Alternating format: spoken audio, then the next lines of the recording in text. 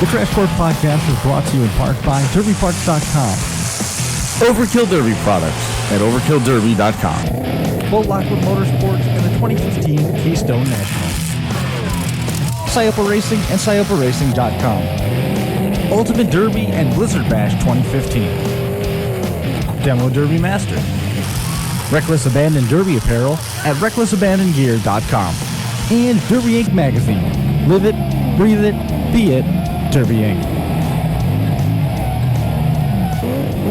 This is the Crash Course Demonstration Podcast. Trackside from the Kingsville Football Derby, right here at the Durham County Fairgrounds in Point, New York. Ladies and gentlemen, thanks so much for joining us here trackside. This is the Crash Course Demolition Derby Podcast. We will be here with you all afternoon as we see just a very light shower here passing through, getting ready to roll off with the second ever Kingsville Old School Demolition Derby team format. Taking the lead here tonight, Josh Decker on his way out of the arena. He's going to going to sit down with us. To what do we owe this pleasure, Josh Decker? Yeah, I got a quick 5 minutes. You got a quick 5 minutes for us. We haven't seen you all summer long, but sure enough, you've been busy. It's almost over. It looks like a little bit of rain's going to come through here, but it should be done here really quick, even before we start time here. So that's awesome. About a half hour away from start time. We're still on pace with that schedule. We're going to come out here with best appearing paint cars first. We got some great looking rides in the pits. I got to say, some guys really stepped up. Some of these team cars are just awesome. You can see the time and effort into them, and just some great iron from far away. I mean, we got drivers as far away as Iowa here, and they're going to be – I actually can't tell you when they're going to be, but some of the matchups you're going to see today, because I know who's up against. They all picked teams already. There's some nasty matchups today. Is it true that I heard that Team Bad News called out Team Crash Course right away? I think they were scared. There was some trash talking back there, which we all love.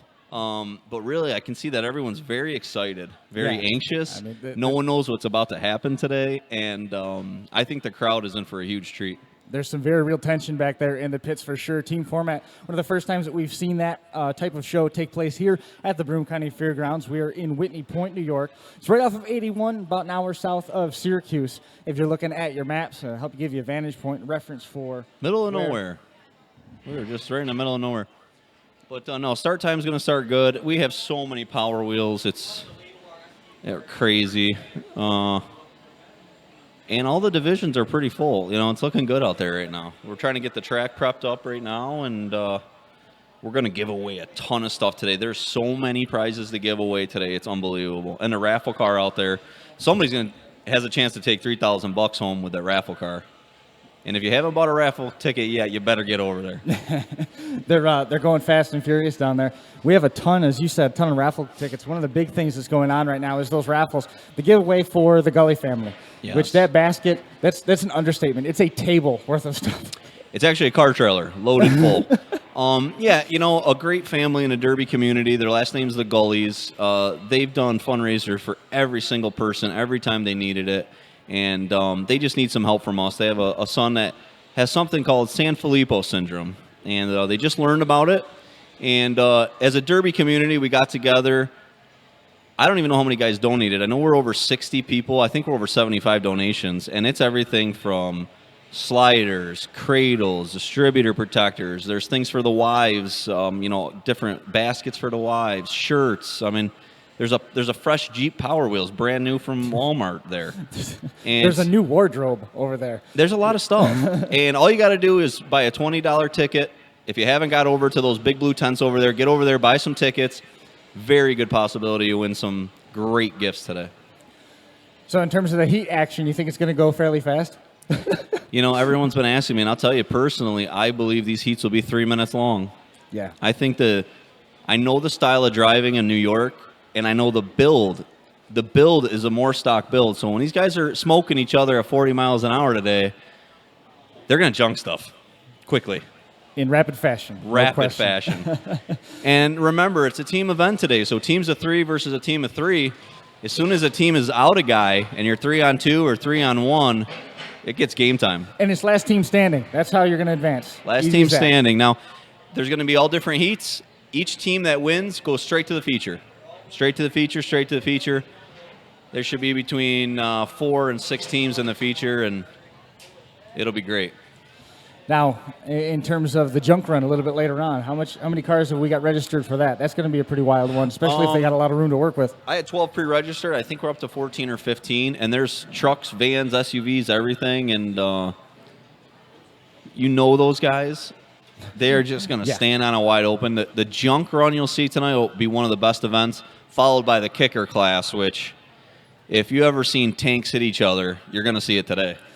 That's Some of these guys in this kicker class you're going to see today, these cars are so hard built that it actually jars their headaches the next morning. I mean, these guys really take a punishment in the car, and it's the next level for sure. So just to walk through the order of events here, we're going to pull that up here momentarily, and we'll walk through that while we got Josh here at the table just to make sure we keep him honest.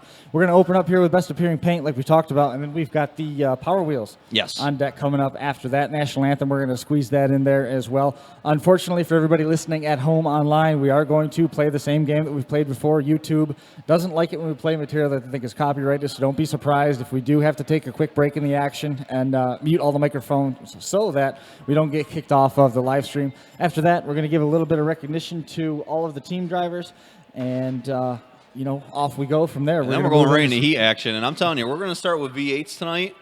The first heat is going to be maybe one of the best heats of the night. Who's in the first heat? I'm not telling you, but I'm going to tell you right now that the first heat, the two teams that picked each other, the two teams that didn't want to pick each other. Let me just say that. And it's going to make for one of the best first 3-on-3s. I can't even wait, dude. So you trying to get a car? You trying to buy your way into one of those I don't seats? need a headache today. I got enough of one, for sure. How did Joe and Clifford and Adrian take it in terms of the Team Crash Course cars when Corey laid the gauntlet down? No fear. Did Corey do that? No. Corey's scared. Corey really is scared. It's Crash Course team looks good. They actually pulled a team that they're very compatible with. And also, again, the team draws, I don't know if it could have gotten any better. I like the team draw. Some of the drivers didn't, but I sure did. Well, I heard Jake Sherman drew Negative Impact in the Yes. opening round. And those guys are Friends. those are friends. Very good friends, Now, that friend stuff's going to be left back there behind us in the pits. We talked about it. It's like you'll be friends on Monday, but today everyone's on their own. So just want to make a quick mention of a couple folks making this show possible. Our official internet connection provider, E2 Derby Sliders. As you can see, the E2 colors, flying those here today. Absolutely. And then also a big welcome to Jeff at Overkill Derby Products, taking a big step forward in terms of making this show was available in its entirety here today. And Jeff is going to be with us straight through the beginning of December, right through Awesome. Thanksgiving. So Nice. we're going to be hoping to get a hold of Jeff. Jeff is one of the originators when we started first having exclusive Derby part vendors that were focused on that. He was on the forefront. Not only was he on the forefront, he was making everything that we love. Yeah, oh Chrysler- my gosh. Chrysler Chrysler Cradles. parts. Hey, you're my man. I talked to Josh Buell. He's got some Overkill stuff. Yeah, does he? Yeah. Yeah, great products. Great products from a great guy. And if I could touch on E2 also, the other day in the mail, something was to my son, and we open it up, and it's Elvis Thumb of E2 Sliders was my son's first sponsor ever. He gave him the money for Power Wheels and some stickers to put on his Power Wheels, and I can't even say how elated my kid was. He was loving it. He didn't understand what a sponsor was, but he learned that it was his first show sponsor at 10 years old. He learned quick. Trenton Decker, lucky kid. I saw the. I saw still the can't get a decal on the sponsor. hood. The fire crew is going to be able to conserve some water here, I think. It's funny. They just got here, just about to crack the hoses, and then it started pouring. But according to the rain, we really don't have much of this. It looks like it's just going to blow over real quick, and we're going to go right back to the sun. I'm all for that. I hate to get out of here, dude. My I list know. is like insane right now, and you were on it, but now you're off it. I'm going to skip right past you. We got that going. A couple minutes before, maybe in about, well, I'm going to take that mic right now, if you don't mind, and I'll just meet up with you. I'll wave you down there. We'll figure out a way to do it. Thank you, buddy. All right, thank you everybody for watching at home. Thank you everybody that came today. At this second, you're glad you're home because it's raining. Yes. But pretty soon this should be clearing right up, and we should be. You got to be pretty happy. The crowd's turned out, and this is why you have a covered grandstand. Absolutely. There's a lot of people here. They can pack right in there. And Third time that we've been here at the Broome County Fairgrounds this year. We were here for Kings of Old School 1. We saw Jonathan Furr come away with a win in that, and what a showdown that turned into. Pat Osmond coming over to second place. We saw Jamie St. Mary in the mix of that one as well. Jesse Howe was right up there in the top 5 and a dynamite finish, promising similar action here tonight. Compact show was nothing to scoff at either. Obviously, the compact program that we're going to see tonight is going to be quite a different atmosphere with the team element added to it. So just ready for everything to get underway here as we move forward. I want to send our best wishes out to Todd Height. All signs pointed to him coming and taking in this show with us here trackside, but had a family emergency come up late last night, shot me a message, said he wasn't going to be able to make it. So he obviously wants to be here, can't make it, and also sending some hellos out to Brian Tompkins, who has football tonight. Wish his team the best of luck as we move towards the start of Kings of Old School 2, the fall edition with the team format. Let's take a little bit of a closer look on what we are looking at through the course of the afternoon once we get going. Big thank you needs to go out here before we get any further. Forgot to do that. Mark Benjamin, of course, helping make sure all of the tech inspection stuff ran smoothly. Scott Wallace also down there providing the enormous trailer that the cars were driving up upon. Aaron Bunce, Ben Host, also down there. Mike Fiducek, David King, Tom Henderson, Rob Ostrander, and as we mentioned, Scott Wallace, all down there helping make the inspection process go smoothly. And as I understand, Jake Sherman was able to get through on the first try. His teammates did not, which is going to be one of the teams that we see out here in the compact bracket. So Jake, second guessing a little bit his build. Did he do too little?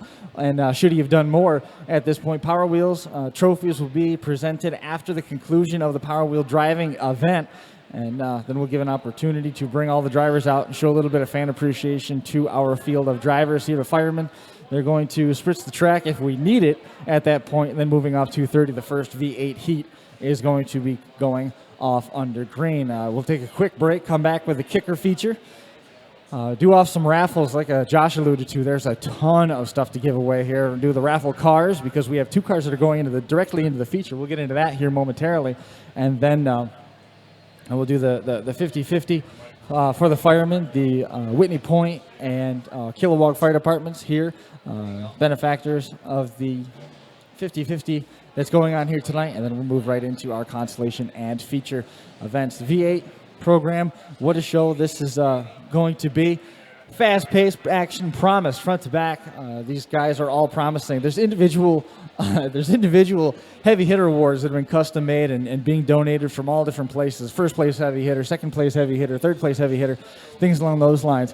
And so many of these drivers in the pits want a share of that. They're definitely putting more emphasis on earning heavy hitter and putting on best of show than they are in terms of coming away with the money, and even in some cases, their desire to qualify for tonight's feature. The featured program tonight is going to be run off with a little bit of a unique twist. We talked about that a minute ago. The features are going to be comprised of the teams as we anticipated. The last team standing in the qualifying heats in turn moves to the feature. We're going to do a constellation that's going to send another team as well. All those guys will convene in the feature event. Both the compact and the full-size brackets are going to follow the same format. But on the flip side, we've also got the opportunity for some of you lucky fans here in attendance that if you have the raffle ticket that is drawn, you get to take a fresh car into the feature. We've got a Lumina that's out here that Josh has been building all week. Has had a ton of help out there getting that stuff put together. So that is going directly into the compact feature, but you're going out there as a team of 1. So you got a fresh car, you got good odds in terms of having a fresh equipment, but at the same time, you certainly go out there with a bullseye paint on your back. And likewise, there's a full-size raffle car that's going to be given away as well. How'd shirt sales go down there? Yeah.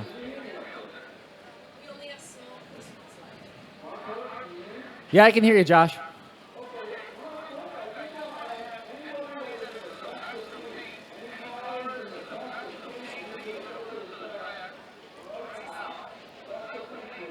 Best of paint has gone out. Call pit side. They're calling for best paint.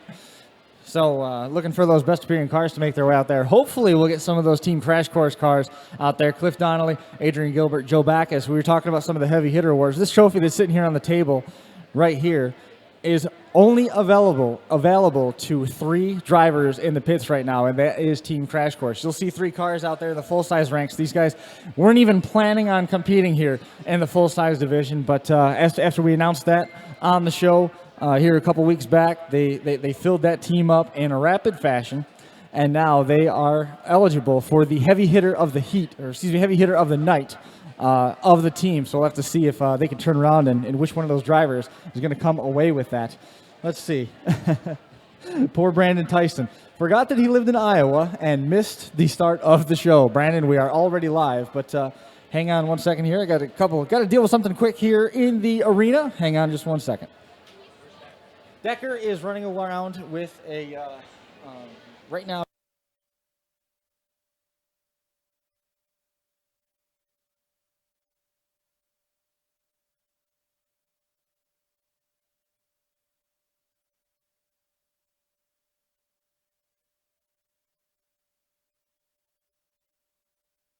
That I can't tell you.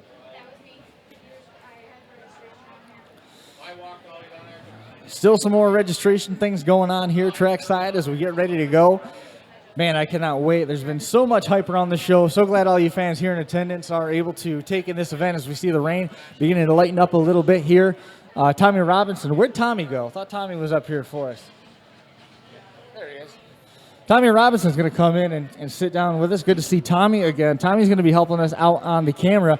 You usually get put over there in the corner, but tonight you got to be right over here with me. I know. I greatly appreciate that. Tonight you got to be right here, so that way you can hear what I'm talking about. Exactly. But we're gonna do some setting of the cameras. The game plan is to run 2. Tommy was down there at the Hartford Fair here just a couple weeks back. Ran some cameras down there, and an interesting finish down there to say the least. But what a show that was. Yeah, they not particularly care for the ending of that finish, though. Well, I mean, we're at the point right now where the officials at least did what they had to do. They stood by that. But besides that point, in terms of the caliber of the show, the stock show was outstanding. The stock show was very, very good. 2 different groups of it. Yeah, both groups. The compact class was quite well, too. Have you ever done anything crazy enough to drive a compact? Yes. Yeah. Matter of fact, I won most of my heats with compacts. I know I've seen you do pretty well in the full-size stuff, and you actually got your hands on some pretty good equipment from down there here last year when the Kilmers got out of the game. Yes, and I've even picked up a few more items this year. So Like what? next year I plan on coming full out. Like what? Can't say yet. No. You got too many people watching you? Exactly. How's your summer been otherwise? I know you like to jump out of planes for fun. Yeah, it's been very, very busy. Been trying to make it to a couple demos just to watch. Took this year off, so. Was it tough sitting the year out? Yes, it's extremely hard sitting up here instead of being down there on the track. Do you want to borrow a set of flags? I'm sure they'll let you down trackside. No, I took a heat. I'm pretty sure I'm going to win the compact car, so we're good. Perfect. As we see one of our first of the best appearing car entries out there, that is one of the Team Bad News entries painted up with the autism awareness colors. That is the madman Jim Beatty pulling in there. Jim is one of the guys that you have to keep your eyes on. This is the format that is tailored exactly to Jim's driving style. You had the opportunity to see Jim drive a couple times down there. Most recently, I believe, was last year. I don't know if he made it down to Hartford this year, but I don't think he was there. He was this down year. there last year, and what a weapon he can be. The most memorable moment for me in watching him run stands out when he was at the Morris Fair on the Rick Engelhart Memorial Night last year on the Thursday program. He flipped a car that didn't even have a driver in it. It had 2 broken rear axles. He went full track with a Monte Carlo and absolutely stood the bumper, proceeded to put it in reverse and back off it, and still kept the thing going. It was crazy to watch. He had a great run in the stock division back in I want to say maybe it was 2012 or 2013. He had the Derby Boy NY number 98. It was it looked like it was almost like lizard scales or green metal plates all over the car. It was a Chrysler, and he drove that thing deep into the stock feature, and he is such an aggressive driver. Another car out there on the track that is one of the entries from Team Ramrod. That's the orange colors, and they've got matching power wheels already down on the track as well. The orange with the white trim looks pretty good on those wheels. Come on, Team Crash Course, you got to get at least one of the cars out there. We put some decals on there. Let's get those things out. Wanted to see Joe Backus. I haven't even got the chance to see what his car looked like. 2 of those are still over on the inspection stand. That's not a good sign. I believe the only one so far that has gotten through is the Malibu, Cliff Donnelly's car. Yes, the other 2 are still over on the stand. Chrysler had a little bit of work to do, and then I know Adrian Gilbert's car was going to be a tough stick to get, but he'll get through. He'll make the change that he has to. Adrian was talking about bringing a pre-ran car, as we see the raffle car now pulling out there on the track as well. Again, our internet connection provider and helping present tonight's action front to back E2 demolition sliders, along with BlizzardBash.com, DerbyParts.com, SiopaRacing.com, and of course Overkill Derby and OverkillDerby.com. We were talking a little bit more about some of the folks that we saw over in the pits and the ones we haven't got to see and talk to. The only one that I've seen from Jake Sherman's team was Jake.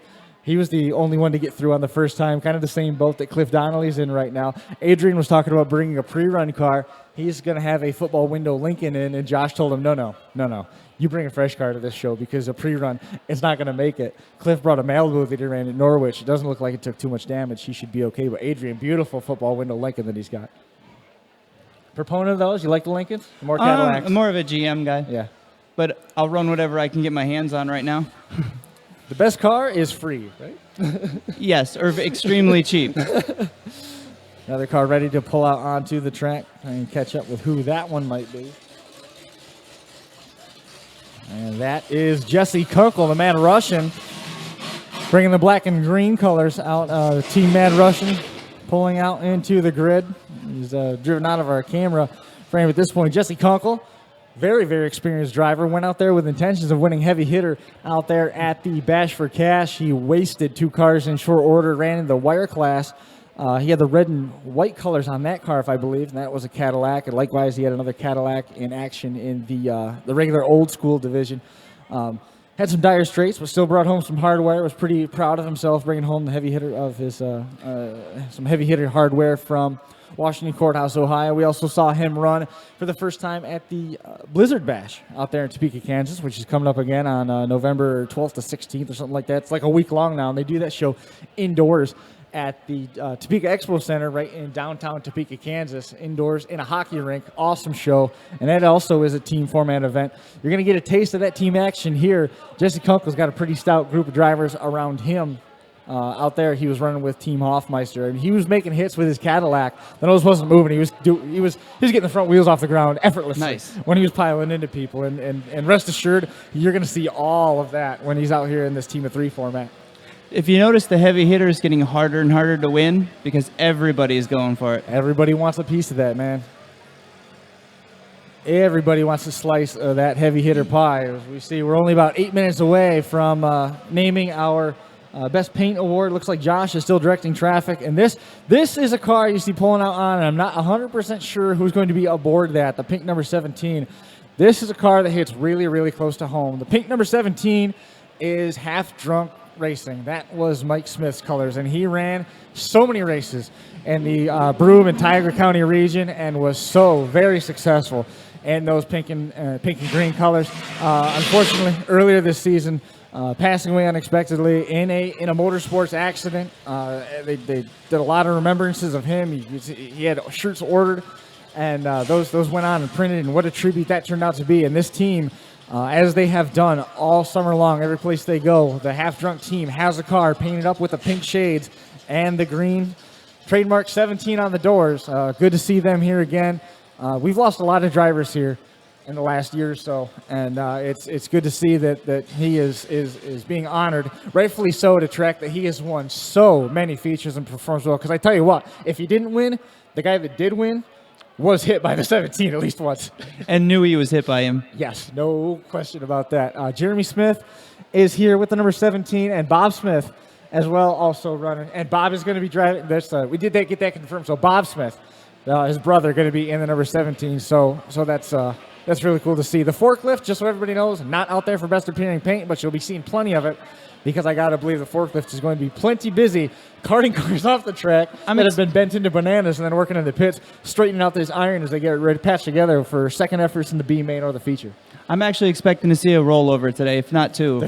Yeah, the rollover plus minus at this point is 3 for Kings of Old School. They had 3 back in June. We had 1.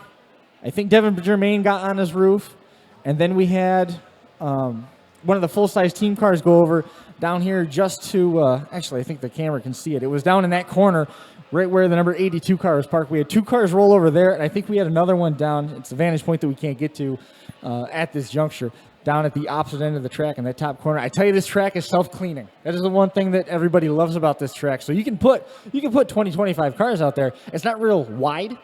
So you can only get maybe 2.5 car lengths, nose to tail, crosswise across the track, but end to end, it's a long ways. Yeah, I got you, Josh. You ready to get going down there?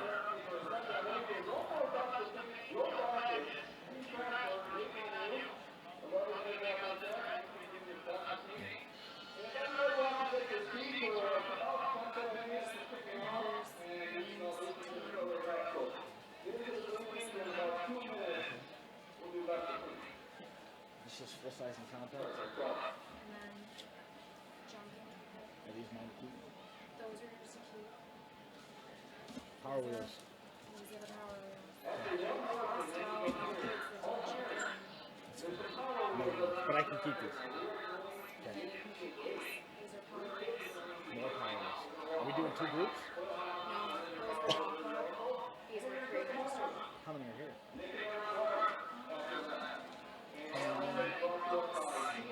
How many got one? Go ahead and do that. We're looking over 50. Over 50. Over 50? Probably close to, probably over 60. Shushan.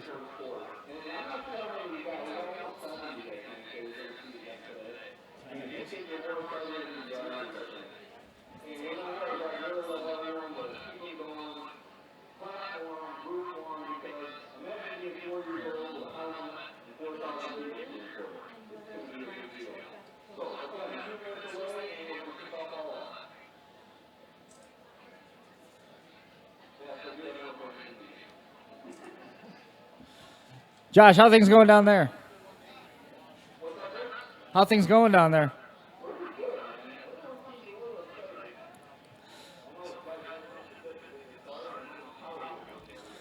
About ready to do this best appearing car? Well, Josh, I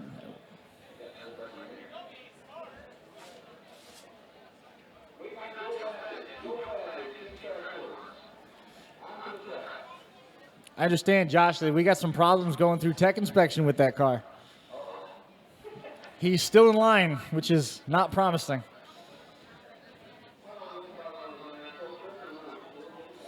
Just as a quick side note, Josh Decker's crew built that car.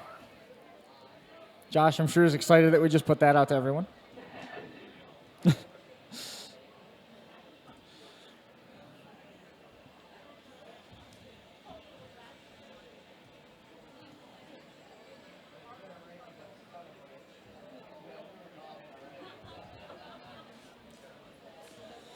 All right, so we're officially now getting the order for what our heat breakdowns are going to be. We can go ahead and take a...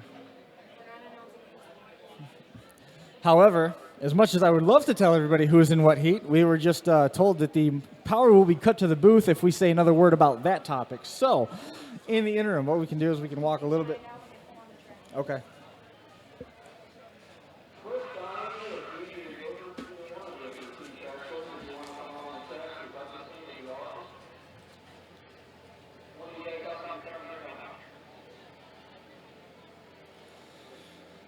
Kevin Tuttle, just to make a quick note, your wallet has been found at the trophy table. Kevin Tuttle, your wallet has been found at the trophy table. Huh?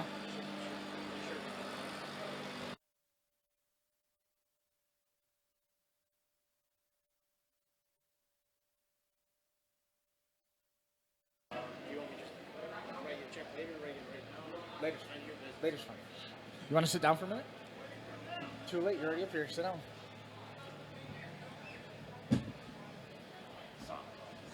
Ha. Oh, look what happened.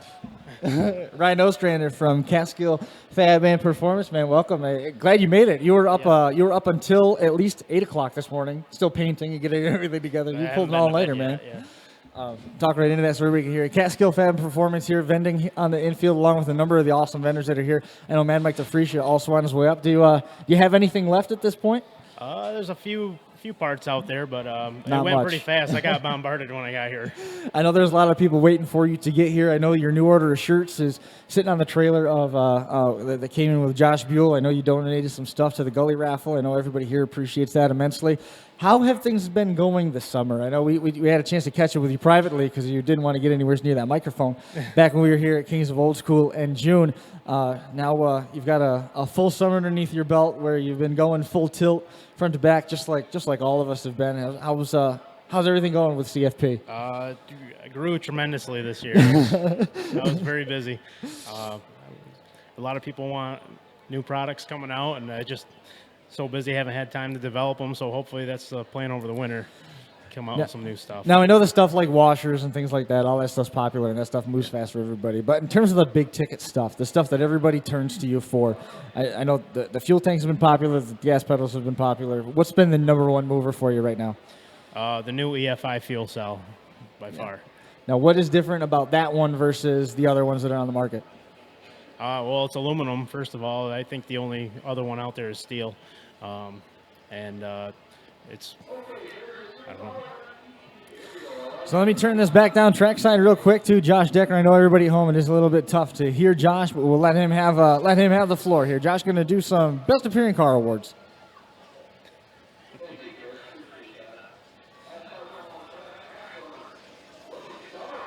You're totally based on what the camera shows you, huh?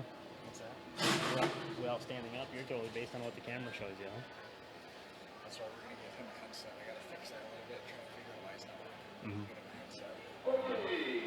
Get him a headset. He'll at least be able to hear. I'll kind of a little bit back and forth. Well, if you need a hand with anything, let me know. I'll be slowing down later, just hanging out watching. So. Pretty good right now, to be honest.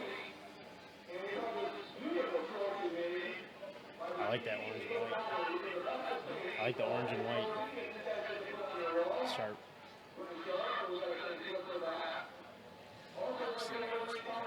Yeah.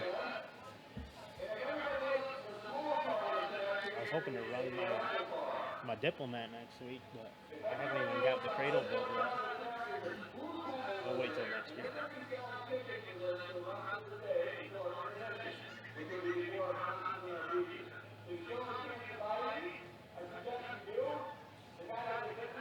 That's awesome. Orange is my favorite color. Put it white and black. Awesome.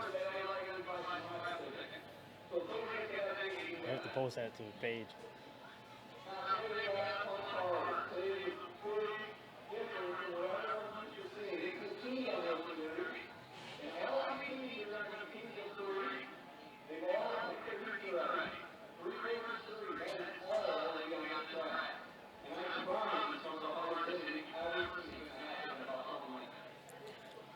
I'll tell you what, my parts for the giveaway for the Mad Dog, my coolers, I wanted everything built fresh, so it was all nice and clean, everything good for here. And they sent me 2 different cores. I didn't know till I opened the box up last night. yeah, it was not good. I made it work, but. And my TIG welder started overheating on and off like every 15 minutes. I had to stop for 20 minutes. Yeah, not good. How much fun was that? Well, I'm buying a new welder here next month.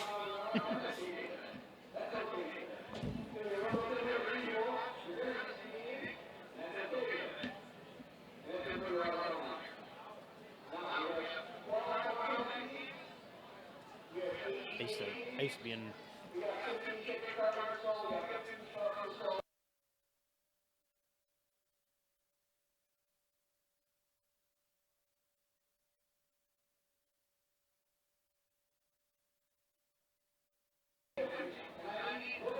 Mine's air cooled and it works great, but I really taxed it this year.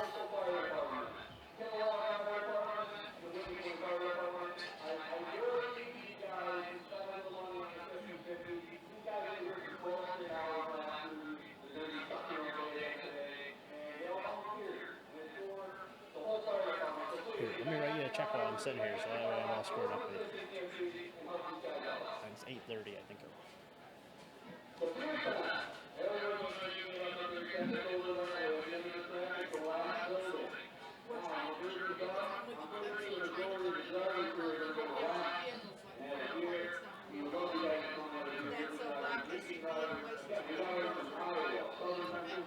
blocking the fire department. Okay.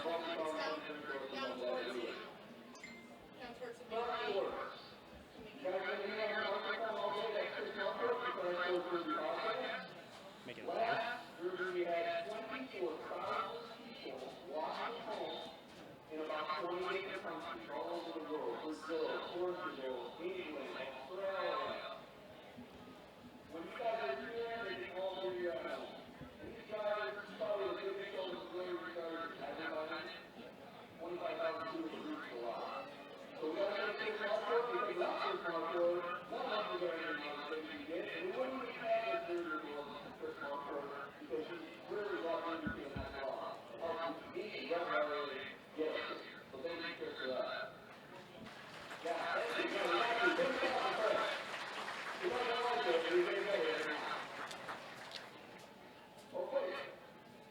No problem, man. I appreciate it. Might have to order more stickers. I'm almost out already.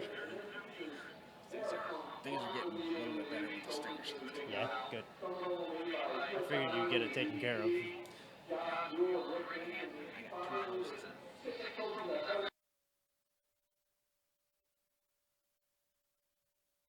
Do you have, can you do back windows?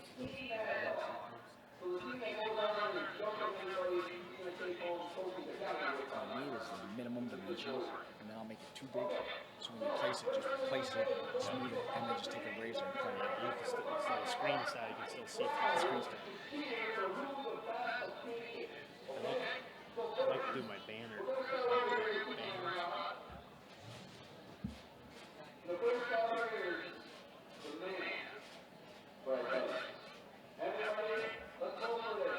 I'm gonna run down there. I left her down there by herself. See you later. Thank you.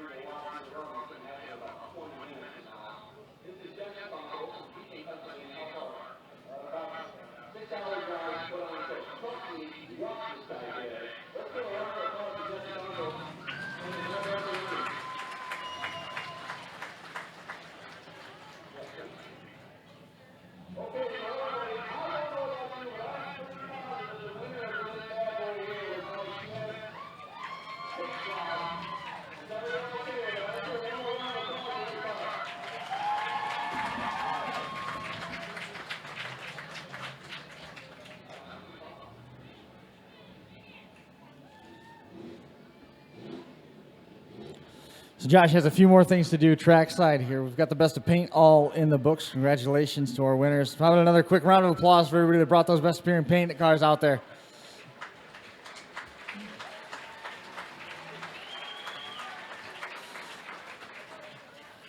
Now, Josh, down there trackside, after they're done with all the photos and everything, Josh, you got a couple giveaways to do yet still, right? The Power Wheels and the bike raffle.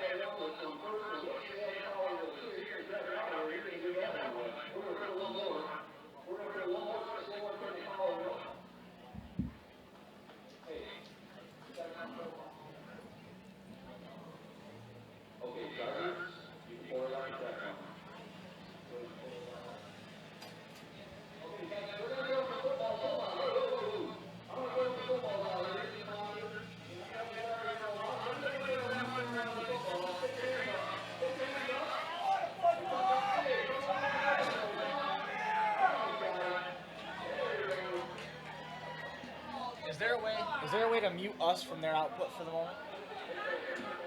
I guess you can mute it here, or I can turn it down on the air. Is he done?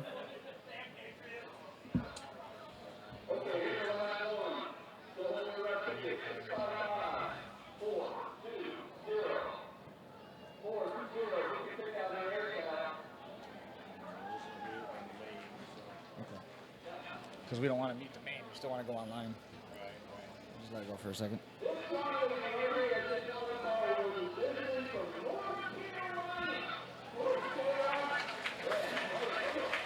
guess we can turn it down. Yeah, just do that. Yeah, let's just kill that input for a moment.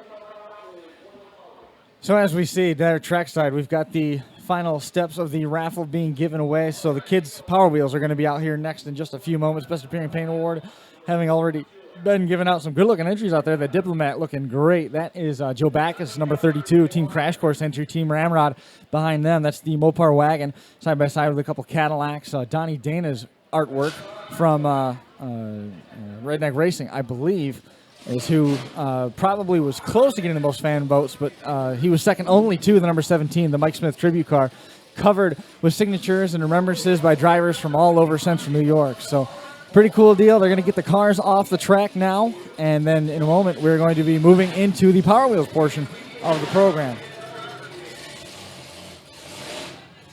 Thanks so much for joining us here. We are live from the Kings of Old School I know it might be a little bit tough to hear Josh, but we're doing the best we can with it. Looks like we got clearing weather. The covered grandstands being put to great use as everybody packed in tight as that passing shower came through. But now as we see Jim Beatty there, autism awareness, autism speaks. Red, blue, yellow, and green puzzle piece colors as he's pulling off. He's representing Team Bad News out there. Still missing one of the Power Wheels individuals coming out, being presented tonight by E2 Demolition Sliders. Over 60 drivers have registered. They had 30 cars show up the day of the show. Starting first with our pre-registered cars. Driving car number 9205 is Corbett Beardsley. Team Ramrod donating 3 of those cars. Awesome move. All those kids, the kids' Power Wheels getting a towel from Scioppa Racing as well. We'll take you through the lineup. Corbin Beardsley, Bo Shearer, Caden Shell, all registered for activity out there. Chucky Sager, Tyler Werner, Carly Space, Corey Gilligan, Braxton Wood, Lindsey Van Dyke, Isabella Bird, Trenton Decker, Bailey Decker, Lily Donnelly out there. Trace Kunkel going to be driving one as well. Preston Relier, Brady Babcock, and the number 460, Keegan Barnes, Javante Brewer, Caleb Shea is going to be the 922.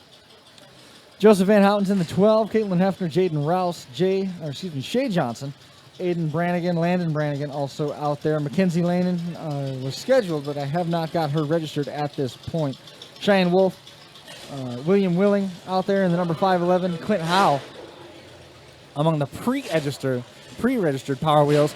On top of that, we also had a ton of walk-outs. Team Ramrod offering the 3 raffle cars. Brock Frederick, Brock Noble, Riley Noble all entered. Riley Duffy,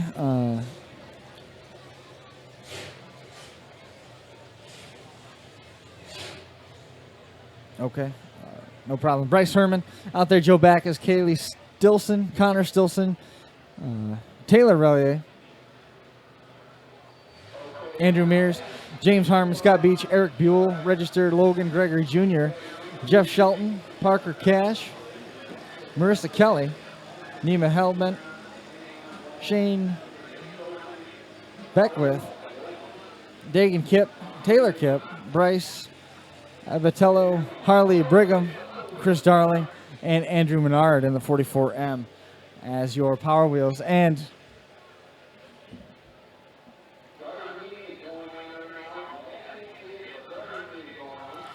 so drivers meeting taking place on the back stretch, just a few minutes away from getting these Power Wheels out here. Looks like they're going to go for right around 15 minutes. Then we'll move into our first 8-cylinder qualifying heat. Is being presented tonight by Overkill Demolition Derby Products. You're going to be hearing a lot about them. Another big thank you goes out to Demo Derby Masters, DerbyParts.com, Blizzard Bash, also Cass in the Valley, which is coming up here on the 24th of October. We're going to be down there live in Woodstock, Virginia, with another live stream there with Jason and Penny Shipe. Hey, we were just down there not that long ago. It's amazing that we're going to be back down in Virginia again already as we see the first of our Power Wheel competitors. Now moving on to the track. Just got to make a quick arena announcement. Table it. Josh is still talking.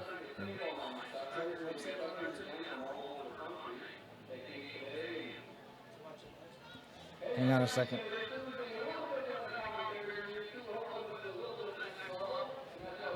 you on Facebook? Yeah, my friend wants to watch it. If you go to my Facebook page, it's like 3 posts down. What's his name? Well, it's the whole thing registered.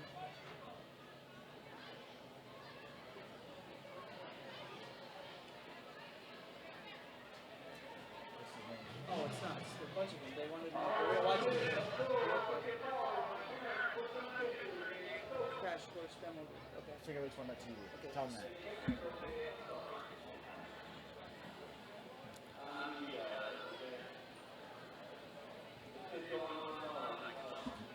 Go ahead and bring that up a little ways if we could. Can we bring that up a touch? In the arena, can we bring that up a touch?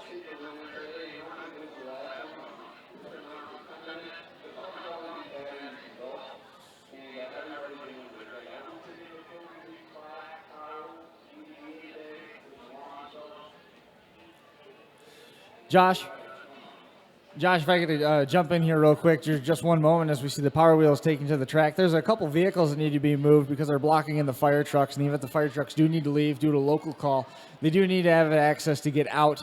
It's down towards the turn 1 corner. There's a black SUV, license plate FCE 7963, the black SUV FCE 7963, and a red Ford pickup truck FPF 1394.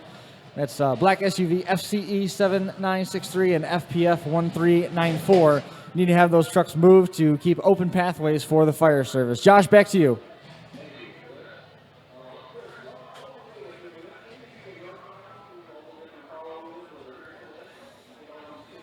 So it looks like the Power Wheels are scheduled instead to go for 10 minutes out here on the track. All the same, sorry for the confusion on that. About 10 minutes the duration once they get them all out here. And, man, there is a slew of them. About 60 cars registered for action in the Power Wheels. And the V8 ranks will take you through the teams, but we don't know what the heat draws are going to be yet publicly. It's not to say that we haven't come across them, but we've seen them and they're holding that. You're not going to be able to know who's in what heat until you come onto the track. Representing Team Bad News, one of the first cars that was registered for activity, Corey Relier, Jim Beatty, Jamie St. Mary, the lineup in that.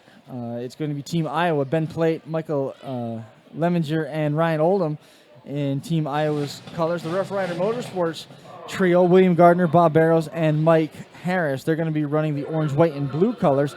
All orange is going to be the color of choice for Team Ramrod. That's Jamie Bolton, the 16, Brad Tice, the 82, James Almick in the number 24. Backing up to Team Bad News.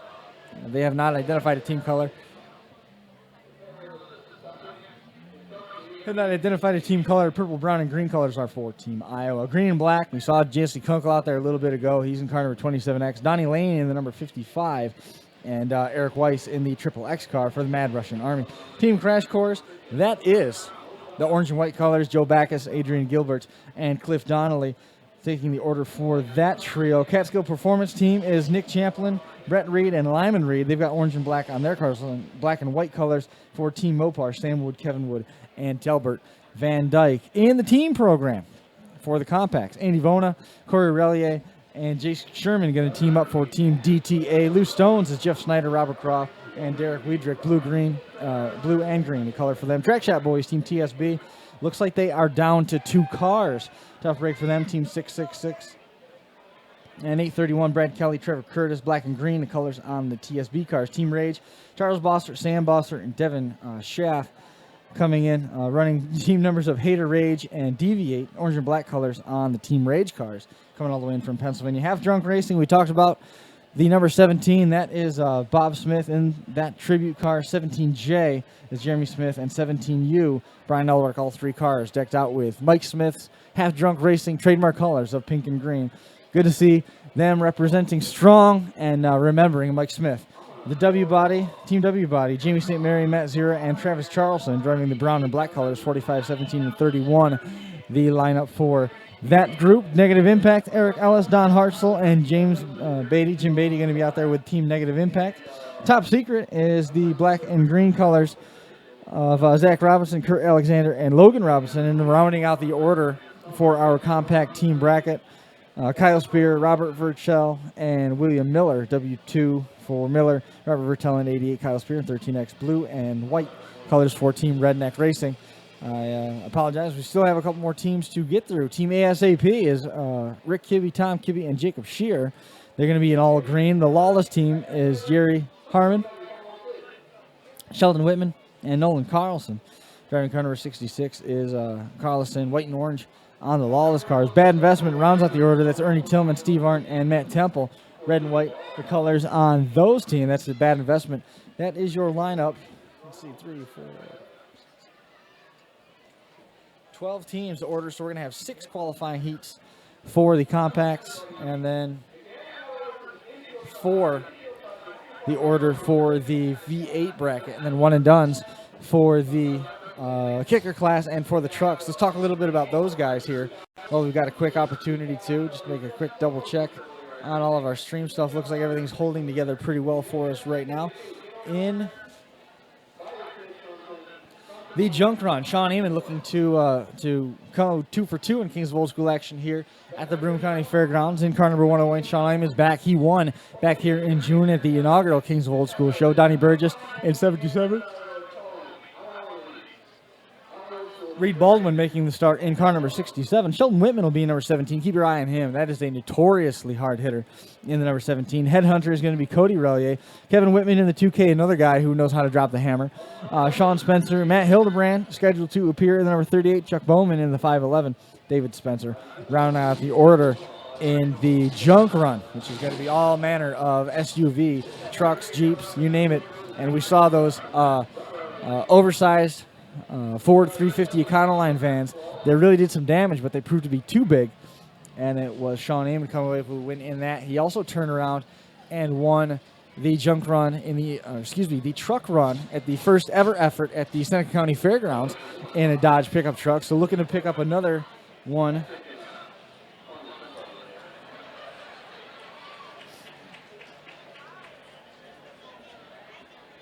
Hang on, everybody. I got to stop and answer a couple of questions here. Right now, as we talked a little bit about, we saw Chuck Bowman also. He came away with a win here at the Broome County Fair here in Whitney Point in the junk run. Corey Relier going to be out there in the kicker class. He's going to be in car DTA. Matt Tice out there in car number 81. Mike McNatt in the 113. Jeremy Gully going to be in action in the number 86. Chris Morgan in the number 39, Rich Predmore in the 44. What a car that is. We'll talk more about Rich Predmore's car when he gets out on the track. Jeff Goodell in the number 13, and Josh DeVebic in the number 18. I believe that was a car that he ran at the Keystone Nationals event here last year.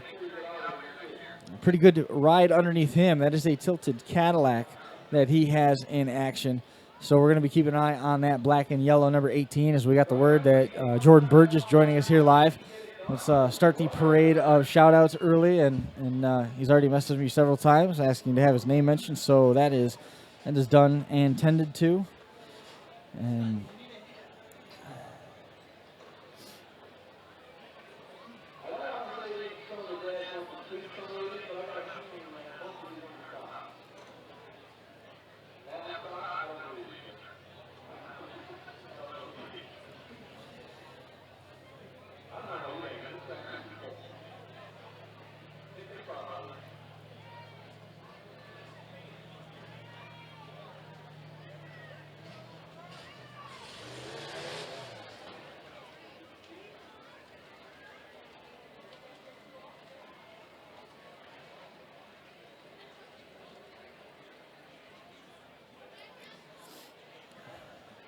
what's your Facebook handle? Those guys find it okay? Yeah. All right, cool.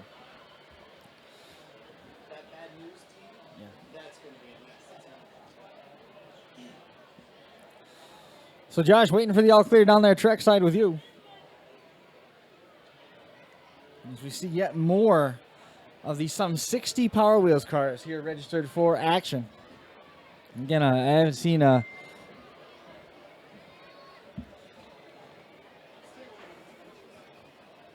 There's a ton of chairs there, too. Feel free. Look at that lineup. Man, so many cars lined up along the front stretch.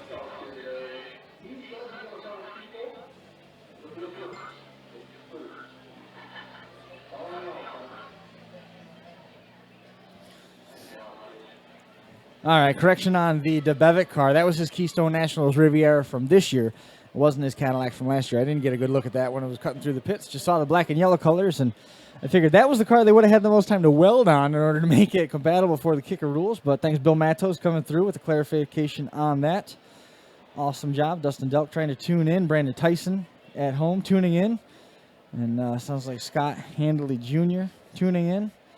John Dambaugh tuning in. John and Serena Brandt, I can only safely assume, watching along with John. They had a busy summer. Saw them a couple times with the Reckless Warriors Tour. They had a pretty decent year. Serena Brandt, having never run before, sat in the top 10 for a long time with that Reckless Warriors Tour, but then missed a couple of the shows later in the year as their schedule didn't exactly coincide side by side with with the Reckless Warriors Tour. Ended up going to some hometown shows, and nobody can blame you for that at all. Ended up finishing off a Cadillac that he had run in Keystone Nationals last year. Had that car back, did John Dambaugh. Hopefully everything panned out well. Haven't had a chance actually to touch base with those guys, so good to know they're tuning in at home. Tommy Groover, likewise there. And Tommy Groover is pipelining right now as we speak and watching on his phone. That's pretty cool. Tommy, man, I got to know, where are you pipelining from, and how's the reception?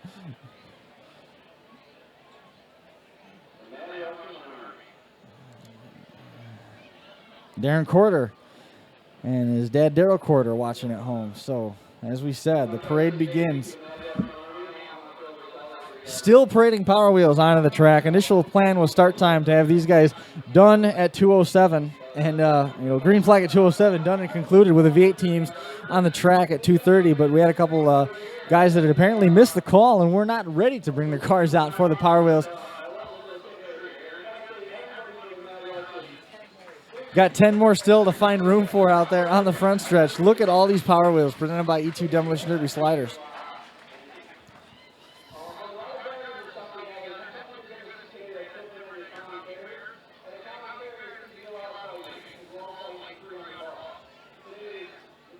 So Jamie Bolt, having won the kicker class here in the spring when we were here back in June, not out there on the track. Brad Tice, was second place. Matt Tice driving the number 81 here tonight. As Jamie Bolt and Brad Tice both electing to drive in the regular old school rules V8 team format with Team Ramrod. That's going to be a fun team to watch. They're going to make junk in rapid fashion. The Tices have had a real good year going. It was Brad Tice who had a Riviera at the Keystone Nationals. What a run he had in that, causing some serious headaches for Steve Siopa. Ended up going down somewhere around 4th or 5th, if I recall correctly, which was stop number 3 on the Reckless Warriors Tour. Had a pretty good year over there. And I tell you what, the blue that he had on that Riviera was one of the best colors I've seen on any of them. Here we got an update from Tommy Groover. Okay, so he's doing a pipeline right now. Tommy, keep your eyes on the road. Do me the favor. And he's on top of a mountain near Hartford Fairgrounds down in Hartford, Pennsylvania, which is I think that's also sort of near New Milford, if I remember correctly. If you're right on 81, if you want to pull your maps out and kind of get a bearing on where we are versus everybody else. What do you? Serena, calm down. I meant having never run with Reckless Warriors Tour. First 70 cars. Okay. Serena Brandt, I'm being yelled at, being chastised.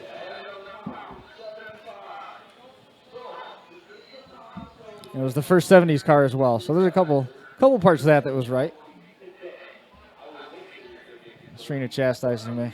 I can only safely assume at this point that Serena Brandt is going to unfriend me at this point for making such an egregious error as such. But all joking aside, those are some great people. If you have a chance to meet and say hi to John Dambaugh, they run all over the place in Western Pennsylvania. Get over there, say hi to those guys. Serena, she had an awesome year and had a chance to get that car out there one more time, and it was her 70s car.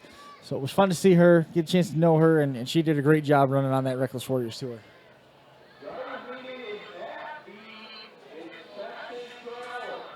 So inspection trailer drivers meeting is the headquarters for our drivers meeting. That is about ready to get underway here momentarily. So I'm anticipating that drivers meeting is only going to last about 10 minutes because that's all they've budgeted for the Power Wheels cars.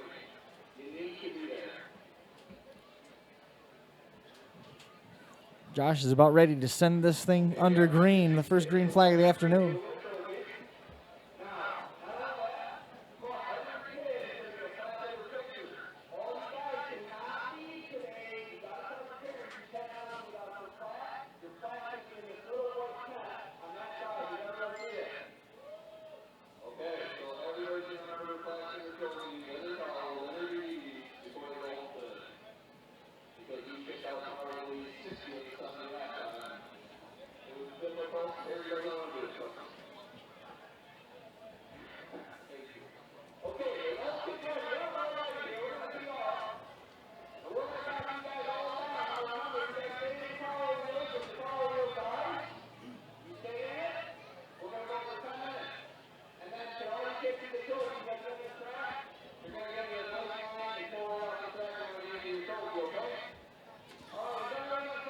So ready to send off the kids. 5.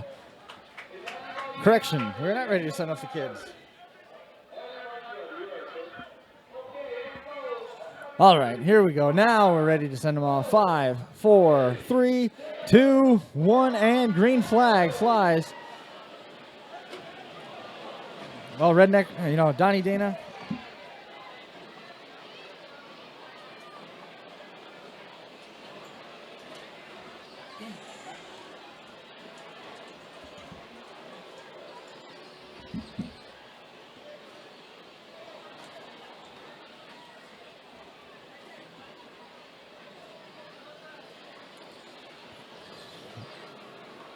So you can hear the screechy hum of those Power Wheels kids out there tearing it up. We can give them about 10 minutes on the track.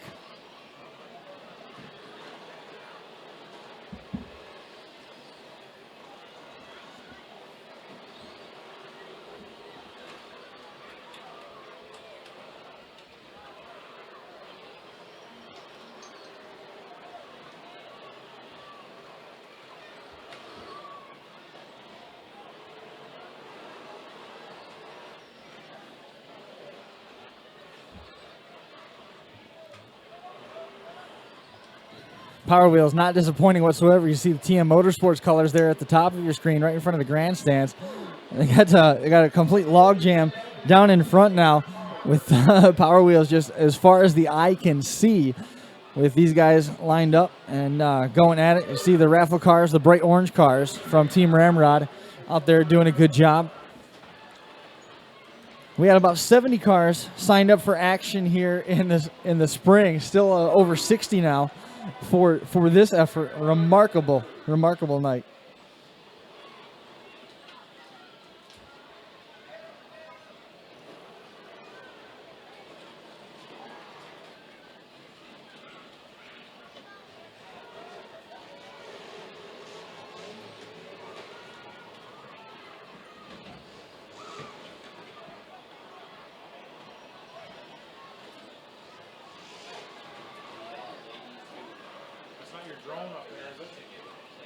No, sir.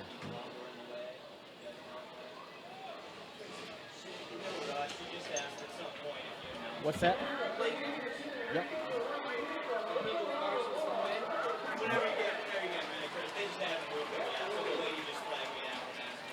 I did it once. Yep. Yep, we'll get them again. No problem. Sure.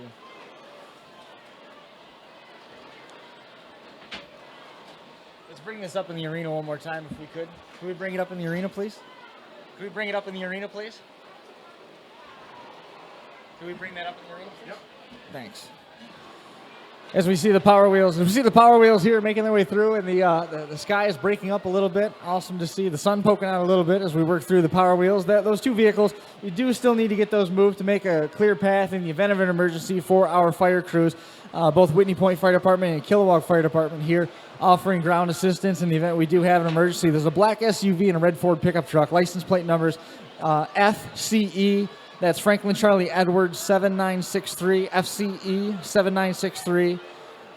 And the red Ford pickup truck is Franklin Paul Franklin 1394, FPF 1394. If we could please get those moved, I know a lot of folks would appreciate that and help just put another measure where things are a little bit better in the event we do have an emergency and those folks are called off.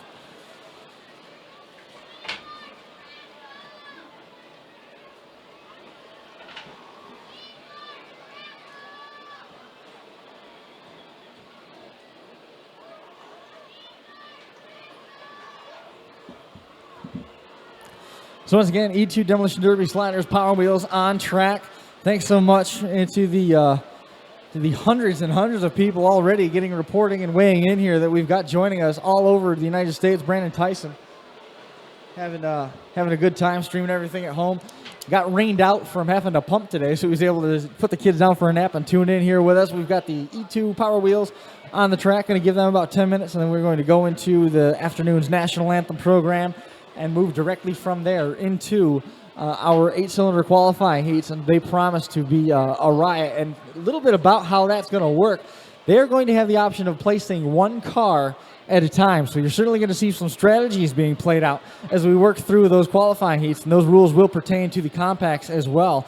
We see those Team Ramrod raffle cars really out there doing some damage. We also see a bunch of the green entries as well. 60 plus Power Wheels out there, and this right here has taken over like wildfire all over the place. When we go to live shows, we see more and more of these Kids Power Wheels events, and they are taking over like crazy. And this is how to get them hooked. From here, they move into the youth divisions where they're running compacts. From the compacts, they move into the adult compact divisions, and then within 4 or 5 years of that, you'll see those guys in the stock, limited weld, and full weld divisions that we see all over the country. So the future of Demolition Derby looking very bright, and the future looking very strong. And we've had conversations all over the place with drivers talking about some of those older divisions. Look at the production numbers. Let's take just off the top of our head for Imperials. From the mid 19 and late 1960s, which we're going to see a couple Imperials, some Imperials in Ford Cloaks, if you will. We'll get into that a little bit during the kicker class.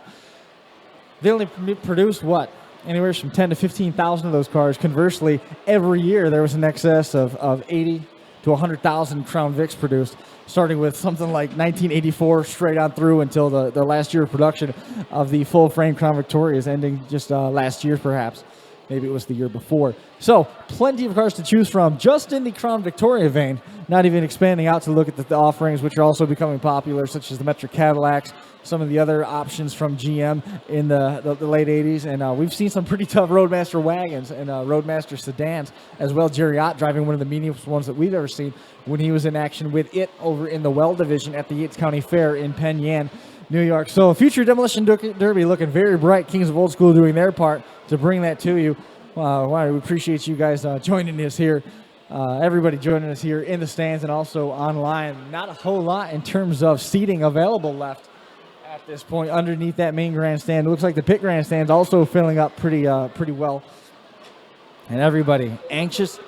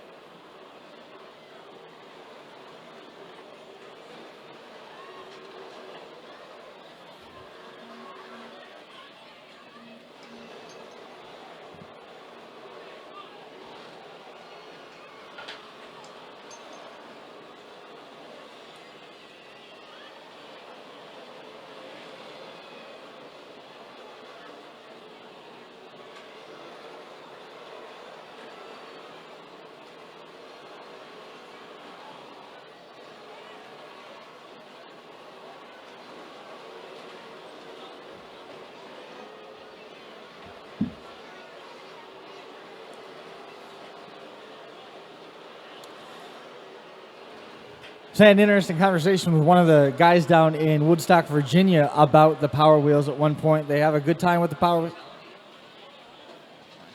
Already had you.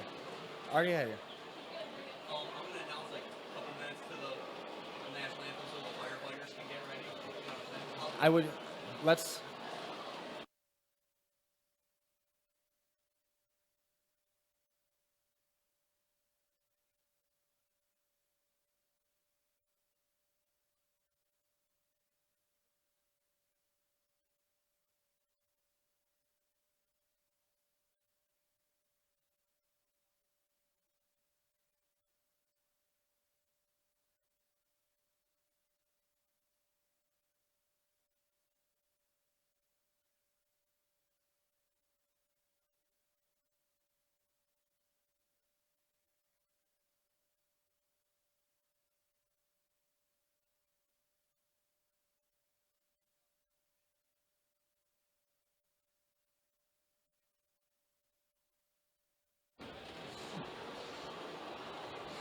So just a few minutes left. Everything is live. I don't know if you had a chance to hear the quick conversation or the bits and pieces of it that we were having there with Josh Decker.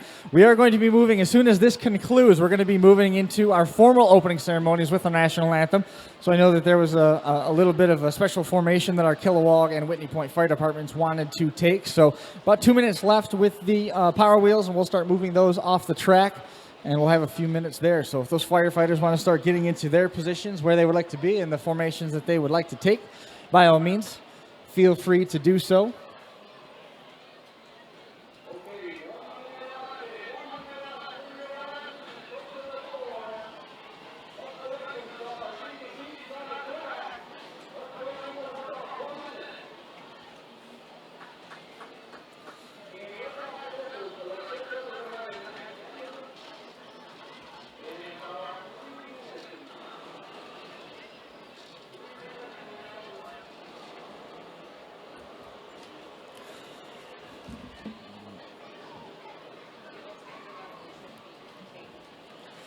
Starting to gain a little bit of ground back on our schedule here as we move through the final 60 seconds of the Power Wheels, and I guarantee that 60 seconds is going to be pushed over because those kids get all amped up on adrenaline and they don't hear the whistles, just like their full-size moms, dads, aunts, uncles, and cousins that are out there running those compact and V8 powered entries.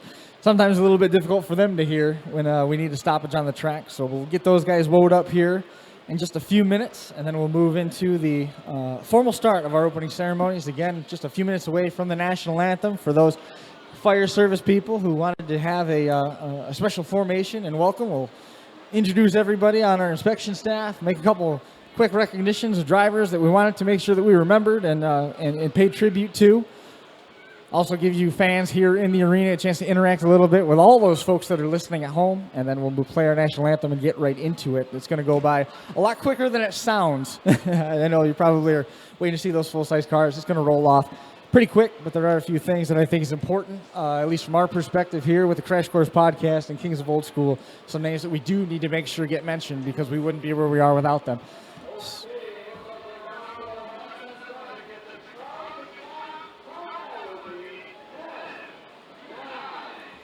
Working through our final seconds of Power Wheels.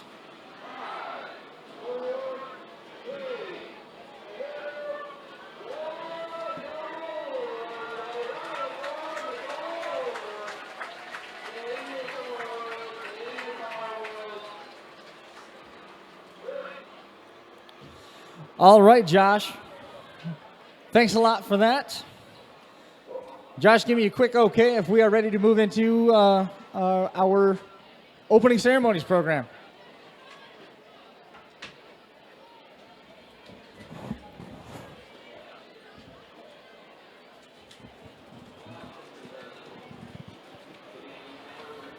Hey, Josh Decker. Did you see him? Yes, he's kneeling down in front of that blue board where I have the camera. Don't be afraid to zoom in, man. Zoom in tight on stuff. Those are good cameras for that. You can get deep on those. Yeah, don't be afraid, especially when stuff's going at it. Zoom right in. Dive right in.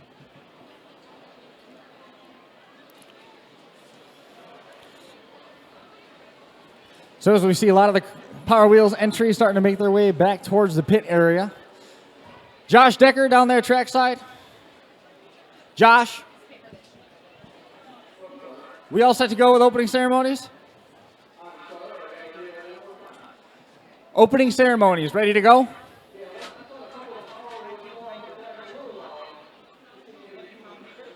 Okay.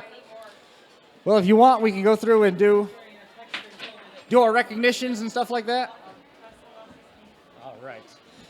So as we see the Power Wheels beginning to make their way off the track, I want to give everyone a warm and formal welcome to Kings of Old School, the Team Triple Threat Derby, taking the first ever endeavor into a team event here at the Broome County Fairgrounds in Whitney Point, New York. You saw Kings of Old School right here at the same facility back in June. We were back for the fair here at the end of July, third derby event of the year here at the Kings of Old School. We'll see V8 teams, we'll see compact teams, but we got a couple orders of business to take care of first. First and foremost, we want to give some recognition to the folks that are keeping us all safe here trackside. In the event of an emergency or a fire, we have the Kilowog and the Whitney Point Fire Departments here on the grounds. Ladies and gentlemen, if you would please give them a quick round of applause. Once again, thanks so much goes out to those guys for helping keep everybody safe. Next in the line, we've got a number of inspectors that help make sure all these cars were on an even playing field, and did they have their work cut out for them. But the rules allowed creativity, and with creativity came interpretation. With interpretation came torching and cutting over there in the pits. Right now, it looks like just about everybody has gotten through tech inspection.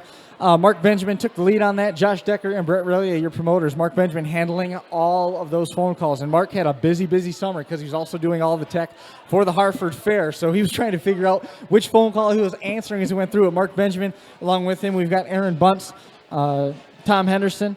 We've also got Rob Ostrander, Ben Haas with the Crash Course Podcast down there assisting with tech inspection. Also works actively with Total Destruction Demo Productions. Mike Fiducek coming on board this year along with Dave King, and then rounding it out and donating that trailer which you saw those cars driving up on, helping save wear and tear on all those bodies as they went through all those cars that needed to get inspected. Scott Wallace and Smash Masters with that drive over ramp. Thanks so much for bringing that here and helping everybody out. So, here, just a few moments away from getting National Anthem underway, I want to take a minute and mention, we talked a little bit about Mike Smith. Mike Smith has been no question, in Derby action. He was a polarizing figure. You either loved that guy or you hated that guy. And you'll see Half Drunk Racing, Bob Smith driving the number 17. Emotional for everybody here to see the pink and green colors.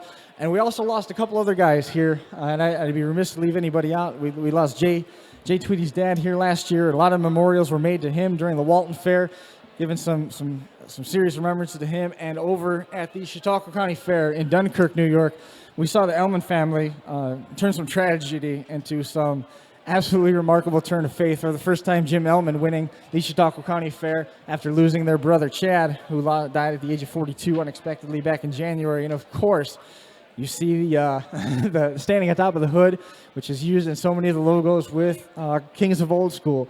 Rick Engelhardt, driver the number 33R.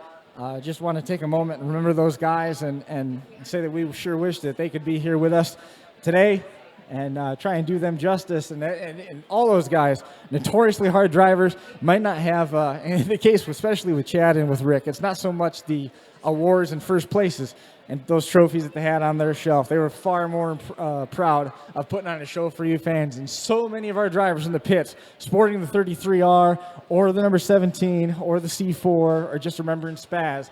And, of course, everybody remembers Jay Tweedy and the red flag, his trademark over there at the Walton Fair. So, just to...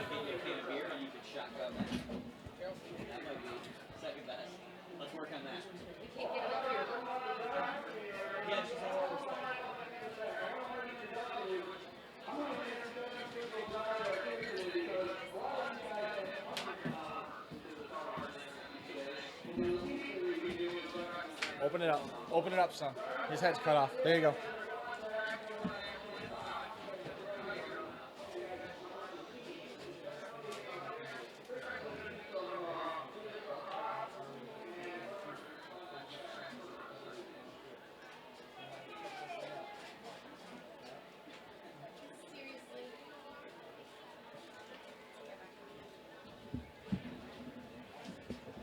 So, ladies and gentlemen, if you could all please rise and remove your headgear. We have men and women stationed all over the country, obviously in installations that are keeping our country safe. And time again, when we do these live streams, we have notes from them in Korea, in France, in all over the place, in Hawaii, in these military installations. So before we play the national anthem, they can hear you right now. Everybody in this arena, all this action, they can hear you live. So, ladies and gentlemen, if you could please let them know how much you appreciate this service with a big round of applause.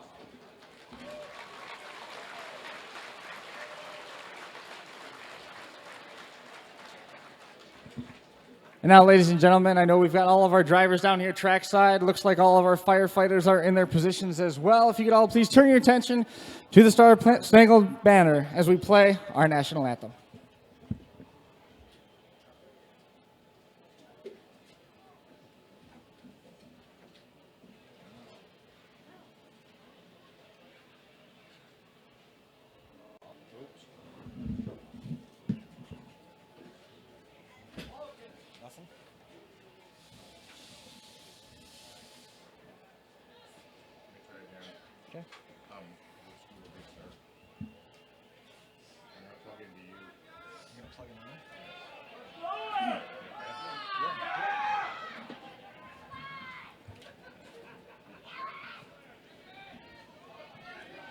Try it one more time. Here we go.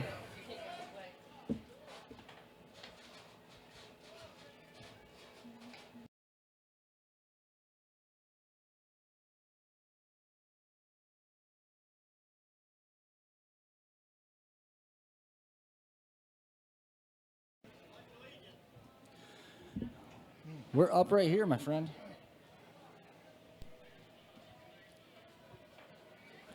We can do it this way. Here. All right, bear with me 1 second. I'll pull this up on YouTube quick. That's right. Easy enough. You have the remote microphone up here?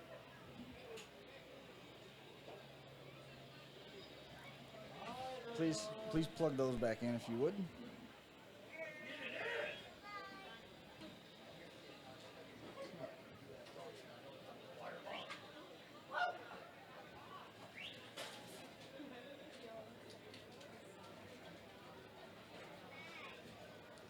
Okay, here we go. Let's do that right here.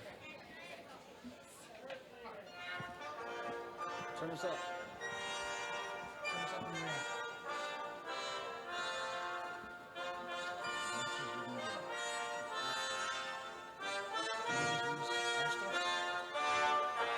Mic check 1 2.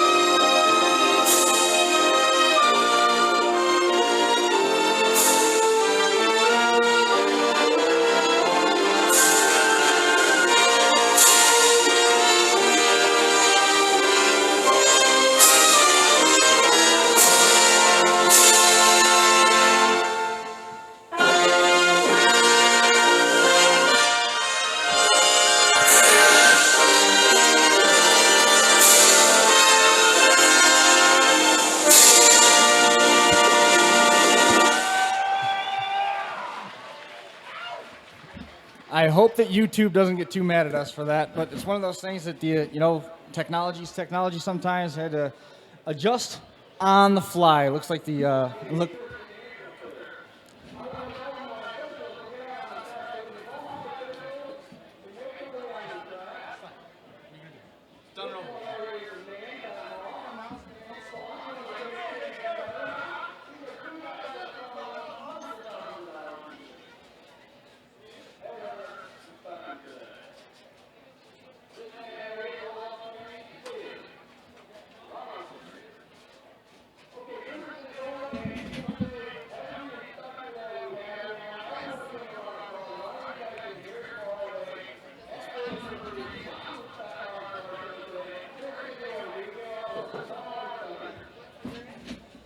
Once again, I just want to give a thank you to all of our inspectors. Number one, first and foremost, Mark Benjamin, who had to handle his calls for this event and then Hartford Fair all summer long. Made his head spin trying to keep track of all of that. And we've got Aaron Bunce, longtime inspector and driver here in Central New York. We've also got Ben Haas, multi-time Seneca County Fair champion, and one of our co-hosts here on the Crash Course podcast, Mike Fiduchak, joining the officiating staff for the fall. Dave King, Tom Henderson were both in charge of the compacts, and we saw those guys in action here time and time again in the compact ranks out there at Dunkirk, New York. And then also rounding it out, we had Rob Ostrander and, of course, Scott Wallace bringing that beautiful trailer in to help save these guys from having to roll around in the dirt all day. Ladies and gentlemen, how about a round of applause for them?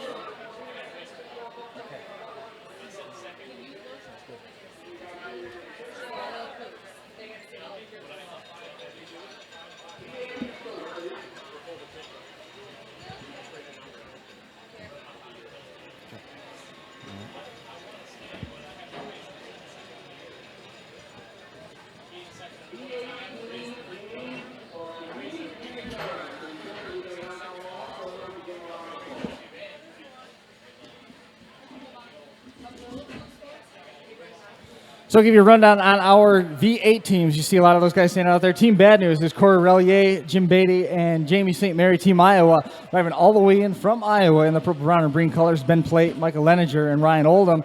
Rough Rider Motorsports is William Gardner, Bob Barrows, and Mike Harris. They've got orange, white, and blue colors. Team Ramrod is Jamie Bolt, Brad Tice, and James Aumick. The orange colors on those guys. You saw them donate the Power Wheels just a few minutes ago. The Mad Russian Army is going to be Eric Weiss in the Triple X car. The 27X is Jesse Kunkel, Donnie Lane, also in the lineup. They were wearing green and black. Team Crash Course, Joe Backus, Adrian Gilbert, and Cliff Donnelly. Catskill Performance, the CFP colors, orange and black. Dick Chaplin, Britt Reed, and Lyman Reed. Team Mopar rounding out your 8 teams. Sam Wood, Kevin Wood, and Delbert Van Dyke. They'll be in black and white.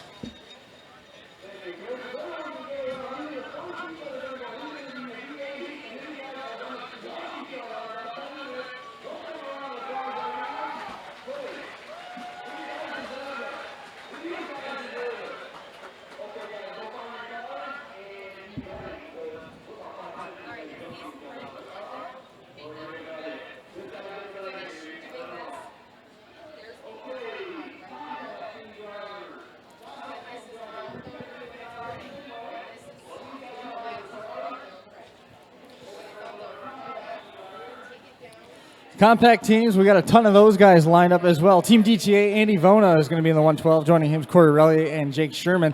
Team Loose Stones is going to be Jeff Snyder in the 16.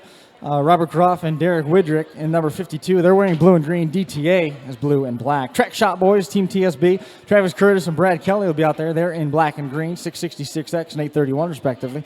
Team Rage is going to be the orange-colored cars. Charlie Bosserts and Hater, Samuel Bosserts and Rage. Devin Schaff is going to be in the Deviate car. Half Drunk Racing, we talked about them a couple times now. The Bob Smith entry is number 17. They're in pink and green. Jeremy Smith is going to be the 17J. The 17U is Brian Ulrich. Team W Body, all the way in from Malone, New York. The 45 is Psycho, Jamie St. Mary. Matt Zira is in the 17. Travis Charleston. Brick Wall is in the number 31. That's going to be brown and black on those cars. Team Negative Impact is Eric Ellis, Don Hartzell, James Beatty, also in the lineup for Team Negative Impact. Top Secret is also on the line as well. Black and green, the colors for them. Zach Robinson, Kurt Alexander, and Logan Robinson. And rounding out this sheet, Kyle Spears in the 13X, Rob Vertel, and William Miller is in car number W2. They're wearing blue and white. That's how you're going to be able to pick them out. And we had more teams someplace. Team ASAP is going to be Rick Kibbe, Todd Kibbe, and Jacob Shear. Going to be in the green. Lawless is the white and orange colors. Jerry Harmon, Sheldon Whitman, and Nolan Carlson. Rounding out your compact team order will be Ernie Tillman, Steve Arndt, Matt Temple. They'll be in red and white. That is Team Bad Investment.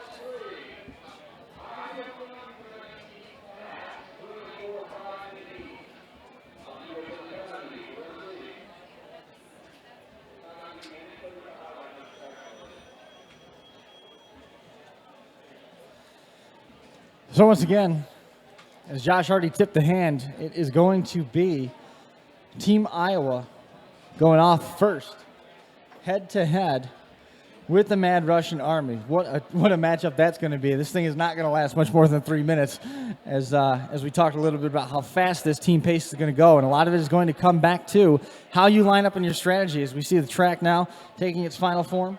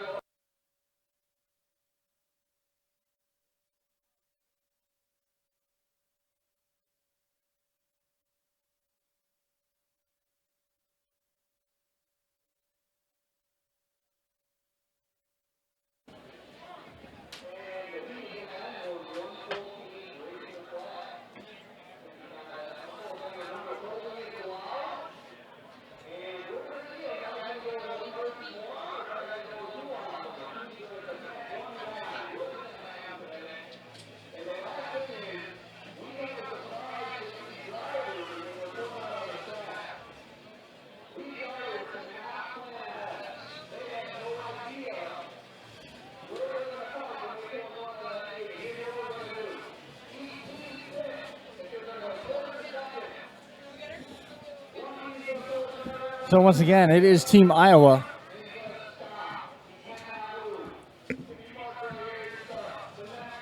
Team Iowa going head-to-head with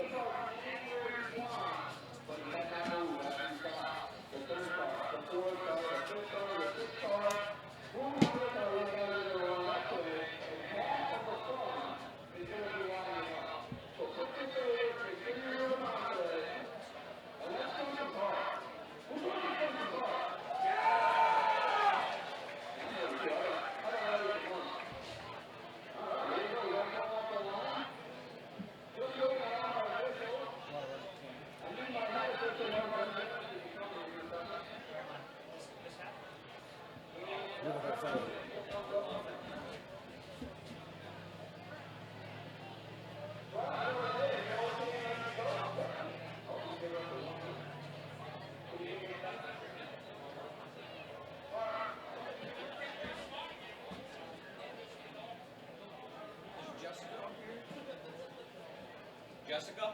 No?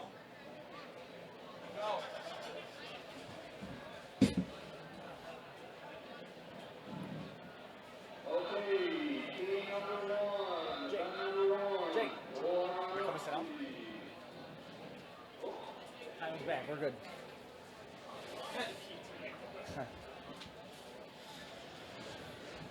So first qualifying teams on the track will be Team Iowa. Ben Plate, Michael Leninger, Ryan Oldham in the purple, brown, and green colors. They towed 22 hours to get...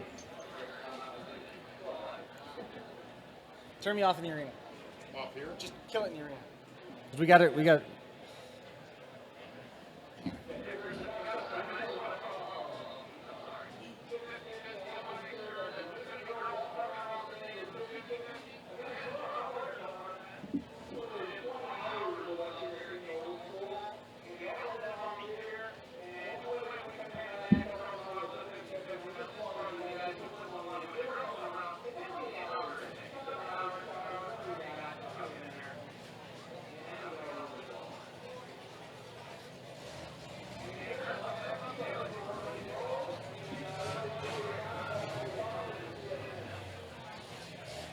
Perfect right where you are.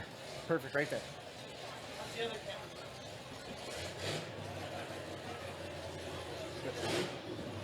Good deal. So once again, Team Iowa.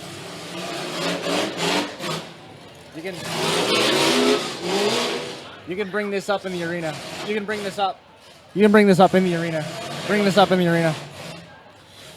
Be interested to see how they line up here because Oh, my that's gosh. definitely going to be part of the game. Yeah, no question at all. Lineup is everything right now. As we see, looks like Jesse Kunkel is the first one to take his position in the ring, if you will. And they're going to go one, then the other, then the other, then the other. Jake Sherman here joining us at the table. Scott Wallace here, one of the officials upstairs helping direct traffic. Tommy Robinson here helping us on the trackside cameras. So that is the first of the team Mad Russian cars that's coming out. Jesse Kunkel in the 27X. Eric Weiss expected in the Triple X. Donnie Lane also. That's the green and black colors. And then we talked about Team Iowa towing all the way in. Ben Plate, Michael Leninger, Ryan Oldham, the 58, 11, 26 respectively, scheduled to make their way onto the track as well.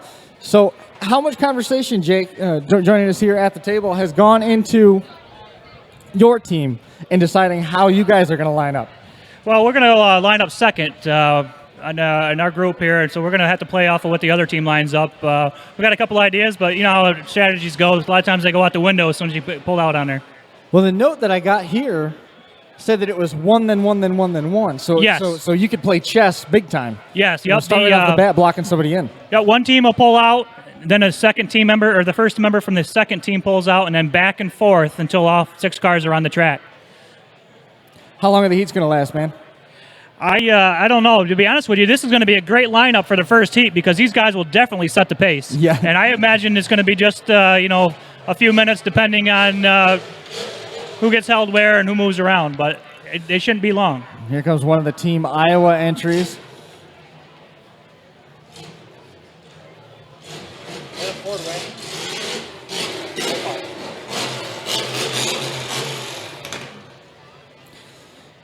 And he's going to go tailgate out, pulls in right next to Jesse Kunkel.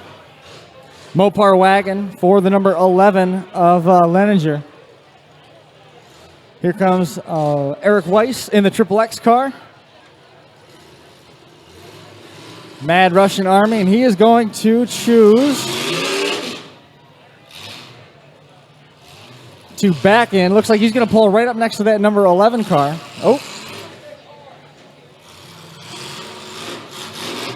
Sporting the Team Martin colors on the quarter panel. Great to see a ton of the cars sporting the name of Martin Gully on the sidelines and in recognition and tribute to the Gully family, that raffle. What a great cause that is. And lots and lots of stuff being given away here as part of the raffles to benefit that crew. Absolutely. There's a great stuff down there. Great stuff on that table. If you haven't had the chance to buy your tickets yet, the Team raffle tickets, definitely got to get in on that. Anything from tranny protectors to sets of tires, a case of tubes. I mean, it's full.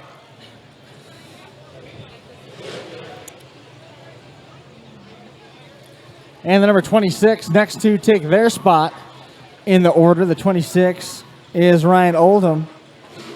Team Iowa, that's the purple and brown colors. And behind him, already prepared to take his spot on the grid, is the number 58 of Ben Plate. Ben not able to come on until the final Mad Russian Army car, which is Donnie Lane, takes his position on the grid. Donnie here, stage off to the side in that number 78.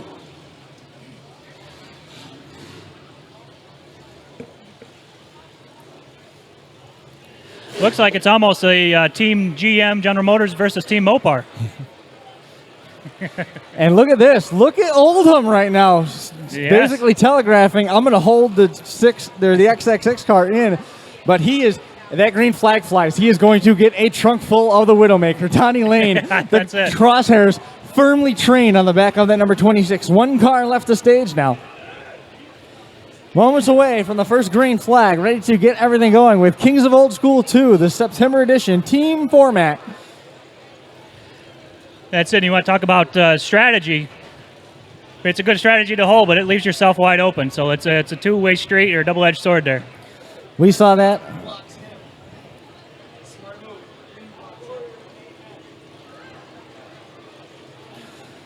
So the number 58 of Ben Plate yet to take his spot on the grid. As we see, the one end of the track has already been closed. We're going to be busy here the next couple of weeks with DVD dates. Next weekend we have Brookfield Wheel Days in addition to the Lake Erie Rumble out in Dunkirk. At the same time, Wood Booger Demolition Derbies, they have a show out in Brockton. I think Canastariga has a show and Bath has a show coming up. Big weekend of derby action, but right here, this is the place you want to be. Kings of Old School 2. team format, getting ready to launch the first pass of qualifying for the V8s. Ben Plate trying to find where he wants to go. I tell you what, I've been running a few years, and this is definitely you could see in the drivers at the meeting and walking around. Everybody is a great mood, but even the drivers, some of these drivers are 15, 20, 25-year guys. They've been driving, and you can see the excitement, and they're getting psyched up. A 25-year guy gets psyched up over a derby going out for the first time. You got yourself a show. There's some tension in the pits, too. Yes, there is. I mean, that heat draw right now has changed a lot of people's days in full. Now, you look at Eric Weiss. He's the only one being blocked in. The sacrificial lamb, as it were, could be the 26 of Oldham as the last brick being put into place. Ladies and gentlemen, here in the arena and watching at home around the globe, are you ready? Looks like everybody's ready. So that 26, I just noticed a quarter panel on the 26. That appears to be an Imperial. See the opening in the quarter panel? That's a shocker imp right there.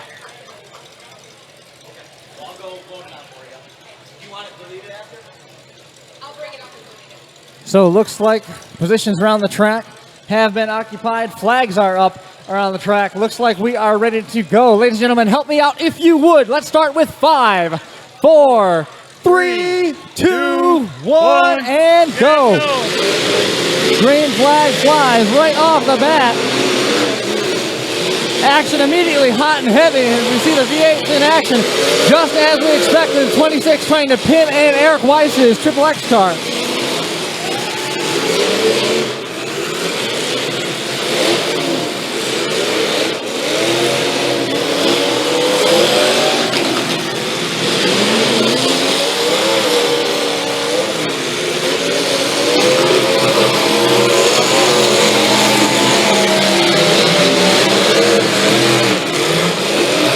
Eric Weiss catches the number 11 of Leninger. Big shot.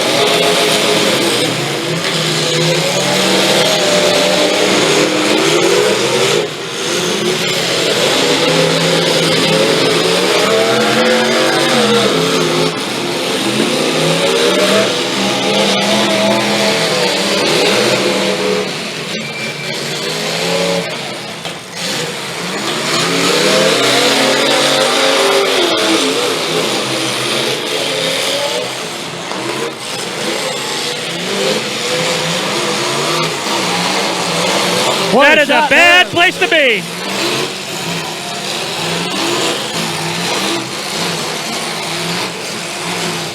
So just so everybody knows at home, the fire crews are doing everything they can without stopping the event to put water on the track and help curb this dusty situation. So everybody at home, just bear with us. You can see right there, fire crews spraying water on the track, trying to get the dust settled. Just so you know, they are working on that.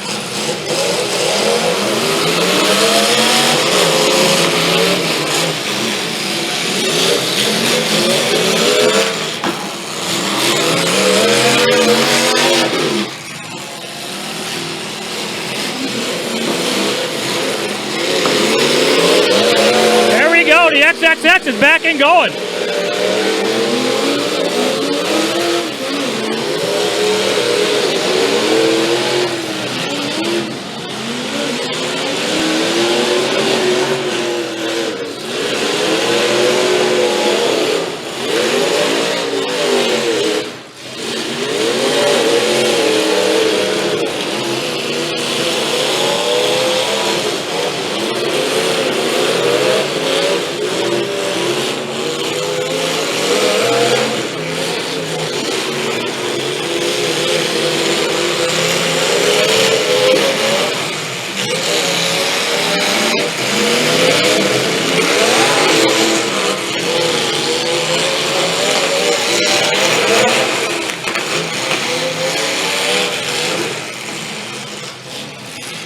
And Schmidt 27 breaks his stick. That's it, Jesse Kunkel all done. Without losing a car, it looks like Team Iowa is about to transfer.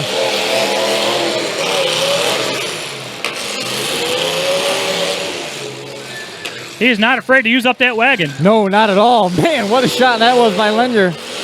That's it. We got Mark. That's it. There's no way that car's still in.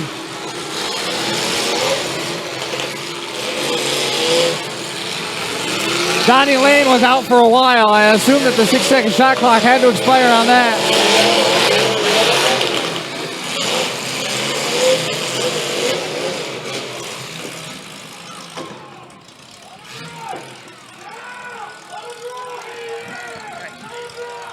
That's interesting because it is a team show.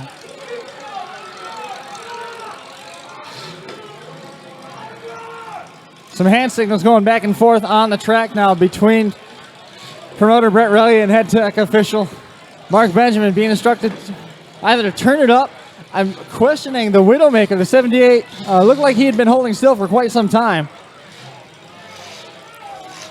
I would like to point out that, man, the fire crew was right there on top of it, trying to help out with that dust situation without throwing the flag. They were watering the opposite end of the track from where the action was. It helped out some. I anticipate more water going down before we see the next group of 8-cylinder cars. Stick broken down on the 78. Officially, that should indicate then that Team Iowa is advancing to the feature.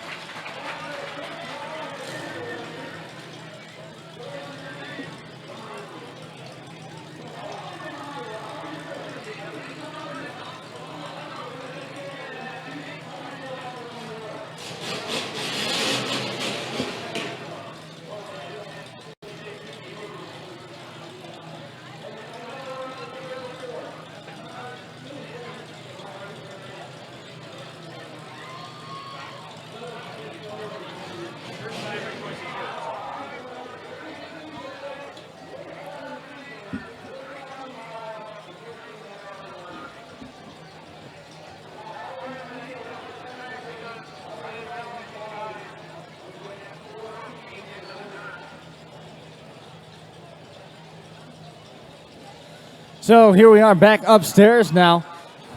Jake Sherman sitting here at the table with us. We got some raffle tickets to draw.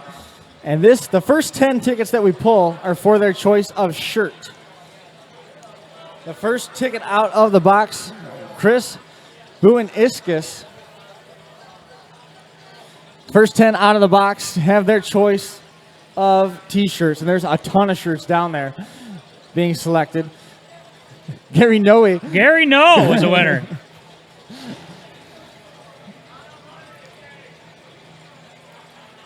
Vern Backus with a t-shirt. That gives us 3. Do you want to do all 10 shirts now, Josh Buell? Motoring right through them. Just a phone number on this one. No name.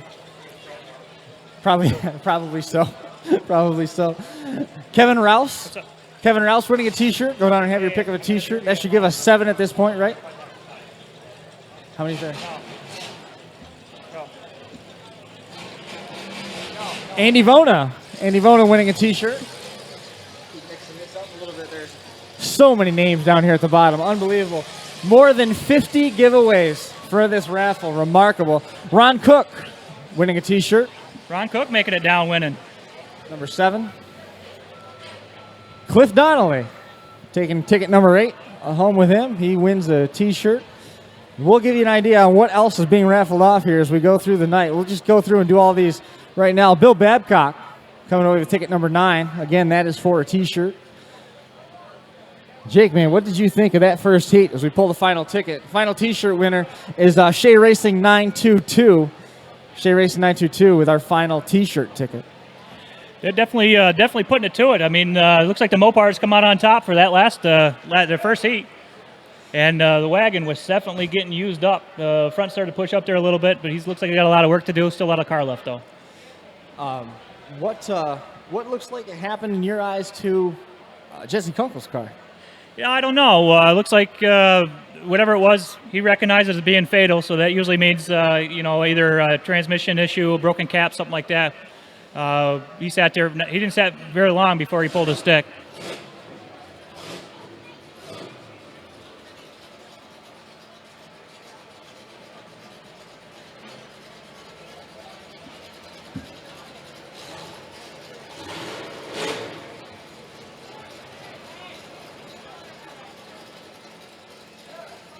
Now they did an announcement at the drivers' meeting that they did shorten the track up just a little bit for the heats, just to kind of keep everything toned down a little bit. A lot of guys made a long tow here to not make it even one shot off the bat. So they shortened the track up just a little bit, but I hear during the Consi and feature they're probably going to lengthen it up accordingly to the amount of cars they have out there.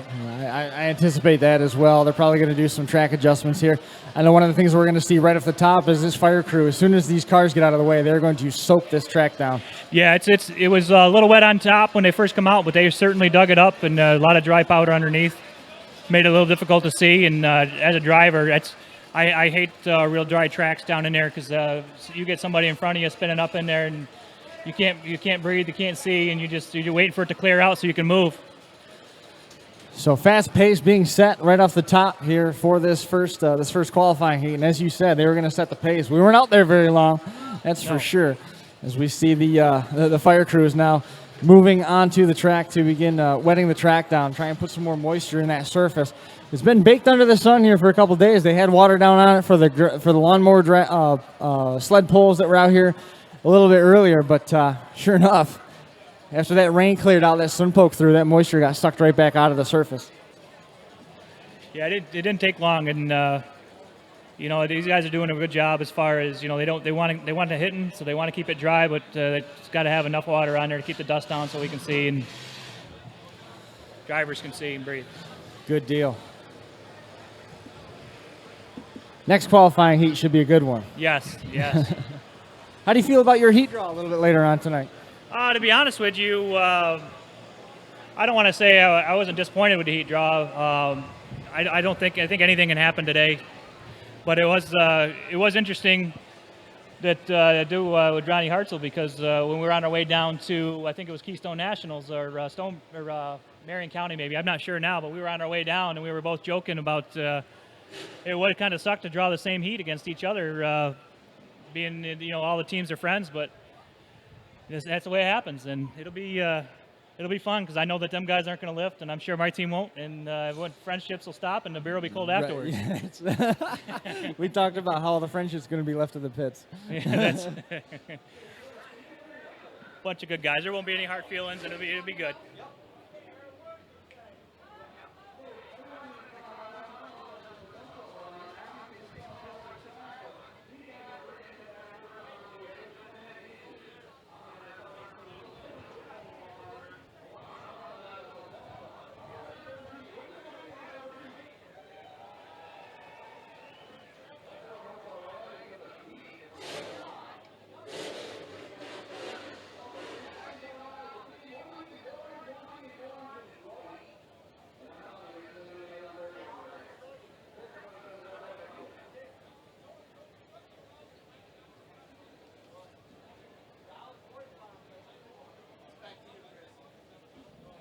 All right, so ready to bring qualifying heat number 2 out onto the track. You can hear the rumble of motors off to the turn 1 end of the track. Rough Riders versus Team Ramrod is the lineup. Rough Riders, William Gardner, Bob Barrows, and Mike Morris in the orange, white, and blue colors. They are going to be taking on Ramrod, which is Jamie Bolt, our defending kicker class champion here from June, Brad Tice in the number 82, and James Aumick. They've got the all-orange colors. Got one Mopar wagon and 2 Cadillac sedans. They got a nice lineup of cars. Oh, absolutely. They do. They have a great build down in Hartford, PA here just about a little less than a month ago. Jamie Bolt and Brad Tice were down there in their featured class. And kind of a controversy ending. They got hooked up on each other, but a heck of a show put on still with just 5 cars.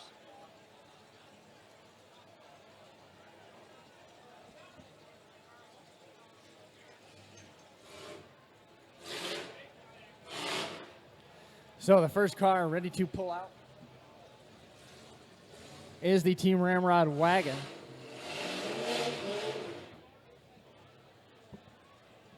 I tell you, that car is clean.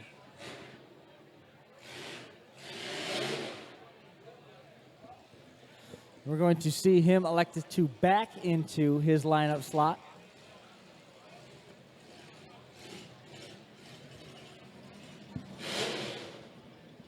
Next in line is the number 75.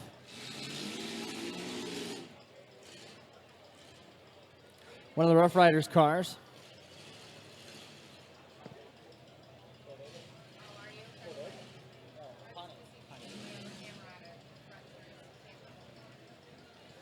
Next out is going to be the number 82 of Brad Tice. Let's see where he elects to go.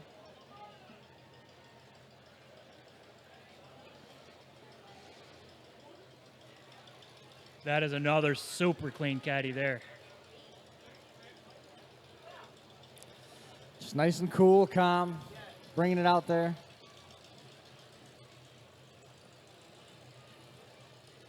I love the sunglasses and mustache behind Ramrod on the door. It's pretty cool. That's it. I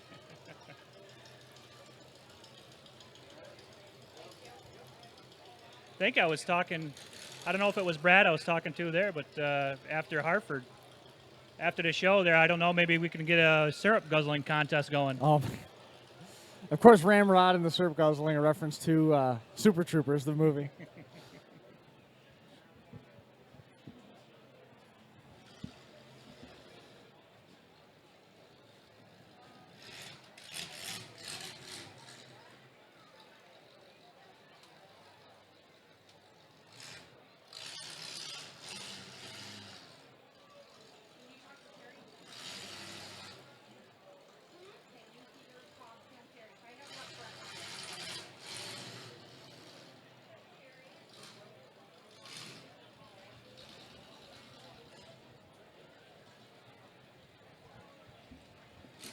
Yeah, it looks like everybody's kind of lining up in just a straight formality here.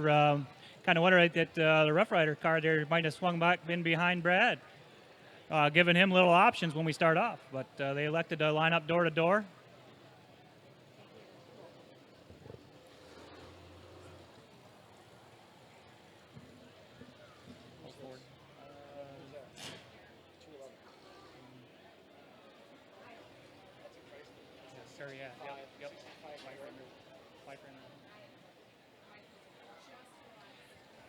Looks like they're going to elect to start off, and it'll be a motor match. Parking lot style. I love that.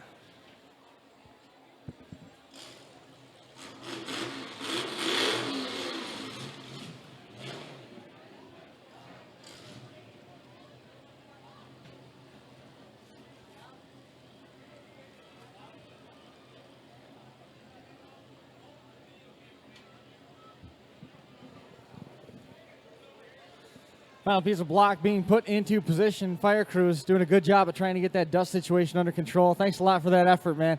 And hats off to those guys for working on the track while the heat was going on without having to stop it. Didn't interrupt the pace, didn't change anybody's strategy. Everybody's head was just as out of breath as everybody else. Ready to go with qualifying heat number 2. Ladies and gentlemen, help me out if you would. Start with 5, 4, 3, 2, 1, and go. Here we go. A little bit of chess playing. Yeah, look at this. How's this going to play out? I don't know. I got to be honest with you. This is one thing I did not expect to see.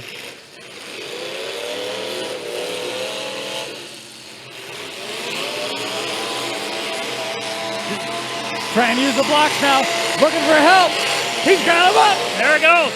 Pushing that Y-framer up on the wall early, showing motor. That's what they wanted to do right there. Now they've got him neutralized. Problems for Barrows. Barrows stalls at 77. Barrows gets the 77 refired now, and we see the 211 perched perilously. Great driving by Bolt right there. Bolt, perfect move. Wow. Team Ramrod making the motor sing. Wow.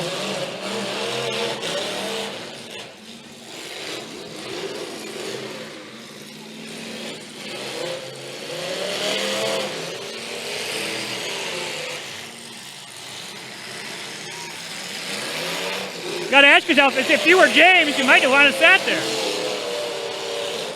You got a sitting duck right here. Team Ramrod needs to be heads up right now. Get the That's 75. If you're Jamie Bolt, why move? Jamie Bolt is in a perfect spot right now. Lock the drive wheels up. He's got him pinned in. You are 2 on 1. Oh, he let him go. Yeah, I think you're going to see a lot of that today. This is a team format, and we're not really used to this team format here on the East Coast. So you're going to see a lot of people be hesitant about holding, because typically holding is illegal.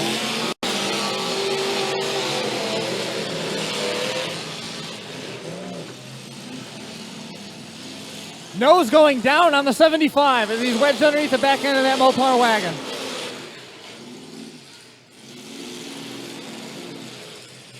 That's typical of a Pontiac bumper. They get flattened right out and tipped down. Left Taking his a front big end shot. open, and he had a friend waiting on the other side of it for sure. Good driving right here. They've cut the track in half. They've isolated the rest of the team from the 211. That was the shot I was talking about. When Bolt made that right-hand turn, two of the Rough Riders cars had a lineup to try and free the 211. That cut the track in half. Now they're isolated. It's 3-on-2.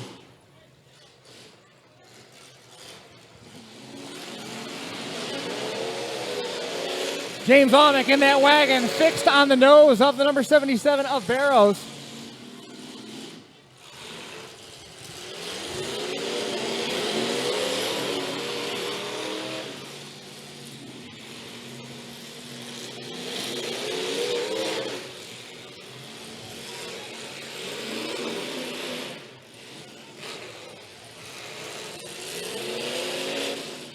He's doing a real good job of keeping the nose on that caddy out.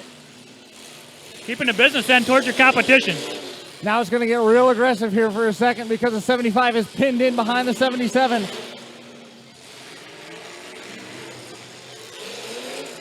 Barrows now getting pinned as they're trying to just tear the nose right off of that Pontiac, man.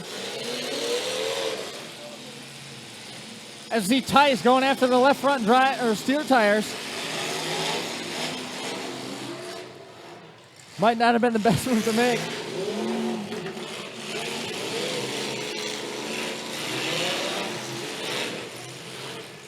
I like how Team Ramrod is really working together. Every shot they make is making contact on both of the remaining cars. They're using the car they're hitting to strike the other car. Great move. Shot on the wall right here.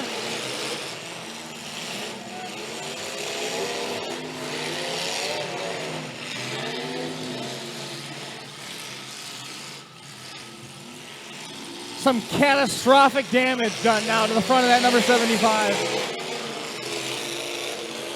There he goes. Let's see if he takes advantage. Jamie Bolt. Here comes Jamie Bolt for a big shot on the front of that Pontiac.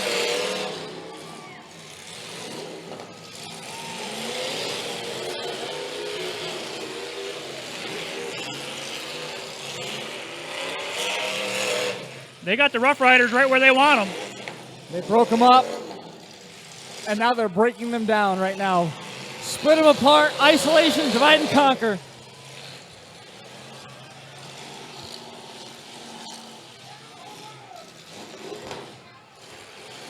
So Jake, one of the things we see at some of these team format derbies is you're only allowed to hold so long when you're under fire. And I tell you, Brad Tice is being a master at that. If you are under fire making contact, you might only have 10 seconds, 12 seconds, 15 seconds. You're allowed to hold before you have to back up. Brad is backing up just far enough to reset that clock and pulling right back in and going back to holding. At this point, it's just a punishment. Right now, the luckiest guy on the track is the number 211, having gone out early on the blocks, no damage suffered. Stuck on the blocks is the number 77 of Bob Barrows. Stands running thin in the hourglass now for the Rough Riders. Yeah, I don't think Bob's going to get out of there.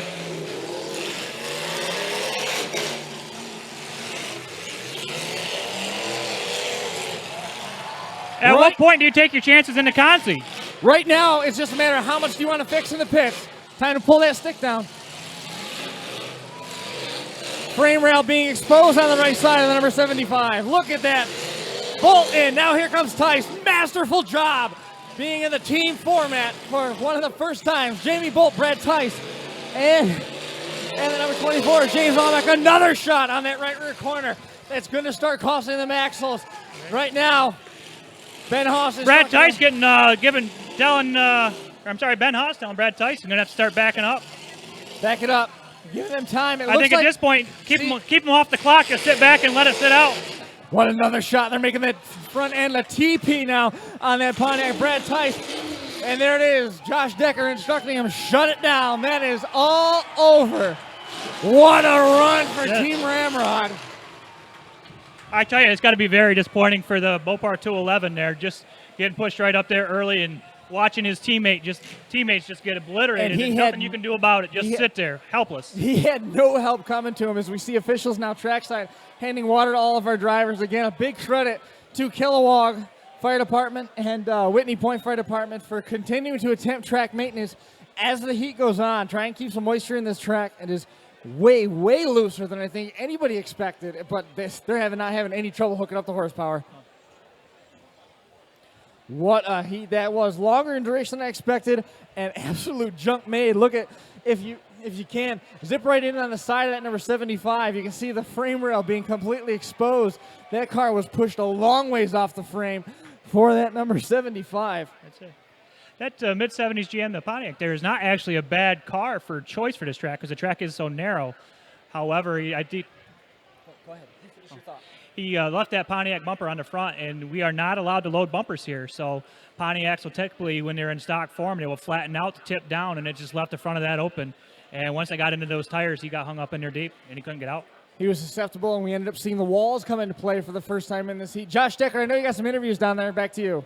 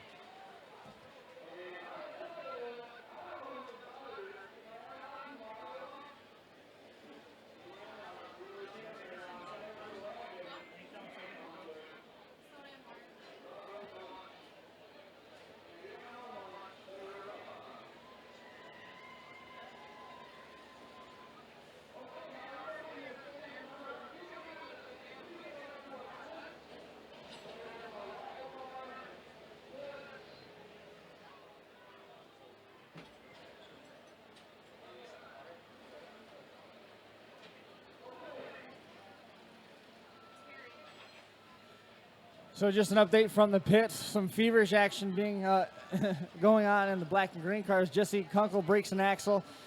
Donnie Lane, motor came apart on him. Motor's trashed, and Eric Weiss lost a starter. So they've got a lot of work to do over in the pits if they're going to come back out for the consolation round.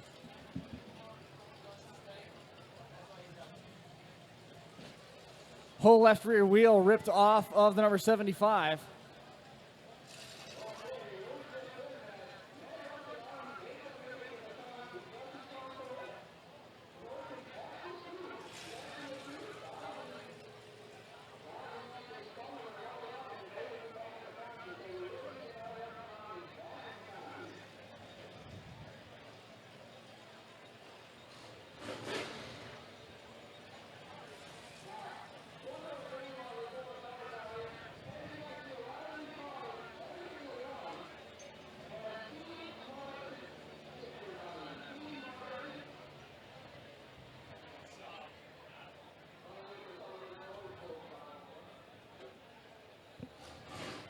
Up here in the booth, if you want, we'll take a quick break, and we will be right back after they're done clearing the track.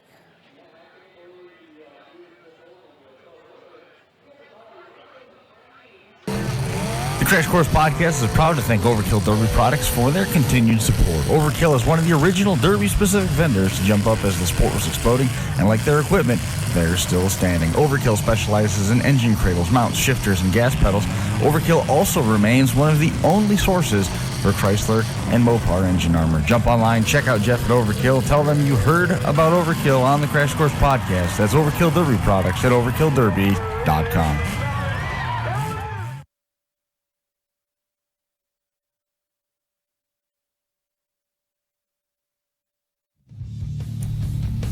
Chaos in the Valley is on deck for October the 24th. JPG Towing and Jason and Penny Shipe ready to host the annual Tom's Brook Volunteer Fire Department Benefit Derby coming up this October.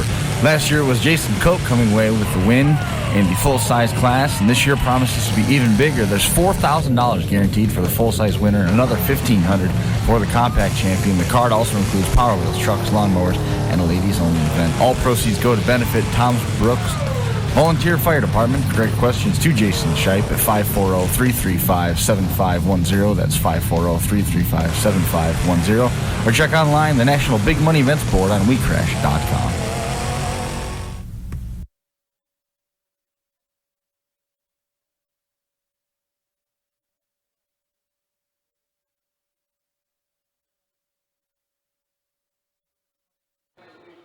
And we are back here trackside.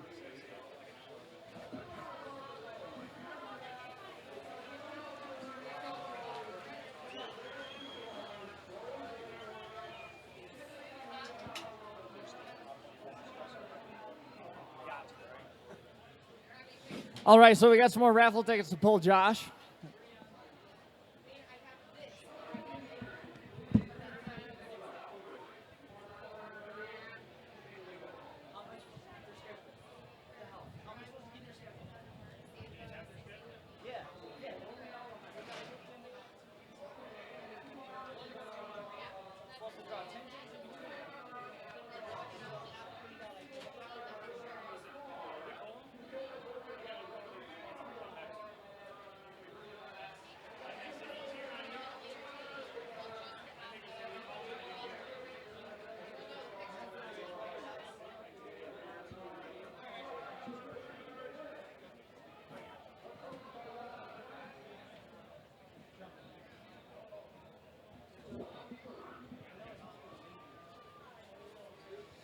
So we got a couple quick minutes here waiting for the next qualifying heat to come out of the track. Bob Dixon, winner of one of the raffles. This is the Dirt the Game raffle. Another copy of Dirt the Game to Scott Wallace.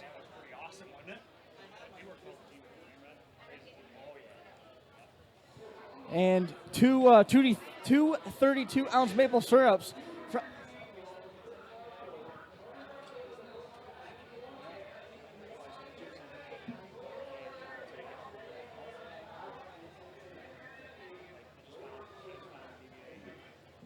Patty Wainwright and Jerry Harmon winning 32 ounces of maple syrup from Ripple Road Maple. Another couple 16-ounce jars of maple syrup being given away here to Noe. How many tickets did he get? And Ryan Snyder. As we see Catskill Fathom Performance Team coming out onto the track. Mad Mike DeFreesia winning the Platina box.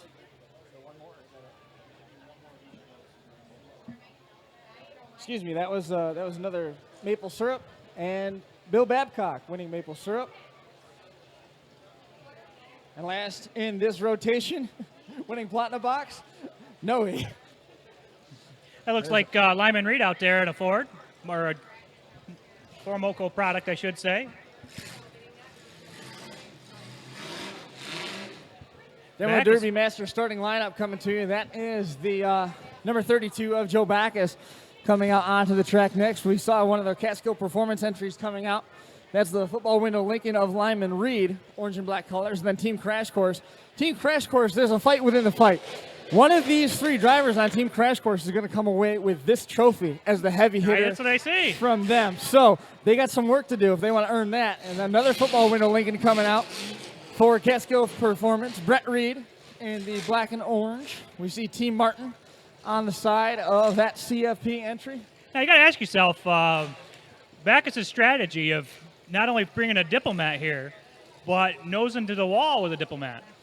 That's going to be an interesting start. We'll see how he starts. He's assuming he's going to get popped hard right off the bat and get that back end and start rolling early and then turn around and just use the nose. This is the number 28 of Adrian Gilbert coming out here, and another Lincoln. We saved all the Fords for the third heat. That's it. You know, the interesting, I ran against all these guys out here, and I don't think any of them know where reverse is. Still waiting for Nick Champlin and Cliff Donnelly to make their way to the track. Here comes Nick. We're starting to see a little more strategizing with picking our lineup places. Look at this. Champlin backing himself into a slingshot right here. And then rounding out the order is going to be the number 69 of Cliff Donnelly in that Malibu. This is a car that he ran at Norwich earlier this year. That is going to conclude the Demo Derby Master starting lineup. Yeah, everyone gives him up in Norwich up there. He broke a couple motor mounts early, and his car was still fresh.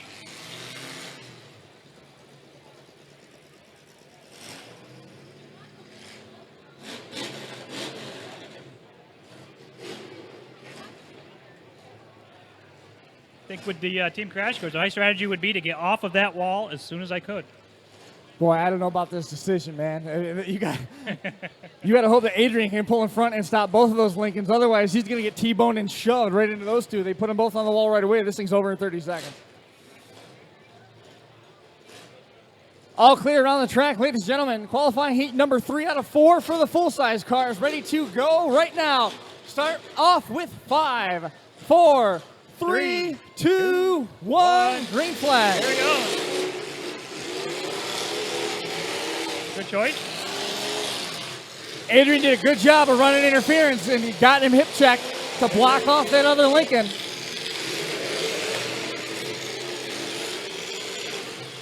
Parking right in the trunk of that Malibu is one of the CFP cars. The Looks like he's Cadillac feeling right the now back of just that holding still.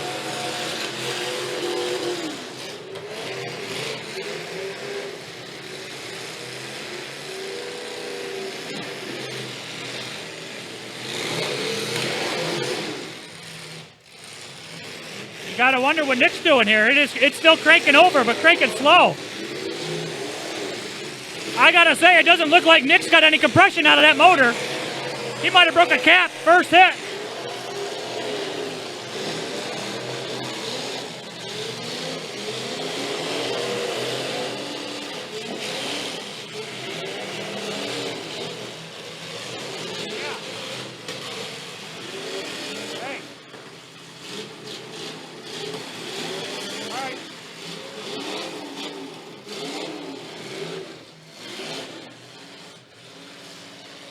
And that's another stick broke. You got Reed back there on an island. Nick Champlin is refired.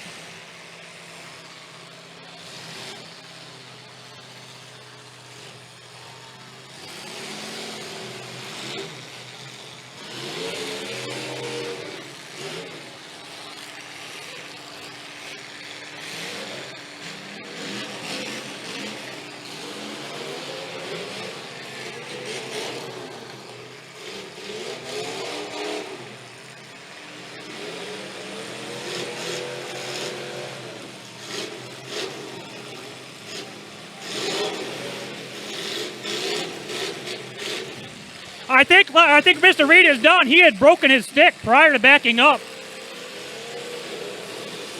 He reached out and broke his own stick. We just lost the stick on the top side of the track as well, so it looks like we could be down to a waiting game now. I lost track of which Reed that was in the Lincoln. Brett Relier jumping onto the track, watching the clock, telling him you got to do something. I think Reed would make the last hit down there. So just down to 2, Reed and Backus. Adrian Gilbert is on the clock trying to refire the number 28.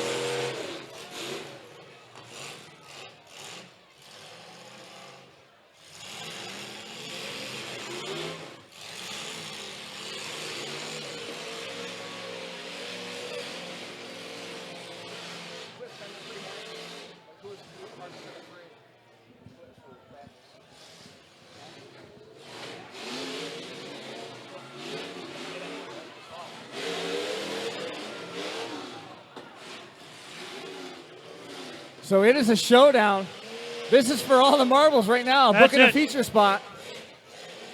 One-on-one, this is a big deal right here. Whoever comes out here goes straight to the feature.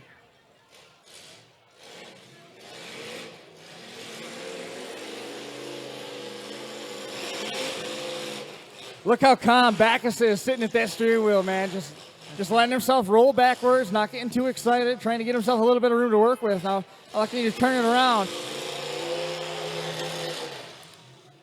Wow, that's not exactly what I was expecting from that Diplomat. The back, he caught that bumper mount on the back end. Look at him. He's gonna let him dig a hole. Great piece of driving right there. Heads up move, and you can see the hole already taking form. Backs it up. Motor sounds awesome. Yes, it does.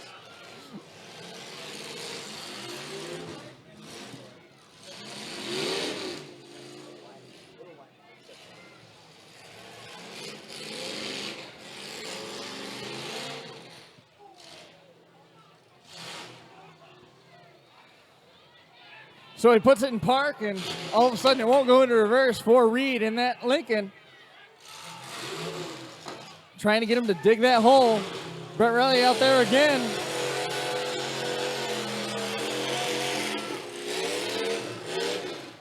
You know, I really hate seeing guys come out on the track like that.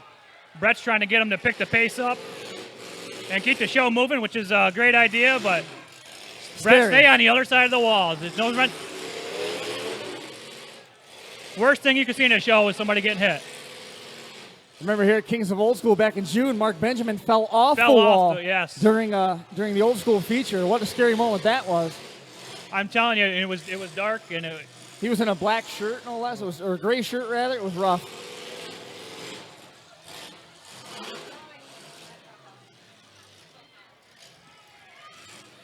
what Reed does, he's starting to nose the driver's side of that Mopar is starting to nose. I'm sorry, he hasn't recognized that and went for a bigger shot. He can't get to the nose.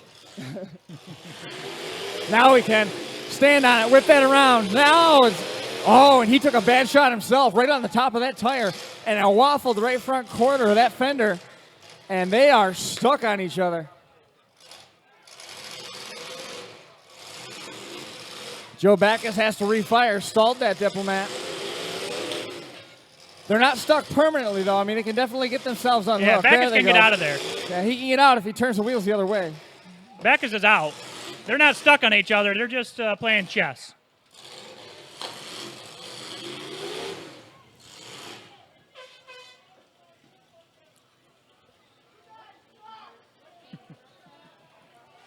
And the typical East Coast banter, if you are not wide open, you suck.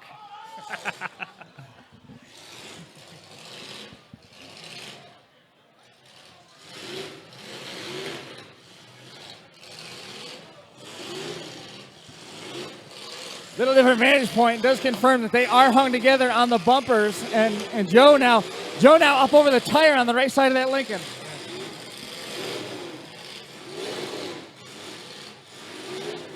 Yeah, they're apart.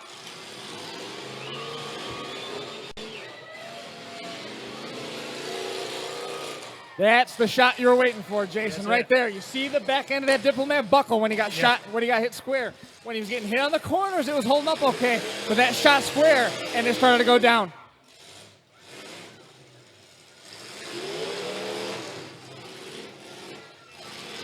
Left front wheel also locked up now on the back is number 32.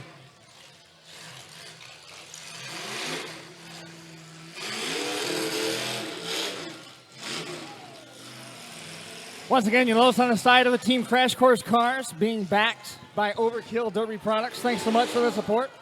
Making this live stream possible for all you folks at home. DerbyParts.com, Demo Derby Masters, Blizzard Bash, Chaos in the Valley, Kings of Old School, FingerLakes1.tv, and E2 Demolition Derby Sliders. Big thanks. It's been such a fun time getting to know Jeff from Overkill a little bit, but you know, we talked about working on the corner, and that was a good look at that right rear corner of Backus's car. It has begun to punch in and roll up the way that he wanted, but when he got hit square, boy, that thing started to take a look at the ground. These guys know what's at stake. They're not going to go wide open. You don't want to be the reason why your entire team gets sent to the consul. Yeah, Reed put a good shot a minute ago on the front of that Diplomat, Backus Diplomat. Or I'm sorry, on the front. And you can see that tire is starting to wobble now.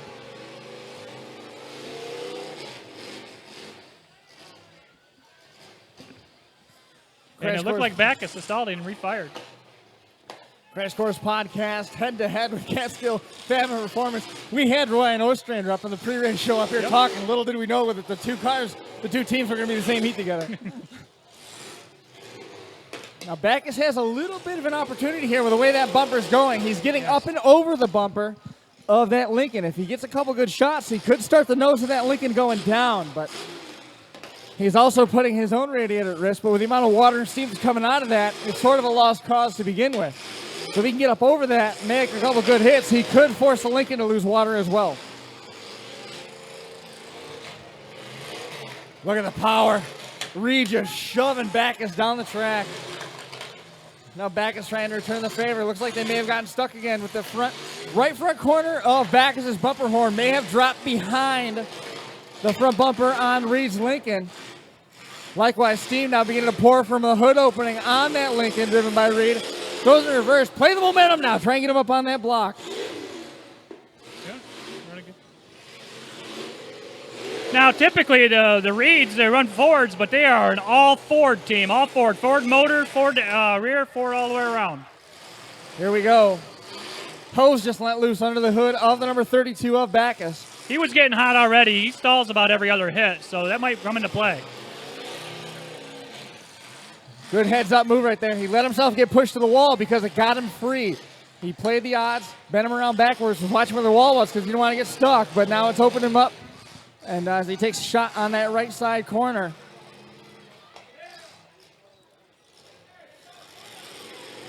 I think the sub, the nose of that Diplomat might be a little bit worse under the sheet metal than it looks because he is really struggling to steer that. That front steering suspension components might be stretched out quite a bit more than we were expecting.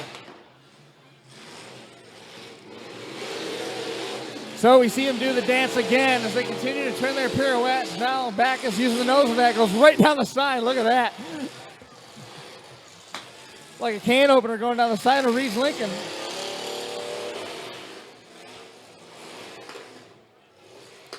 Do you think the compact heats are going to last this long? I do not.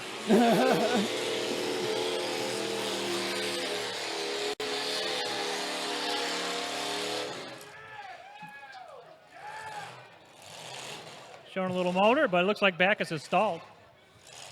Black smoke is usually a good sign. Trying to refire is the number 32.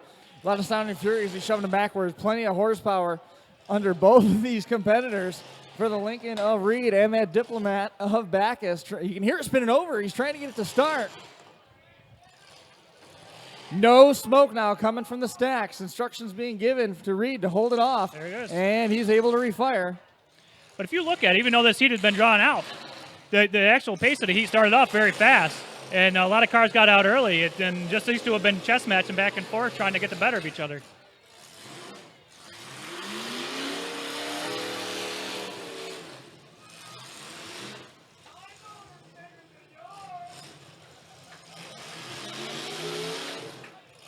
Yeah, there's a lot of bad going on beneath that sheet metal. The fenders don't look too bad, but man, the front bumper just flopping around like it's loose underneath there. The number 32 of yeah, I think the Joe Backus. I think the driver's side frame rail where the bumper connects is ripped on Backus's Dodge Diplomat.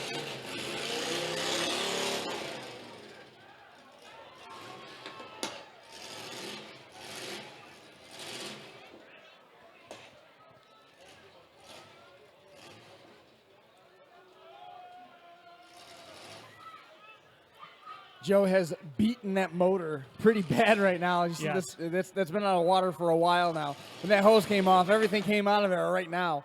And he's trying to get that to refire, but it's not cooperating. Holy cow, look at the smoke. It's still coming out. He got refired. Big He thumbs refires. up. See, when he refired, Reed gives him a thumbs up. There, that's the camaraderie out here. Putting on Guys a putting a show. battle on with each other. Refires and Reed gives him a thumbs up, saying, "Yeah, let's keep going." Trying. Look at him. He's working the pedal inside the cockpit. Zooming right in. There's a good look at Joe Backus working inside the number 32, trying to get that to refire. He's got a lot more black smoke coming on the left side bank than he does the right side bank. I don't know if that's an indication that something's gone wrong or not. Now there's no smoke coming from anywhere stack related. Plenty of white steam coming out from pretty much every place there was a gasket at one point underneath the hood of that. Trying to get that to refire. And look how calm Reed looks in the cockpit. Hand on the steering wheel, just waiting it out. And there he goes. It's all done. Catskill Fab and Performance. Moving on. Catskill. Yeah, real quick, shameless plug, since the Catskill Fabrication Performance won, I did get a sponsorship. The Bainbridge Auto Center did sponsor a battery box for the compact hard luck guy. It is a Catskill Performance battery box sponsored by Josh Schwartz of the Bainbridge Auto Center. So if you have a bad day, at least you're going to go home with something. Don't win that. No, you don't want to win Jake, that. don't win that. Trying to keep up with everybody here. Looks like Yeah, he does make a pretty good solid battery box, and it is watertight, so maybe it will hold your tears for the way home. Ryan Hale just messaged me. This is how good he's liking this show. His daughter has given up Paw Patrol on Nick Jr. to watch the live stream.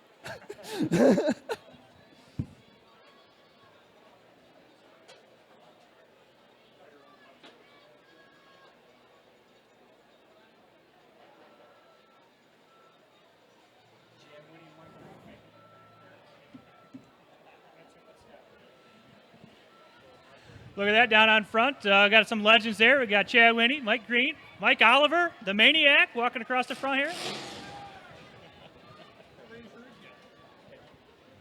We're old. We're getting old, but we are. What do you say we give some more stuff away, Jake Sherman? There you go. So I tell we you, got. Just, Come if you up- just sit here, you look at that board of the for the Team Martin. There is some quality stuff they're giving away today. A They lot just of finished. it. They just finished numbering the list.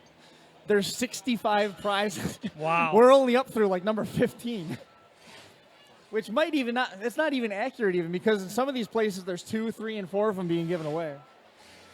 Transcooler kit, brand new, from Andrew Ronch, goes home to Buell.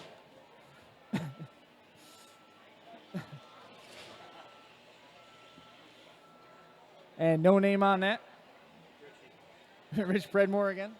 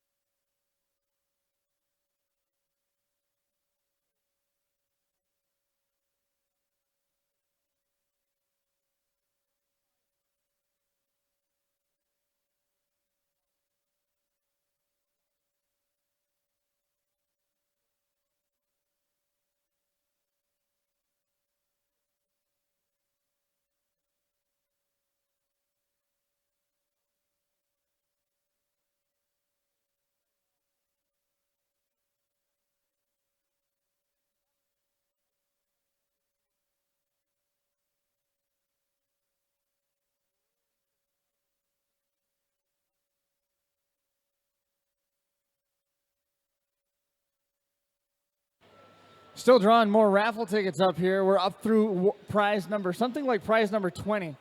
But what happened? Did you say $6,800 in the 50-50? Oh. So what was the 68? Oh, Brian Tompkins' number? Is that what you're saying? I was lost completely there for a minute.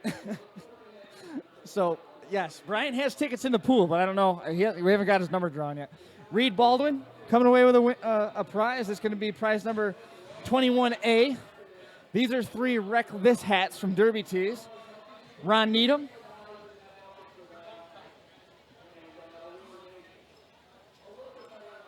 And the last one, Justin Hartman.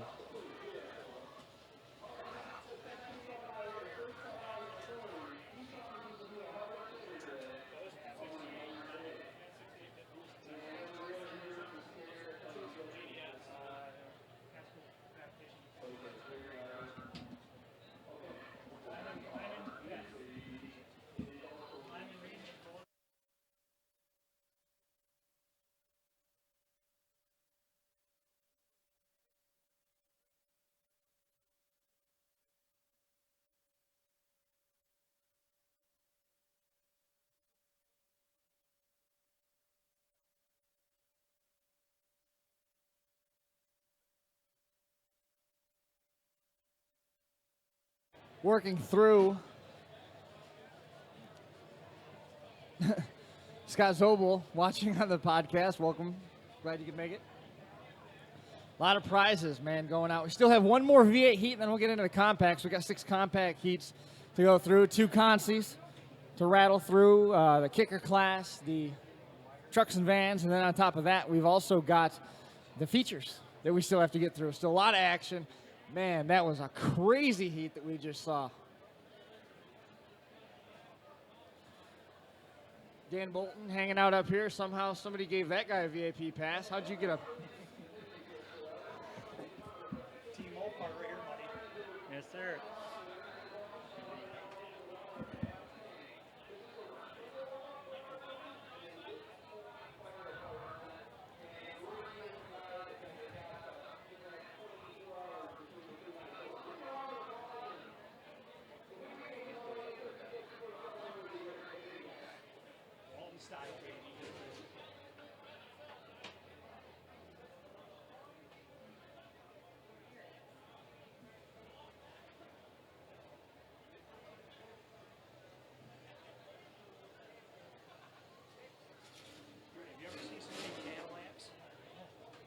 Never seen this many Cadillacs at a show. Ever. Oh, here we go.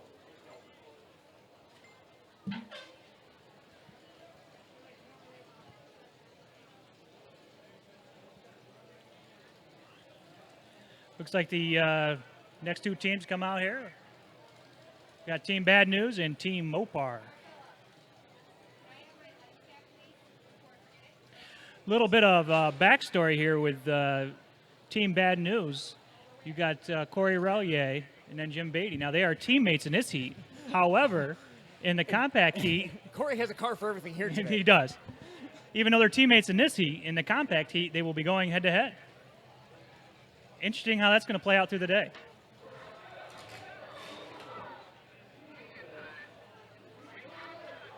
And the Team Mopar.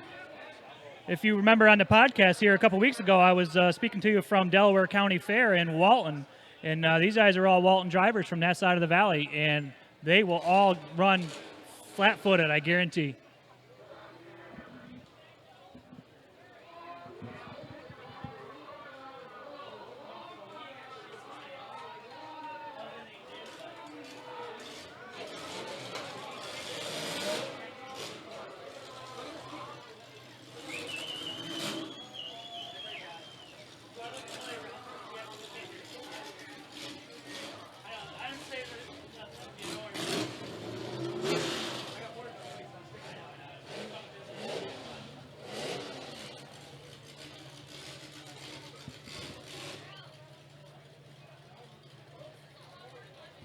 Eric Zobel also listening in live right now as we see the Demo Derby Master starting lineup taking form. Team Mopar coming out there. Sam Wood.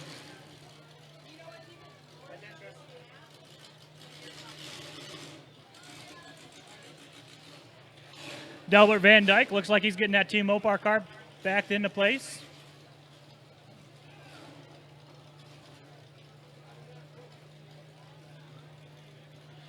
Corey Relier pulling out first for Team Bad News.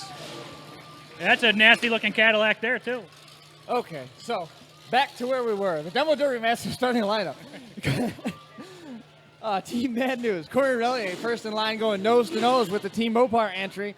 I believe that was, is that Sam? That's Delbert Van Dyke in that one. Coming out next in another Mopar is Sam Wood from Team Mopar, and I expect to see Jim Beatty out here next. There he is, the Team Bad News in the Autism Awareness car. Love the fact that he's doing that. Nice move by Jim. And after that, we will see Sam Wood and Jamie St. Mary.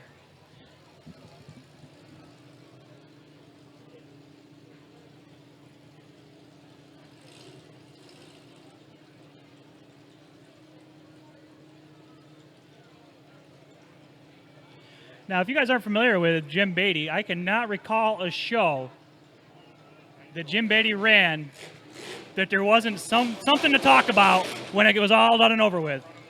He will make news no matter what he does.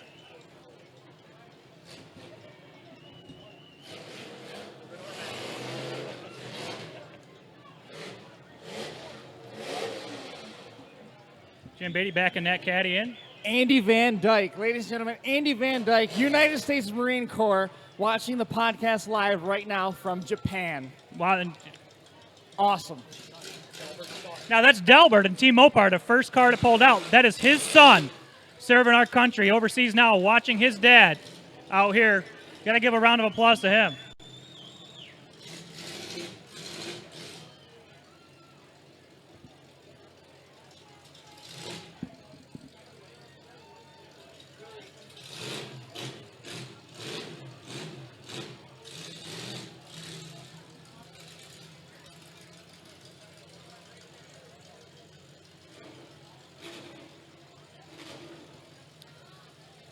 A lot of chess matching going on right That's now. it.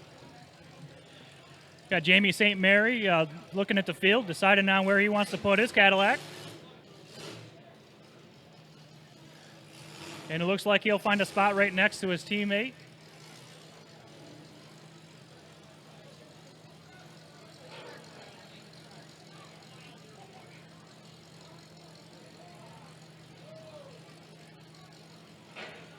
That's just a piece of cardboard underneath St. Mary's car.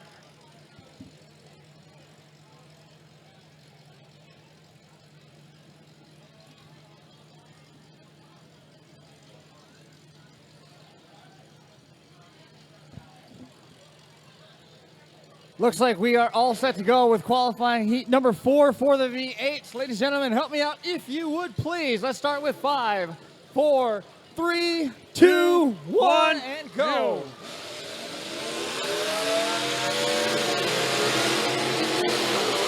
Wow. Just like that.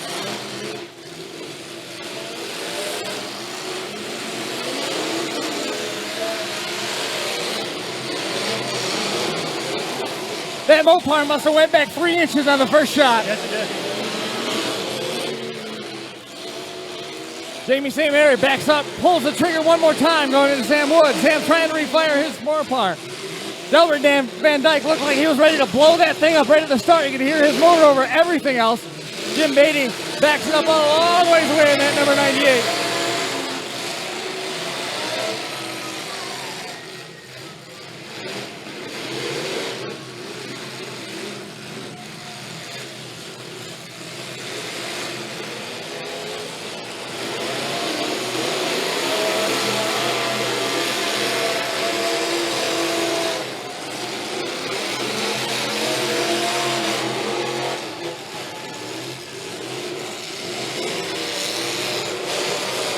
Here he goes.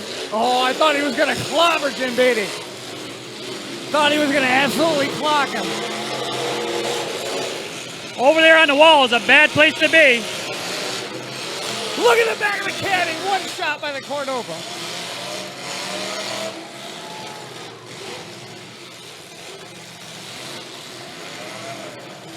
Sam Wood has a timing issue or something.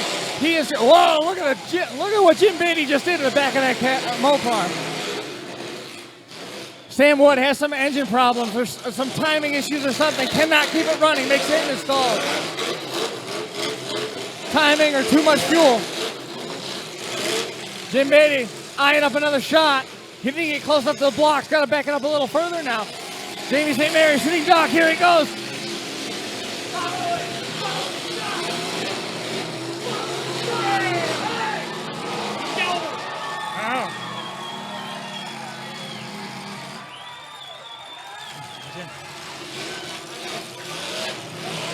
Delbert pushing him up there.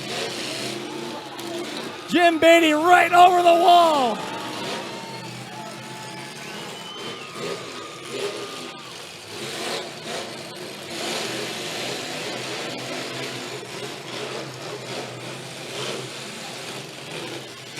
Jim Beatty has left the park. Yes, sir.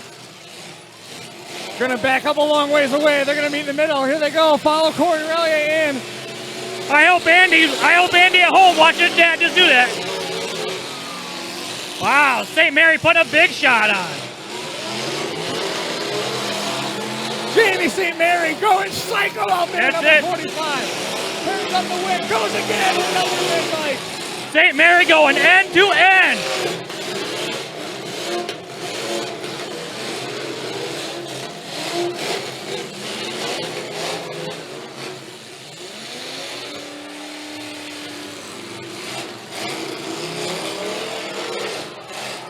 Jamie St. Mary just knocked the steering wheel out of Delbert Van Dyke's hand. I think that might have rung Delbert's bell a little bit.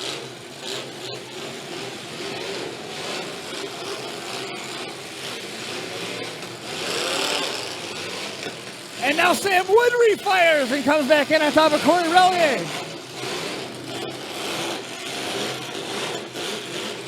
I think Delbert's night might be all done. He got a broken rear axle, and that front tire's laid over. I don't think he's going to get any traction and get out of there. I think that puts us back down to 2-on-2. So we are 2-on-2 again. Sam Wood dodging the bullet of a 60-second shot clock. Comes back to life. Down to 2 now.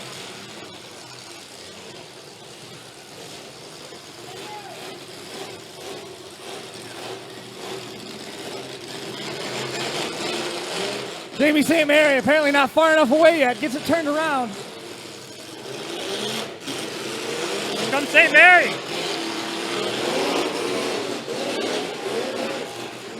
Follow Corey. Follow Corey. Follow Corey. Good shot in the middle, boy. Back bumper did just what he wanted.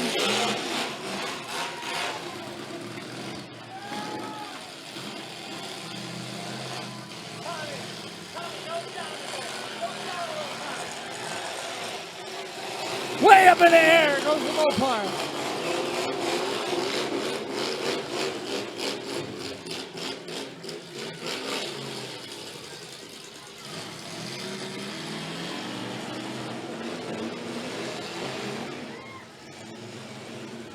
You got Corey Relier about halfway out of his hood. Probably looks like he's fixing some timing. Looks That's like a scary place to be. Yeah. Right now, Jamie St. Mary trying to box in.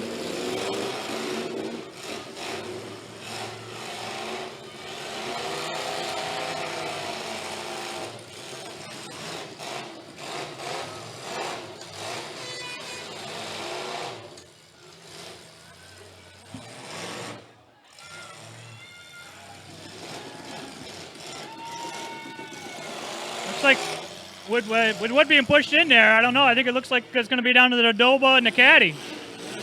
St. Mary moving around very well.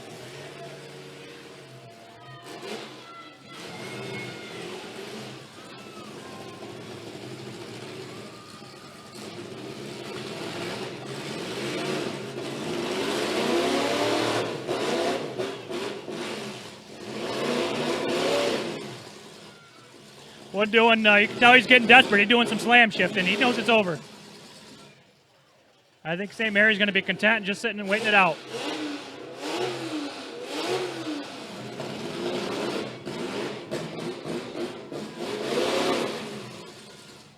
So right now, Team Bad News looks like they are in the catbird seat with Jamie St. Mary after levying extensive damage with the front end of that Cadillac.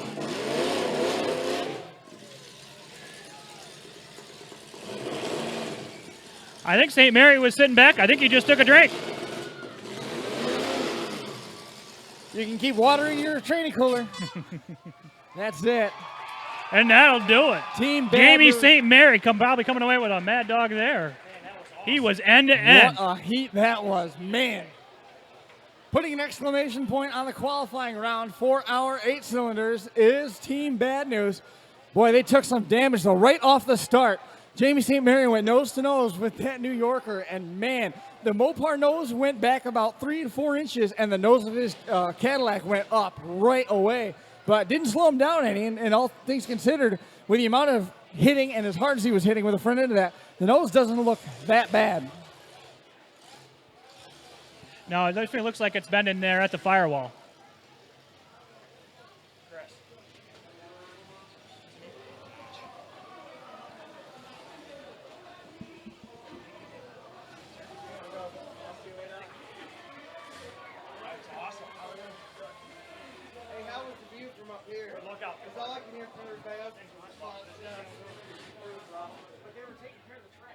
Yeah, I know. You come down, you can see him spraying it. You can't fall.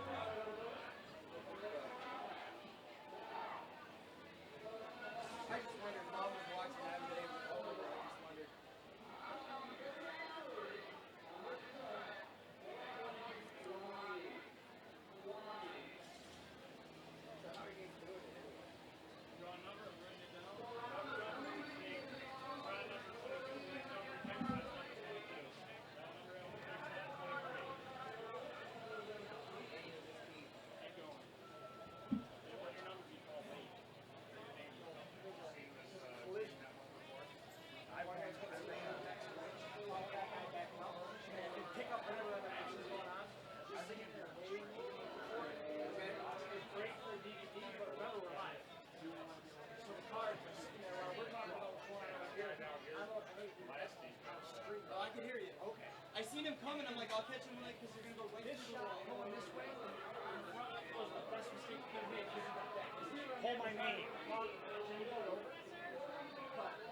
saying was, this guy, he's coming. He's about to come. Catch this guy and follow him in. And I need to catch this guy who's idling. He's about to take off this way.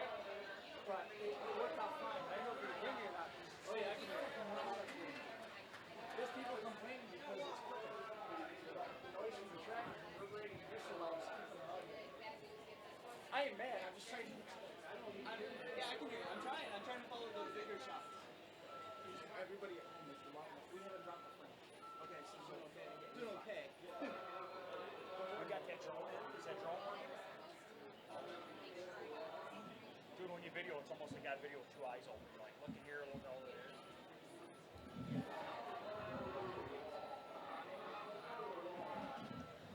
What we'll do real quick is we'll take another brief intermission, and we'll be right back with you online. Dude, that heat was awesome. Ultimate Derby's Blizzard Bash is back this fall. The hallmark of the Kansas Expo Center's Derby schedule in Topeka, Kansas has been expanded to 4 days this coming November. The event will include something for every fan within Demolition Derby. Inspection opens November 11th with the heat draw party in the Vendors Arena. Action starts November the 12th at 7 p.m. with the National Team Bracket and the Qualifying Team Bracket opening rounds. Action returns Friday, November the 13th with National Bracket and Team Bracket Round 2. The 80s Mod Heats and the 80s Leaf classes are also on the card. Saturday's card includes the 1,000 to win RC Derby planned for 1 o'clock in the afternoon at the vendors area right in the Ski Inc. Pavilion. That's before the full-size cars take the track at 6 o'clock with B features for both the team brackets, the 80s Consti, the stock one and dones for Old Iron, the 80s and the compacts, the Power Wheels Youth Division, and Pro Mods are also on Saturday's card. Championship Sunday rolls off at noon with modified compacts and Old Iron leading the charge. Then trucks, the 80s feature, and the qualifying bracket feature leading to crowning the national championship in the team finale. All the action is available on pay-per-view and is presented in part by Speedway Motors, O'Reilly Auto Parts, in addition to DerbyTees.com, Near It Sliders, Ski Inc., Chambliss Welding, and Ultimate Derby. Don't forget, Ultimate Derby has Capital Carnage right around the corner. April 22nd to 24th, a $30,000 to win event is set for that last weekend of April, right back at the Expo Center in Topeka, Kansas. For more information, visit www.blizzardbash.com or www.ultimatederby.com.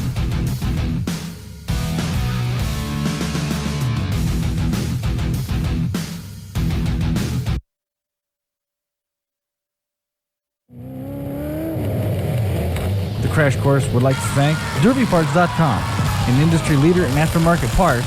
DerbyParts.com has become the go-to source for builders looking to make one stop for all their derby needs. A proud partner of the Reckless Warrior Series and a title sponsor at the Bash for Cash, DerbyParts.com offers products from the top manufacturers in the industry, including fellow Reckless Warriors partners Brian Neer and Big Rock Derby Products, and performance aftermarket standouts MSD, Edelbrock, Schonfeld, and Samson Tires. Inventory includes cradles, ultra-bell sliders, flex plates, pedal kits, mounts, fans, radiators, adapters, tanks, and much, much more. DerbyParts.com truly offers one-stop shopping for builders ready to perform at any level. Go online and check them out from bumper to bumper. You can find it on DerbyParts.com.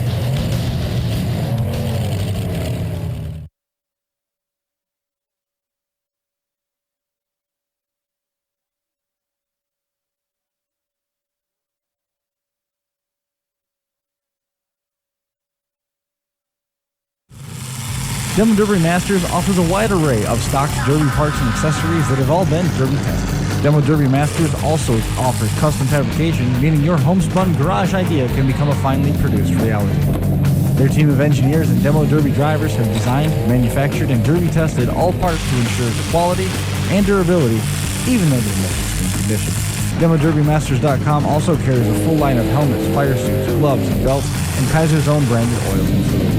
Parts are manufactured, housed, and shipped out of their 140,000 square foot facility located in Coopersville, Michigan. Order online at DemoDerbyMasters.com or contact them by phone at 800-472-2464 or email info@DemoDerbyMasters.com. And we are back here trackside. Got a couple more raffle tickets to pull. E2 Demolition Derby Sliders helping present this tonight's action. Overkill Demolition Derby Products, DerbyParts.com, Blizzard Bash, Chaos in the Valley, Kings of Old School, Big Rock Derby Products, Ski Inc. Trying to keep everybody straight. Tons of people help make this show possible. We've got some more raffle tickets to pull for everybody here as we see the track now just about cleared off, ready to bring out the first group of compacts here. How deep are we going to go here? We're going to do 6 more? Ryan Deal coming away with a winning raffle ticket. Chris Morgan also winning. Chris Morgan looks like he got a barbecue set, case of wine going home with Ryan Deal from Rustic Ridge Winery. Chris Murray winning. Oh, these are the Sticks cars, the custom 164 scale Matchbox cars. Those things look awesome too. 4-pack of Vice Grips going home with Jody Gully. The Metric Impact set going home with John Sprague. And Sledgehammer and Impact driver set going to be going home with Ryan Snyder. Ryan Snyder winning a raffle. Dan Bolton joining us here at the table. Dan, what do you think of the full-size qualifying heats? Awesome, man. Man, that was some action last heat. Last heat was something. Team Mopar doing some damage with bad news coming away with a win. Yeah, that was a real deal right there. And so looking forward to watching those Walton guys run out there, and they did not disappoint. Delbert Van Dyke, man, as soon as the green flag stopped, you could hear his motor over the top of everything. He was just honing on, trying to shove that car backwards. And didn't pan out quite as well for him, but none the same. Yeah, that old shocker running pretty good. Put that guy over the barrier there on the end. I think that's pretty awesome. Might be the hit of the night so far. So just trying to set the stage now for our first compact heat. Okay.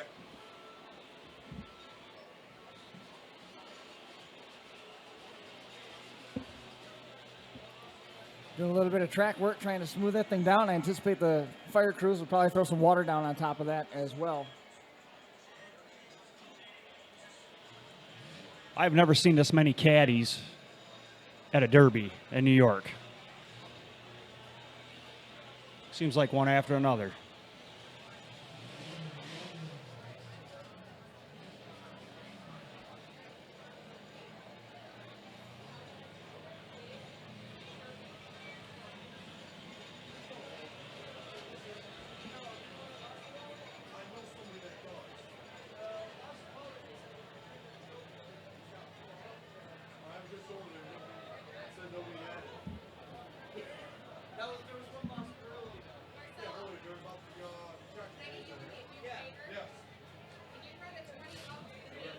So 12 compact teams.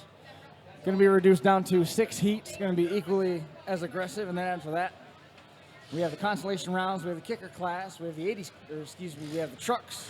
Then a couple features still on top of that. So 12 heats to go through the course of the night. Excellent. Another great turnout for Kings of Old School.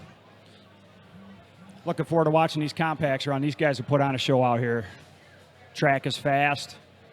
I'm sure they'll be breaking steering wheels and seats.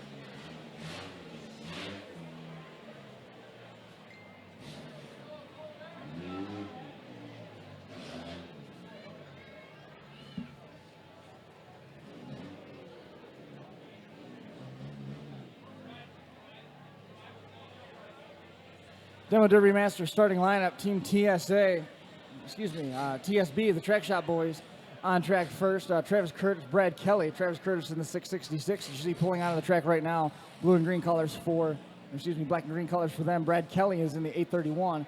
Going up against, looks like that's Bad Investment. Bad Investment is Ernie Tillman, Steve Arndt, Matt Temple.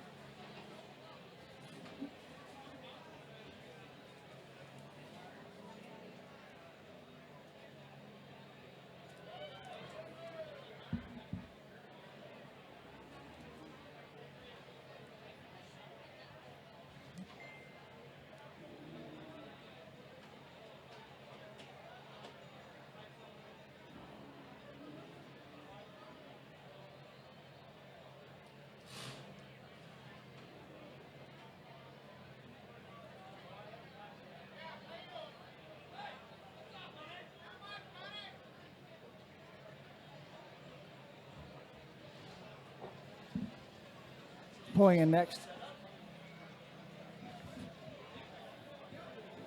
Oh my.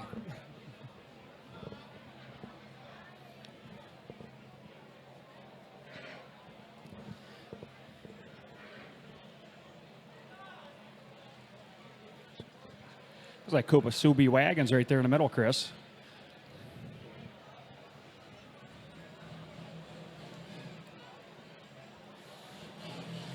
Steve Arndt, the last car to take his position in the order with the CHD colors on the roof. We see him put that on every car that he runs. Bad Investment, putting it around the perimeter.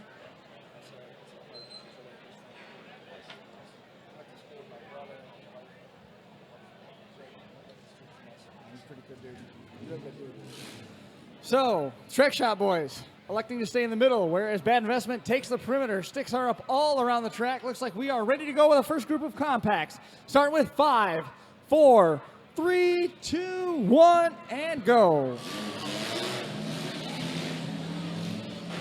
Oh, big right shot. off the bat, Arndt with a hard shot on the number 831. That is Brad Kelly. He's quick to the wick, goes back the other way. Catches Ernie Tillman at the top side of the track. Excuse me, that wasn't Ernie Tillman, that was the other car. Matt Temple. Ernie Tillman wedged in with car number 22, who we don't have identified on the roster. Here he comes. What a shot that was. Holy cow. Travis Curtis end-to-end on Matt Temple. Wow, man. Look at how far the trunk lid is on the back of that wagon. It's deep, baby. They're not stuck together. They are now welded together. There's no chance of it. And look at the hand signal. Temple calling for help to get himself unstuck. Dude, he's digging down. He broke something in that wagon. Here comes Matt Arndt. Cavalry's coming. And he got intercepted a little bit, but you saw Ernie Tillman also quick to try and make that shot. Look how deep the Temple car is wedged in the back of the 666X of Travis Curtis. Now we send him into the blocks, try and force him off. Another big shot. That was... There they go, giving hand instructions, box him in. Looks like this is just about it.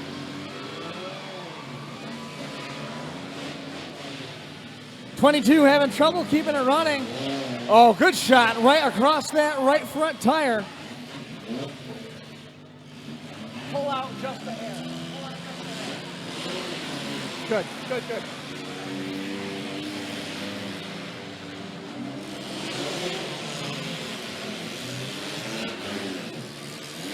Just inverted that bumper.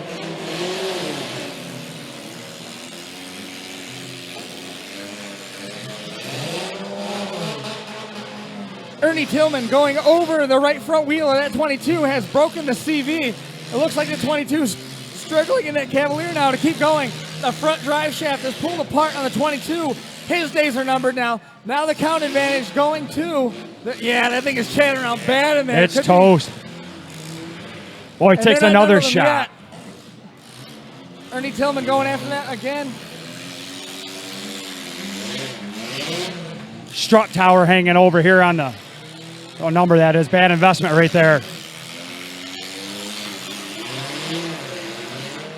831 of Kelly just went into the left rear corner of Ernie Tillman's car.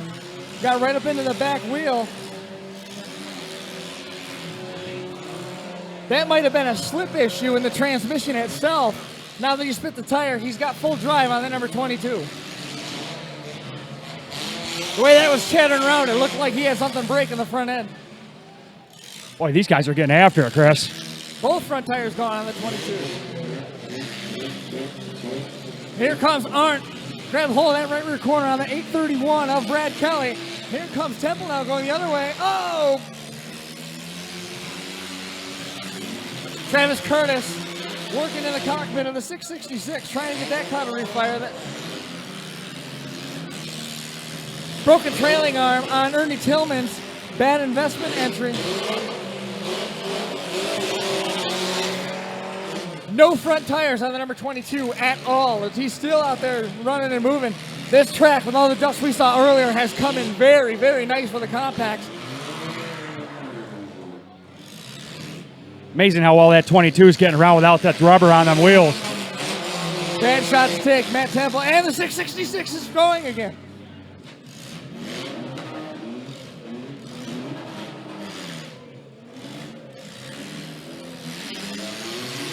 Temple all done. Temple looked like he was about to reach for the stick. Temple all done. There it is. Grabs the stick off. He's all through. 666 of Travis Curtis now also in danger.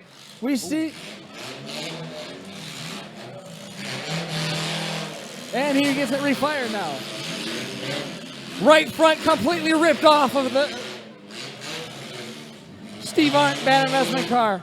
The tides have turned for a while there. Bad Investment was definitely the aggressor. It looked like they almost had the thing won when all the cars stacked up down in the corner.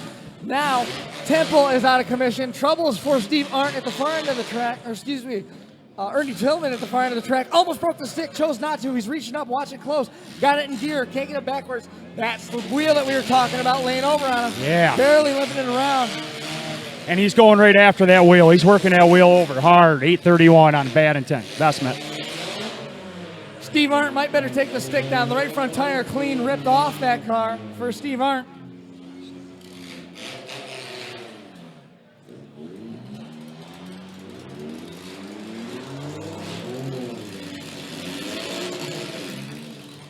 Boy, that 831 starting to struggle a little bit. They're getting hot.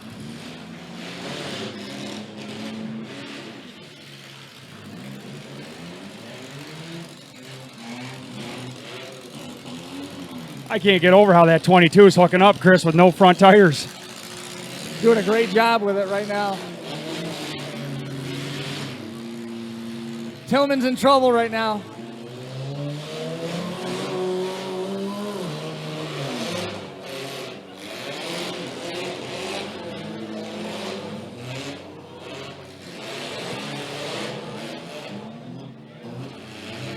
Going after the wheel again is the 666 of Travis Curtis.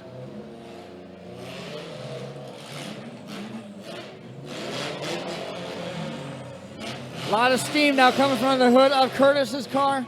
Likewise, the number 831 of Brad Kelly getting very hot, now digging himself a hole. A very patient and deliberate at pace from Ernie Tillman as he's now being boxed in on two sides. The 22 comes through with a shot on that left front corner. Brett Relier right there on top. That's it. Stick broken down.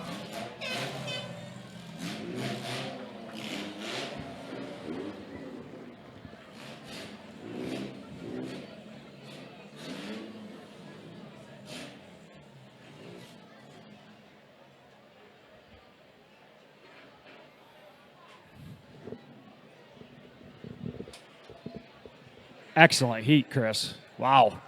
Those compacts are really hooking up out there.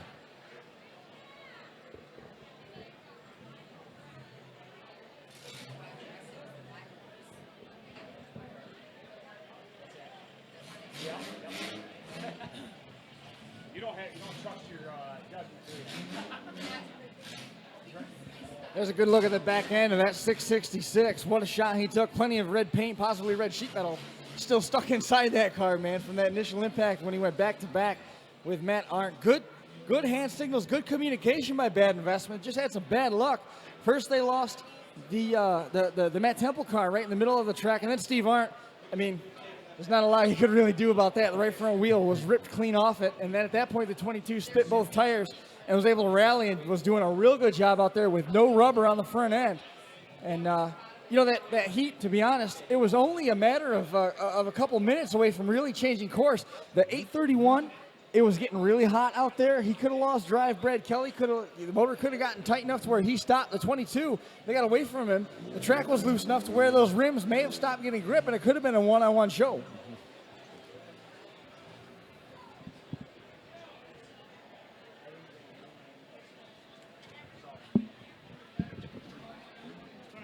Let's grab some of these, grab a couple more raffle tickets. What are we pulling for now? We're pulling 5 what?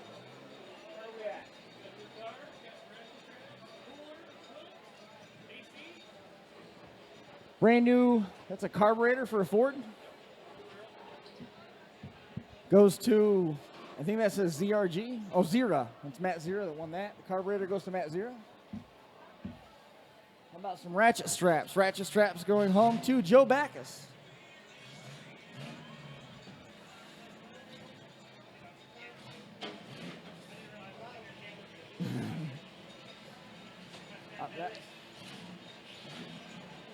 Wayne Brown going to come home with New York Central Cooler. 2 more pieces, a quilt offered by Donna Gully. Going with Jamie Smith. And an LG portable AC unit. It's donated by Chuck Mann, goes to Lindsay Van Dyke. Are you covered? You're all good? All right. You're parking on the pit side, not on the other side. Really? Yep, you're coming the right way. You're not gonna see me. I'm in the announcer booth. Come park. Keep coming forward where you'll see a black derby card that says BTA on it. Straight. Yeah, right in the road. You're coming closer to the announcer booth. Park in this general area. And then I need both of you to come up to the announcer booth. Here's a good look at the track. Tell him he needs to come up here. I need him first. I don't know how my voice is going to make it through the end of the night. I don't know, Chris, man. I'll tell you, man, there's some hard-hitting action out there. That track was a little muddy when they let it down there. I thought they watered it a little bit too much myself from a driver's standpoint, but I'll tell you what, it dried right back off, and I think it's perfect right now.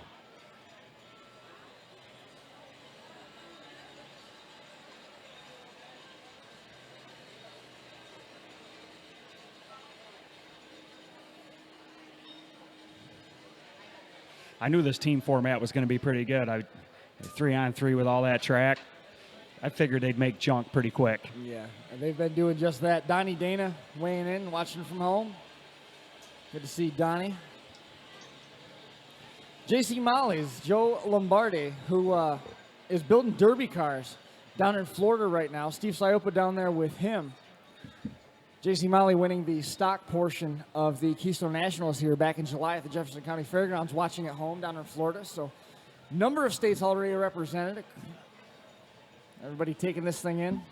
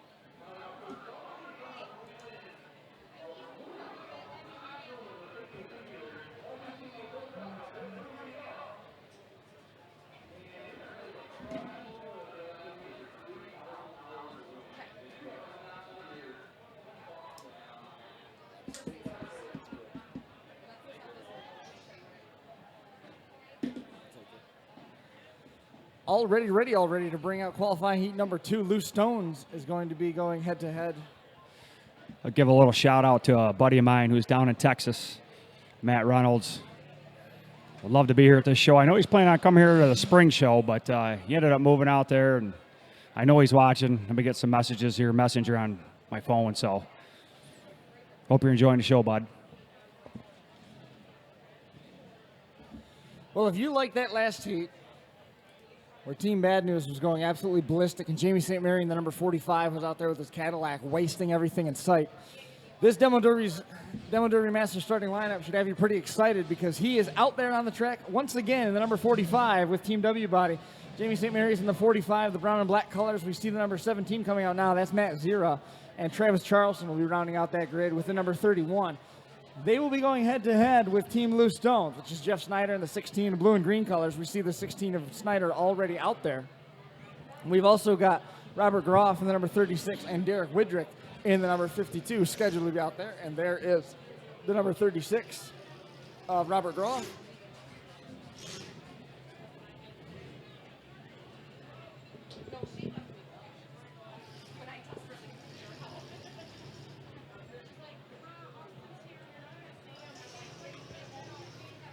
Boy, those W bodies look some nasty.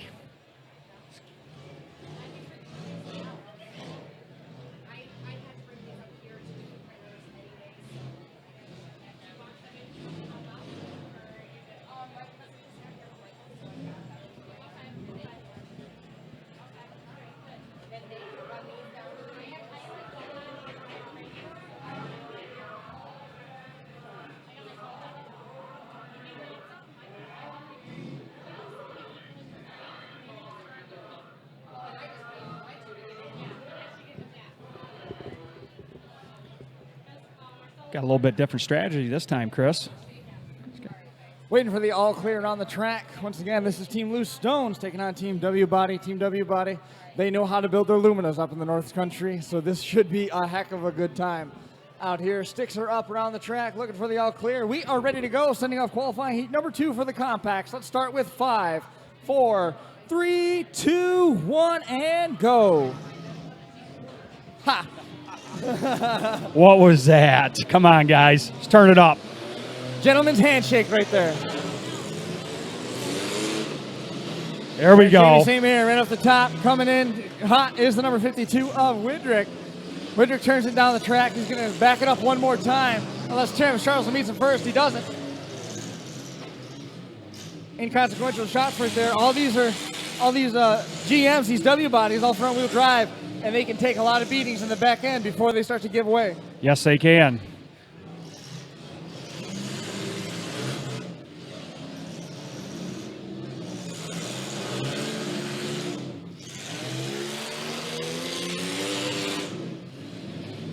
Travis Charleston last year was the runner-up at the New York State Fair Championship. Third place going to Corey Neer behind the winner, Austin Martin, who is from up in the same neck of the woods as the power team combination, the brown and black colors that you see out there. And he runs against the black and green cars all the time. As we see W bodies now staying close together, Loose Stones taking a lot more room to work with. The old Loose Stones are starting to get it going now. Groff really turning up the wick, and then number 36. Kind of start out a little bit like chess match, but they're starting to straighten it out now. There we go. Left rear wheel ripped off Travis Charleston's number 31 as he goes into the right front corner of that number 36 of Robert Groff. How many struts have we seen break off this afternoon? Seems to be the weak Big point. back-to-back shot. Groff now having trouble getting it refired as Mazira focuses on the number 36. Number 16 comes in as a cavalry. Here comes Travis Charleston, goes in the back of the number 16. Jamie St. Mary is sitting idle on the wall right now, trying to pick his shot. He's got the crosshairs trained on the 52 of Widrick. Goes after that left rear corner. Here comes Charleston again, right into that right rear. Zira now chasing down the number 52, grabs a hold of the back end, shoves him right into the block. Fine piece of driving. Good heads-up move by the 17 of Zira to adjust with a remarkable closing rate and almost turn that into an elimination if he can get the nose of that number 52 stuck up on the blocks. Team W body's looking very strong right now.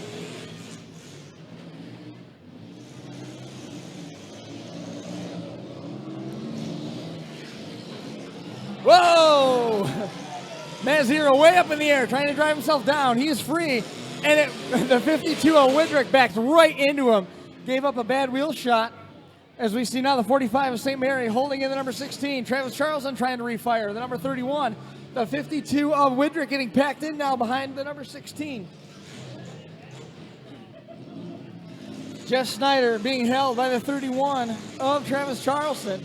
Now forced to hit his own teammate just as he tries to get himself free. Starting to stack him up against the wall here. This is a black hole, Dan. I don't know if you've ever had a chance to drive at this track. because I've never seen you do real well and last very long when you run here. And you see these guys getting packed in here a little tight. This is a black hole, this bottom corner. Happens to a lot of guys. You get down there, and it is very, very hard to get out. Yeah, there's nothing worse than a hole in the middle of a track. It seems like it sucks you right in. You try to concentrate on staying out of there, but it seems like you always find a hole. Brett Relia down there telling him to back off, trying to give him a shot to get free. And it looks like the 52 and the number 16 have become stuck together. Here comes Travis Charleston. Well, he keeps packing them in there, though, man. That is a well-placed shot right there. Wheels, tires, axles, trying to knock the front drive out of the number 16 with the number 52 already pinned in. The goal is to eliminate the 16 first and force the 52 of Woodrick out on time. I'll tell you what, Charleston's in the driver's seat right now. He's got all that track and got him right where he wants him. Many-time over champions at the Malone Fair up in Franklin County. The 31 of Travis Charleston and Jamie St. Mary in the 45. His brother Joey St. Mary winning in the past. Matt Zero doing very well up there in his own right. So sand growing thin in the hourglass. That's it.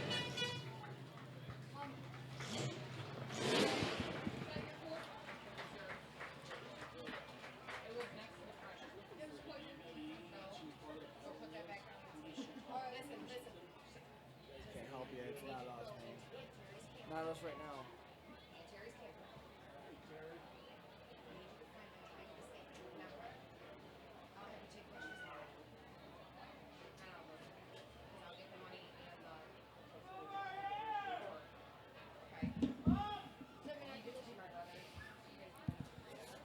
Remarkable run by Team W Body, now joining Team Track Shop Boys. You look at those W bodies out there, they're still pretty straight, too. So basically, they just have to go back there and buff the paint, and they'll be ready to go. Yep. Travis Charleston, they'll tack weld that back corner back together, but I don't think he's really got anything to worry about. It didn't seem to affect his progress whatsoever as we see Travis there in the middle of the track in the black shirt, stopped next to Matt Zero's car. Matt Zero taking his shirt off down that track side. It gets hot inside those cars. Yeah, it's actually, it got clouded up here, and nice, cool run for the cars, help them run a little bit cooler.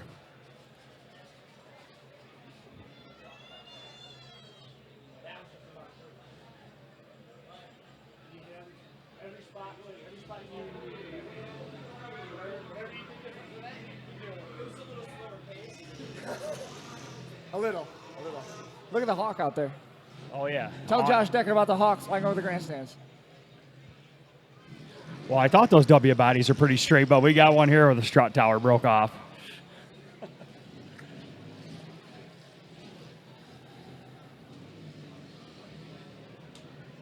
All right, so we had a good look at the strut tower. As Dan Bolton just alluded to, let's take a minute.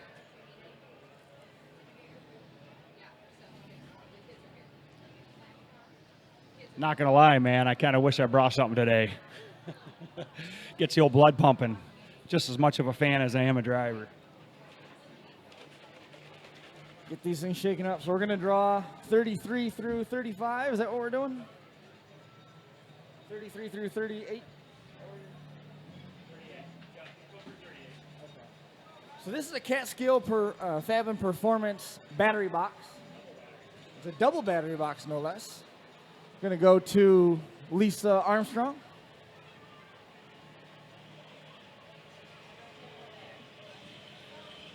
And a steel compact gas tank from Smith Welding to Patrick Malloy. So we're only about halfway through the door prizes, if you can believe that. There's a ton out there. Buell coming away with the sports chair. That's awesome. Josh winning, buddy. Custom derby car from Sticks Customs. Is that what I read on the board there for David King?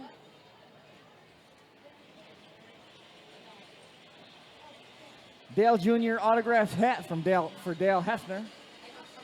And rounding out this round, oh, this is the saw blade. This is cool. This is number 38. Goes to Buell. You sure that ain't rigged, Chris? Doing that round. Let's send it back trackside to Josh Decker.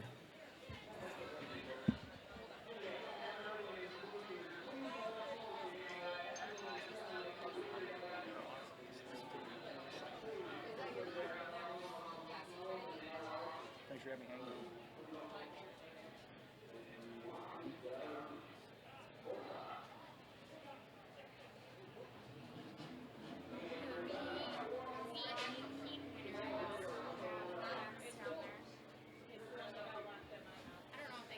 Josh, I'm going to walk on you for a second here. Just hang on one second. The V8 Heat winners have plaques ready down at the bottom of the announcer stand or at the trophy table. Plaques for the V8 Heat winners are at the trophy table.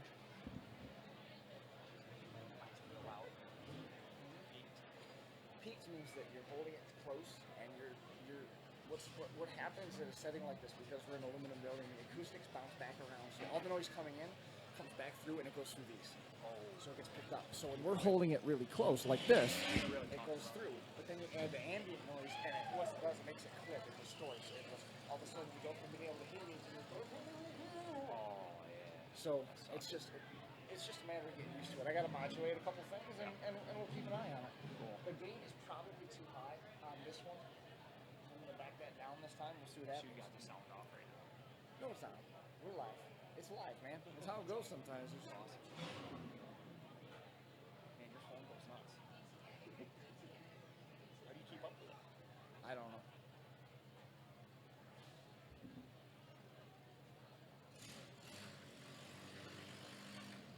But it gives me it's constant updates of what the stream's like.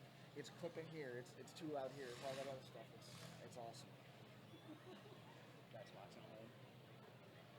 It works. I don't necessarily love it all the time, but it works. It helps a ton.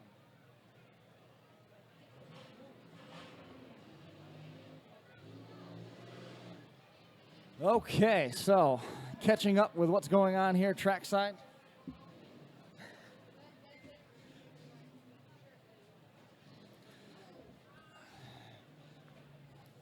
Qualifying heat number 3 pulling out onto the track. These are a couple friends, basically teammates. If they had made their way onto the track in the feature, they'd be running together. Unfortunately, the draw has put them against each other for a chance to get into the feature. Negative Impact. We'll go through the lineup for Negative Impact first. Maybe.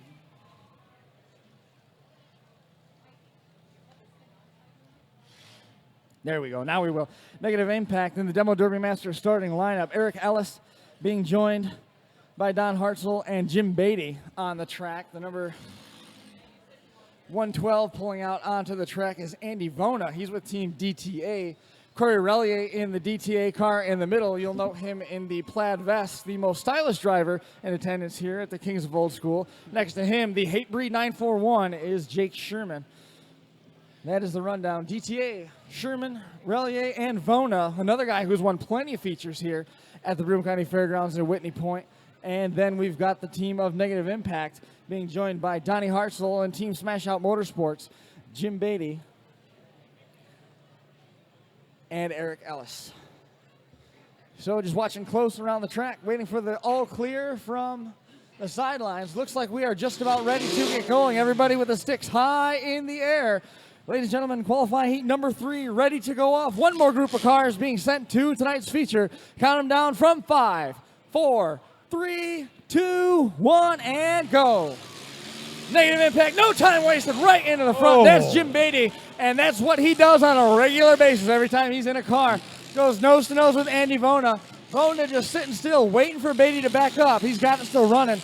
Vona knows how to build with these cars, so that is not that big of a deal for Andy Vona. No, he's calm and cool in there. You see him, he's just waiting. He loves running cars with sunroofs, too. Jake Sherman backs up to the blocks, nose to nose with Negative Impacts. That is Donnie Hartzell. It's Corey Relier with a shot on Donnie Hartzell. Eric Ellis now ganging up on the Vona number 112. Ellis still chasing him down.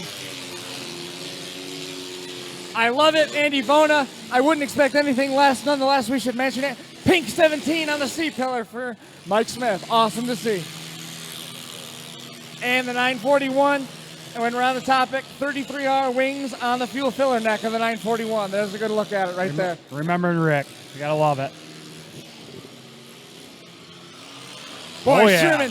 Sherman had a freaking beautiful shot on the right front of Jim Beatty's car. Right now, Donnie Hartzell, he's got Vona lined up. Vona didn't even see it Boy, coming. another hard Vona has shot. some front end problems. Front end pulling apart on the 112. It looks like his left front wheel's in trouble as well. Jake Sherman backs into Eric Ellis now, the 941. Hartzell. He's pigeon-toeing the left front wheel hard, Vona. What a shot by Sherman. Hitting the back of the Eric Ellis car. Look at the two hood-mounted fans on the DTA car. I saw that. That's pretty cool. I've never seen that.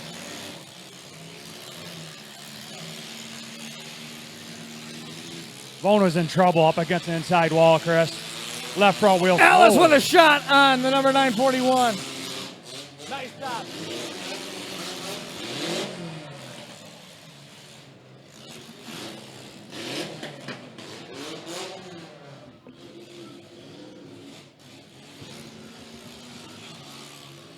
And now, Relier unhooked from the back of Jim Beatty's car, but he's got his teammate Don Hartzell wedged right in the right front corner of his car. Sherman out there, a man on an island, as he tries to work his way through the two negative impact teammates. Donnie Hartzell trying to follow him in this, looks like that might be a Camry, or excuse me, a Century. Eric Ellis trying to get a little bit of room to work with the DTA team. Now left down to the number 941 of Jake Sherman. Here comes negative impacts. Hartzell gets hung up on the Beatty car. Ellis trying to hold Sherman in. Sherman being very patient now in that 941. Backed it up. Shouldn't have got the reverse gear. I know he hated to do it, but he had to try and get himself free. Put it in reverse. Use up a little bit of the real estate that he did have to work with. Now he's trying to find his way out of this jam. Holding. Long clock being given to Ellis in this hold situation. He's got to back it up. There he is. Ben Haas right on top of him along with Mark Benjamin. Both telling him back it up a little bit. Sherman gains about 3 feet out of it. Breaks the stick down in frustration. It's a classic team driving right there. You got one guy holding and the other one pounding. That is not a happy Jake Sherman in that number 941. Being held in by Eric Ellis, but hey, teaming is the name of the game. As he gets out of the car, engines are off. Let everybody give them a round of applause. Probably the fastest compact heat that we've had so far. Yeah, that was quick. That's amazing how fast these guys are making jump. What an exclamation point that heat started with when Jim Beatty pulled the trigger and went nose to nose with Andy Vona, and then we saw a little bit later on the left front wheel beginning to pull out on Vona's car. And right now, it might be the only thing holding it in is the driver's door of Corey Relier's DTA car.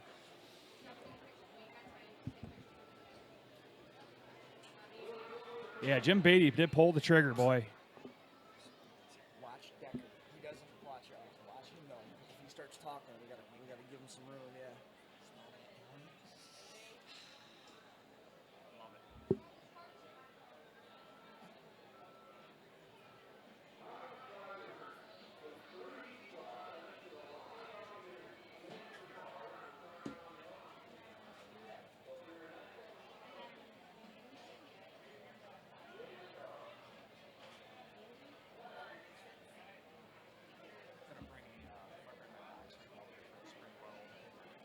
Hang on.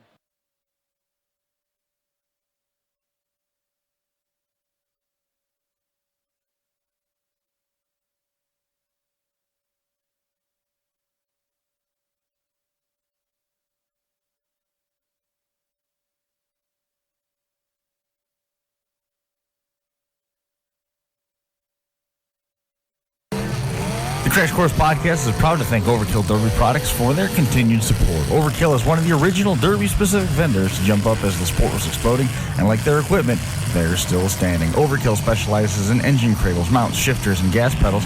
Overkill also remains one of the only sources for Chrysler and Mopar engine armor. Jump online, check out Jeff at Overkill, tell them you heard about Overkill on the Crash Course Podcast. That's Overkill Derby Products at overkillderby.com.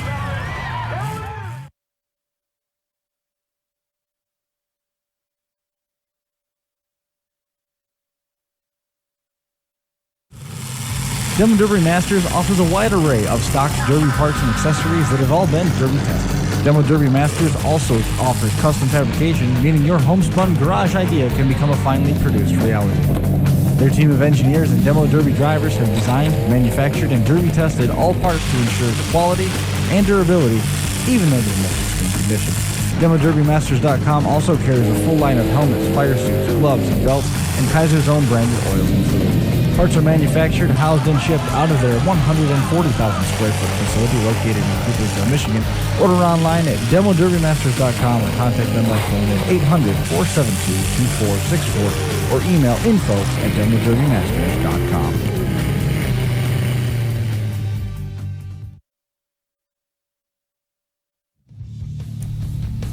Chaos in the Valley is on deck for October the 24th. JPG Towing and Jason and Penny Shipe ready to host the annual Tom's Brook Volunteer Fire Department Benefit Derby coming up this October.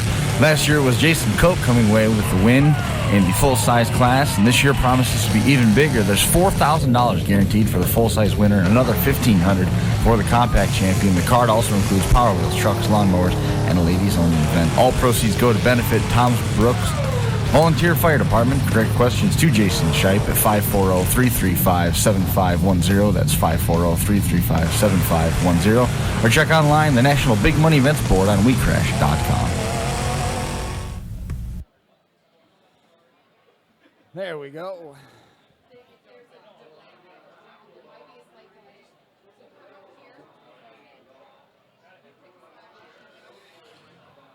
So Josh was quiet the whole time that we were in commercial, and now he starts talking when we come back.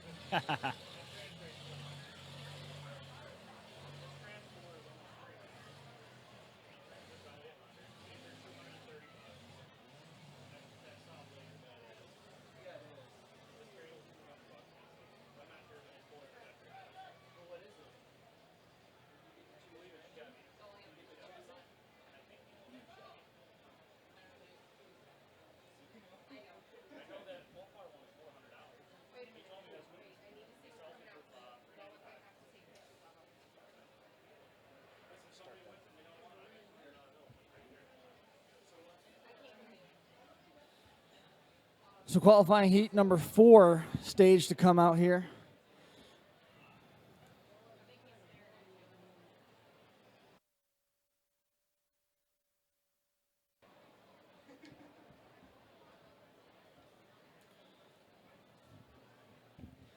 So we see a little bit more water getting put down on the track.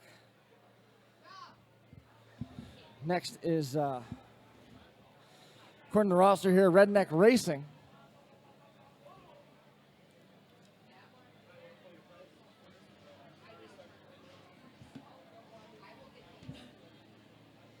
Kyle Spear is going to be out there in the number 13X. He's going to be a fun guy to watch. He usually drives pretty aggressive out there. So we're going to have Robert Vertel, the number 88, Bill Miller in the number W2. He's got the blue and white car that's scheduled to appear. They're going to be going head-to-head with Team Rage. That's the orange car. Charles Bossert in the Hater car, orange and black the color. Samuel Bossert in the Rage car. And Devin Schaff in the DV8 car, literally D, V, and 8.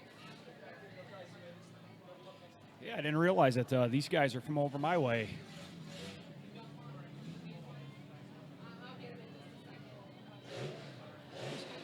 This Ford Taurus is a good car. You know how to build them. Pretty tough cars. You want to pull some?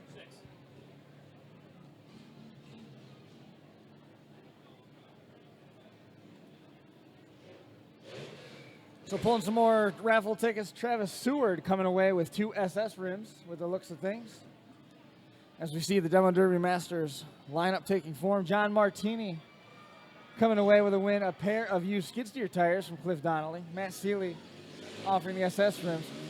3 boxes of ammo from Brandon Clark. Matthew Seeley winning those. Stainless steel Catskill Fab and Performance tank donated by the Hartmans goes to John Sprague. A new trash pump for Dale Hefner. And a 220 AC unit for Ron Cook.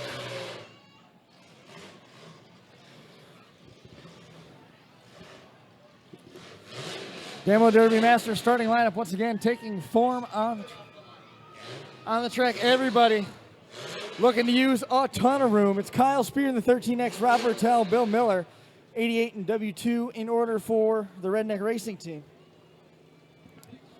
And then the Team Rage crew, Charles Bossert, Sam Bossert, Devin Schaff, in the orange and black colors, and the Hater Rage and Deviate cars.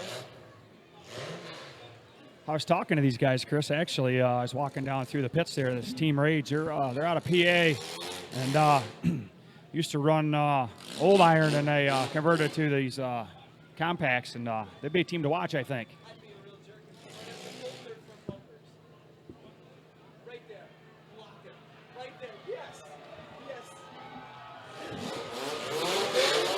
Chessman, just letting you know, it's going to get pretty serious right here at the start. That's blocking 2 cars in with 1 move with the Hater car. The chess match has begun. Charles Bossert blocking in 2 of those cars. We are ready around the track. Ladies and gentlemen, help me if you would. Start with 5, 4, 3, 2, 1, and go.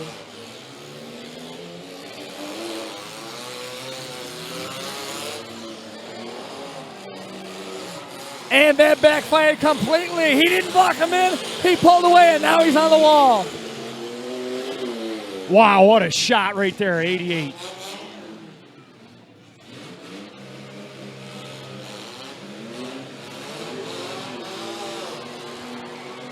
Kyle Spear now trying to get back in on top of the Hater car. Charles Bossert has a trunk full of Kyle Spear right now, as we see the Redneck Racing 88 and W2 wedged on top of the Team Rage entry driven by Charlie Bossert. Boy, he made it off the Jersey barrier. Look out. Another big shot delivered, flattened the tire right away. That was the number 88 of Robert Vertel. Return the favor on the W2 is the Deviate car. Deviate driven by Devin Schaff. The Rage car breaking free now. Charles Bossert getting out.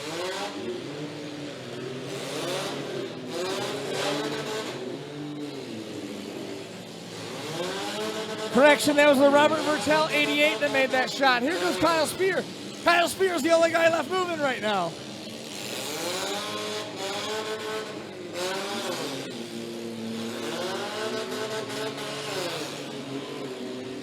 Fluid pouring from the nose of Kyle Spear's car. He's merely got to wait this one out. Looks like he's got some steering trouble developing as well in the 13X. Sands running low in the hourglass for Team Rage as Kyle Spear sits with a target acquired if needed. Stick goes down off Shaft's number Deviate. Stick already off Charles Bossert. Looks like the stick might be off the Hater. 60 seconds left to expire. It doesn't matter. The only 3 cars left are the Redneck Racing cars. Throw the flag. We are all done. Just to reiterate, we missed it. We are all done. There is 1 team left. Team Rage has broke his stick. He's all done.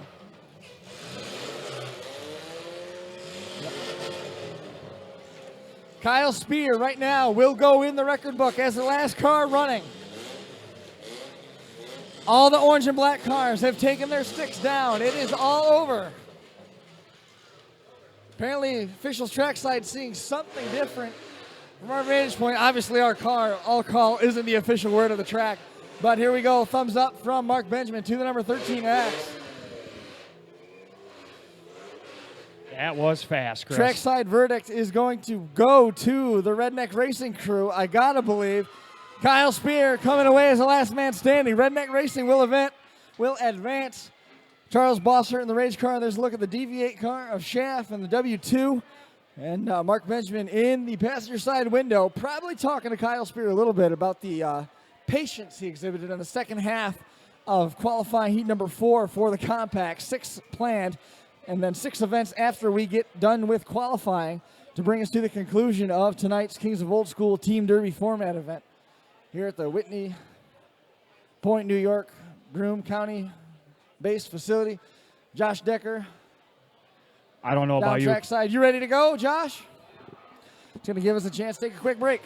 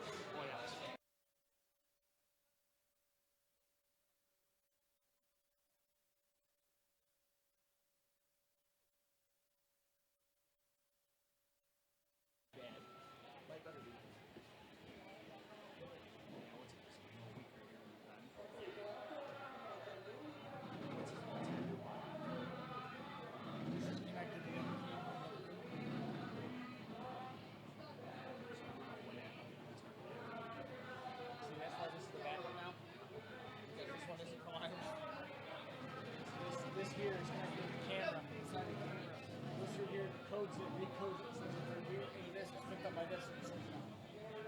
And if this doesn't work, it's useless. And you're getting awesome feed here by the sounds of it. It sounds like everything's perfect watching on that. A lot of these places you go do this, you probably have good internet service half the time. It's better than probably. Why is it such a better feed here? I wonder how that just makes sense. Oh, you draw my name out of that film. I've got $100 bill in there, man. I never went over. Trackside once again presented by E2 Demolition Derby, Sliders, Overkill, Derby Products, DerbyParts.com, Blizzard Bash, Shenandoah counties, Chaos in the Valley coming up here October the 24th. Tons of folks helping make this thing possible. Coming to you live free on FingerLakes1.tv. Enjoying this show.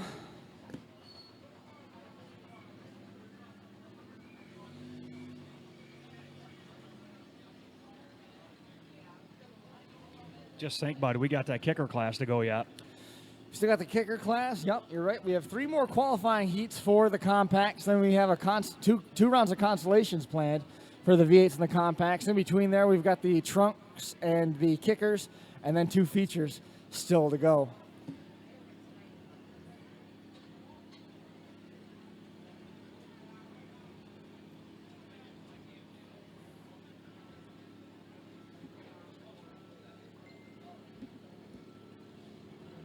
Cardinal rule.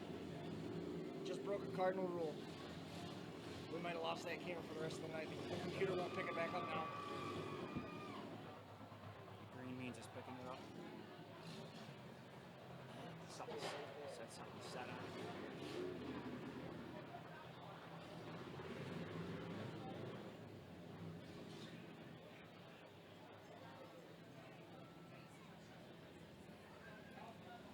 It's back. That's the other camera.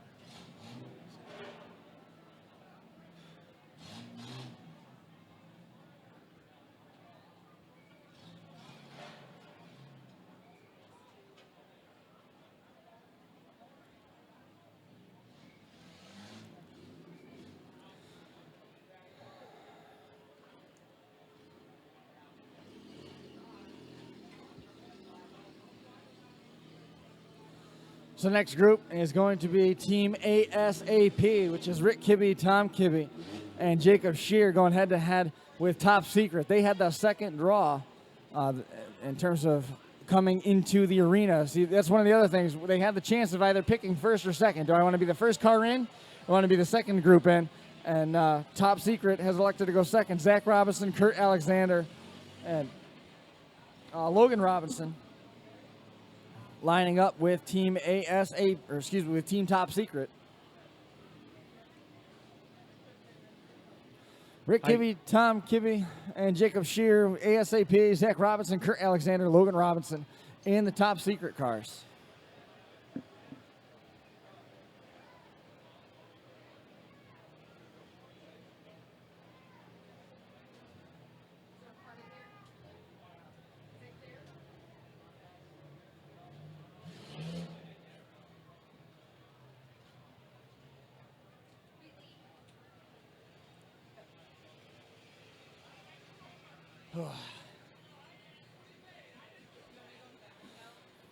Once again, doing just a little bit of track maintenance here as we get ready to go. Walk you through that lineup here one more time. Once again,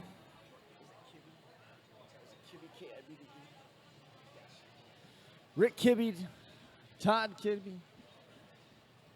Find where they are on the page here. And Jacob Shear in Team ASAP, Top Secret. Electing to move on to the track second in the order, Zach Robinson, Kurt Alexander, and Logan Robinson.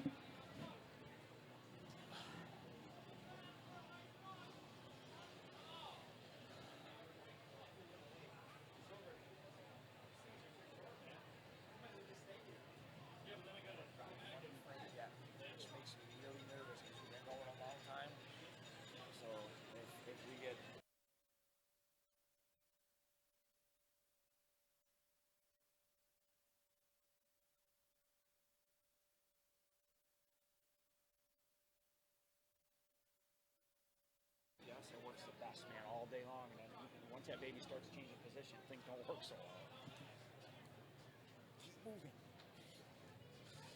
Couple more raffle tickets so we can. These are the good. These are the good ones. So what do we got now? What are we giving away here? Transbrace going to Nick Smith. A used transmission protector going home with Zira.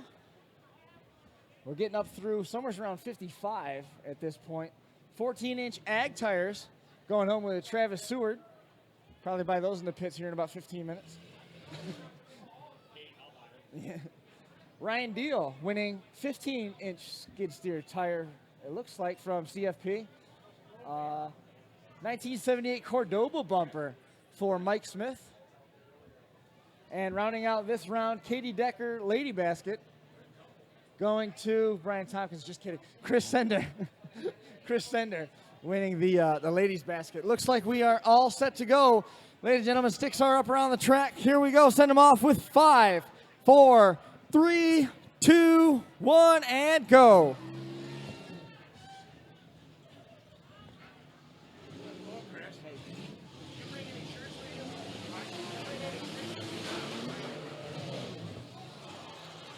Whoa, what was that all about? Something 71. happened to Gambit in a bad way. Rick Kibbe bounced it right on his nose there for a second.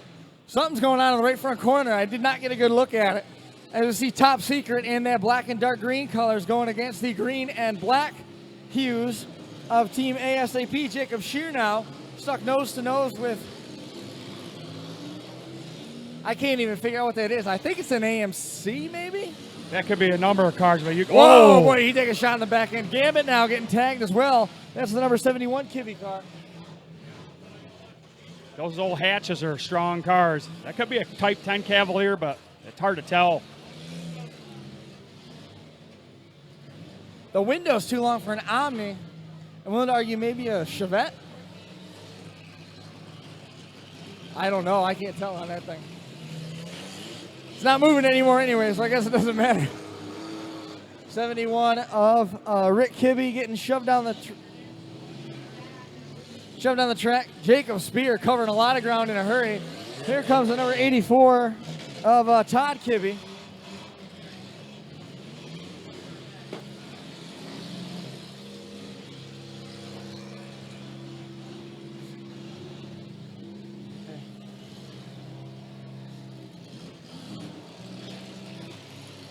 Gambit just got busted in the back end. Look at how much it turned that right rear corner. Really took a bad shot from one of the Top Secret cars.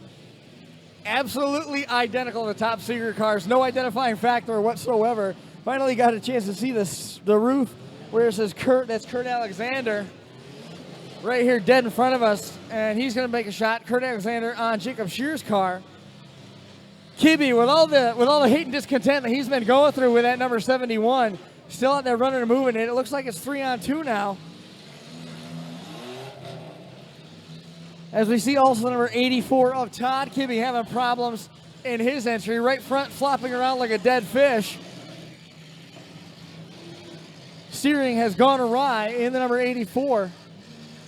Jacob Shear content to just wait out this nose-to-nose battle. Not even spinning his tires, letting the other guy burn up his transmission.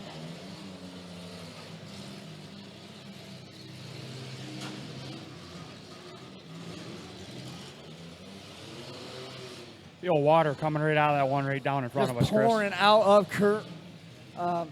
Just said his name a moment ago. That is Kurt Alexander's car. Oh, just yeah. dumping water out of the front of it.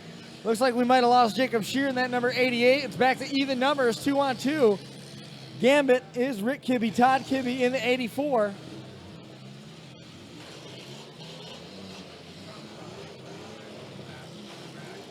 Boy, these guys are strategically putting wheel shots on right now, picking the shots.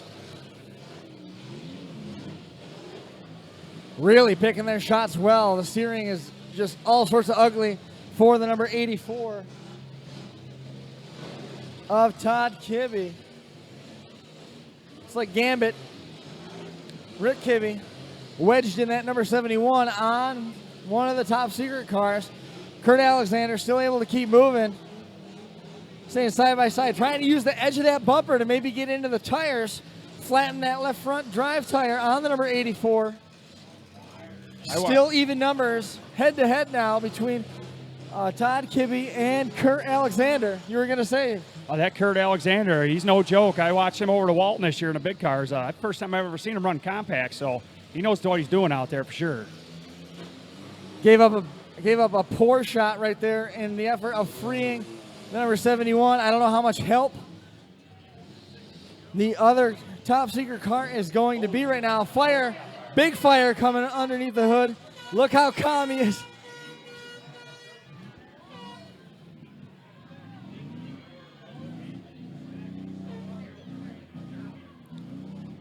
Quick intermission as we see a fire under the hood.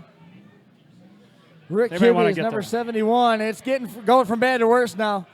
He reaches over. You see him right there. He was real calm when that fire first started. He just shut the engine off, no problem. But then you saw when that fire reignited, oh boy. They're doing some serious surgery on that one now. This red flag brought to you by Reckless Abandon Derby Gear. Reckless Abandon Derby Gear, your Northeast choice for demolition derby apparel. And the pump in the water to it, it looks like after the fact he reached over, it looks like he shut off a fuel pump.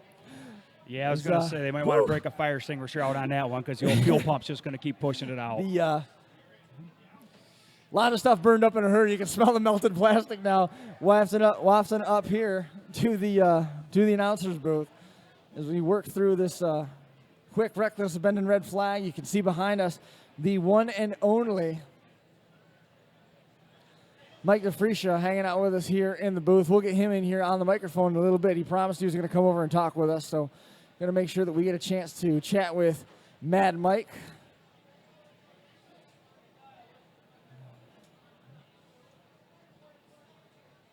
Yeah, driver didn't seem to be too worried about that. He was just sitting in there hanging out, waiting for the fire department to put fire out. Once again, this is a Reckless Abandon red flag fire cruise. How about a big round of applause for the Whitney Point and Kilowog Fire Department. Haven't had to need their emergency service a whole lot. Did a great job helping us knock that dust down, but sure enough, this time we needed them to go assist that number 71 of Rick Kibbe, get a fire put out under the hood, ready to get back underway with one of our late rounds of Team Compact qualifying.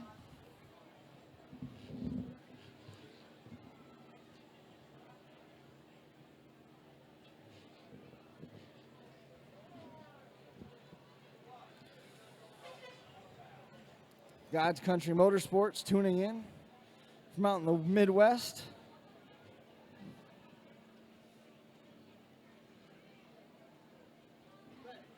Looks like we are all set to go. 3, 2, 1, green flag.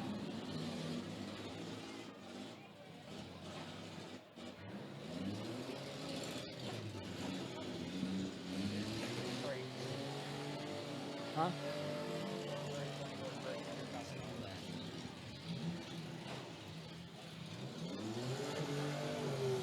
Brings us back to being 2-on-1 with Top Secret.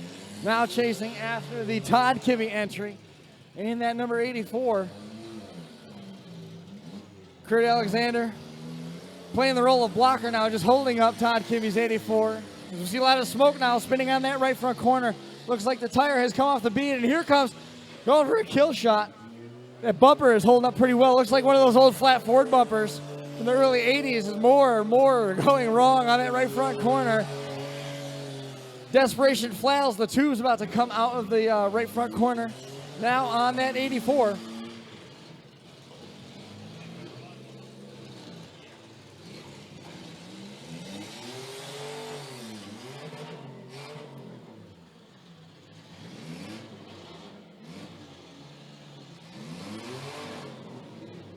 Looks like the 84 may have broke something. Yeah, there's trying to find drive right now is the number 84. He's working on the column. Top Secret just biding his time at this point. Here comes Kurt Alexander. Just wanted to fix a little bit more of that radiator in the pits. That's all he's hitting with. The bumper has right side axle broken on the number 84. Fingers under the chin, stick broke off. That's going to send Top Secret into the main.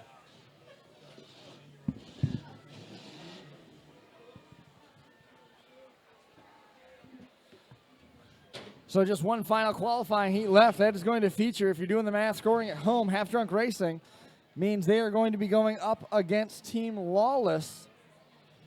Jerry Harmon on the track with Sheldon Whitman, Nolan Carlson, and then Bob Smith, Jeremy Smith, and Brian Ulrich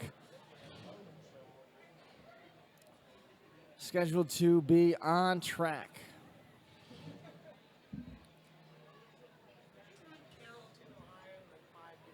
I did. You remember that? Oh, wow. Yeah, I ran there and I retired. I retired shortly thereafter because my wife was pregnant, and I didn't run for like 5 years, and then came back last year. Yeah, that was fun down there. Yeah, it is fun. Yeah, that was a nice show. That was King, I think. Yeah, smashed it. Oh, they canceled that due to lack of interest. That's awesome.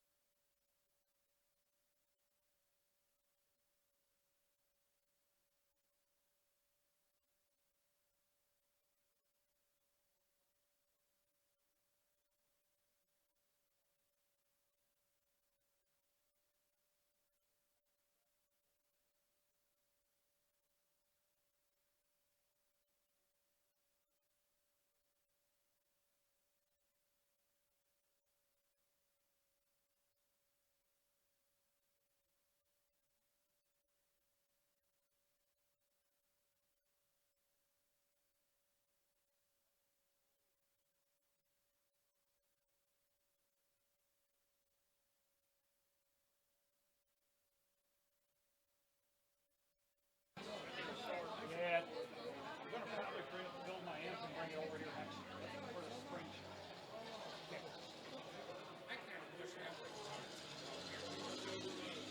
How do you have any energy left? I don't. I'm finally done. I got it. Dude, somebody jumped the gun on that point system, man. That's why I posted where I'm like, I thought I had it. Legit, you think? Was it legit? How it all Got some more raffle tickets to give away for everybody that's tuning in here in the grandstands. Listen for your name. We got 15 draws left. Then we've still got a separate draw for the 50-50 for the fire department. We've still got a separate draw for the raffle cars. I mean, tons of stuff being given away here.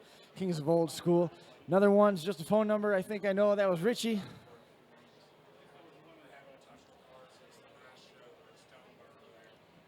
I think that says Andy something. Household treasures for Richie Predmore. Andy Pope. Andy Pope winning a CFP, Catskill Fab and Performance Transmission Cooler. Next is Chrome Mopar rims for, looks like Rand. Travis Smith donating some FTM axle savers. John Sprague winning those. And looks like the Derby Life saw blade. And I'll tell you what, this thing's awesome. If you haven't had a chance to get down there and check that out. Pulling the ticket for that one. I can't really read the handwriting on that one. Ryan Deal donated that. That was from Ryan Deal? Okay. I'm guessing Wendy Benedict on that one? All right. Awesome. Next group already prepared to come out on the track.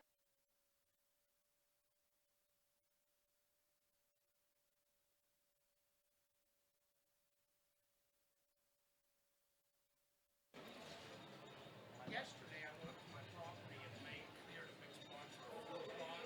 That's what I won was that food spot down there. I was like, that's what I did yesterday, man. Kind of worked out.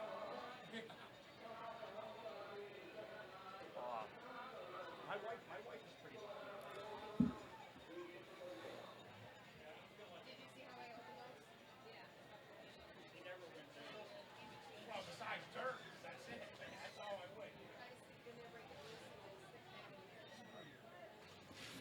had to deal with some non-public housekeeping is what we had to do there. One of the reasons why we muted the microphones temporarily.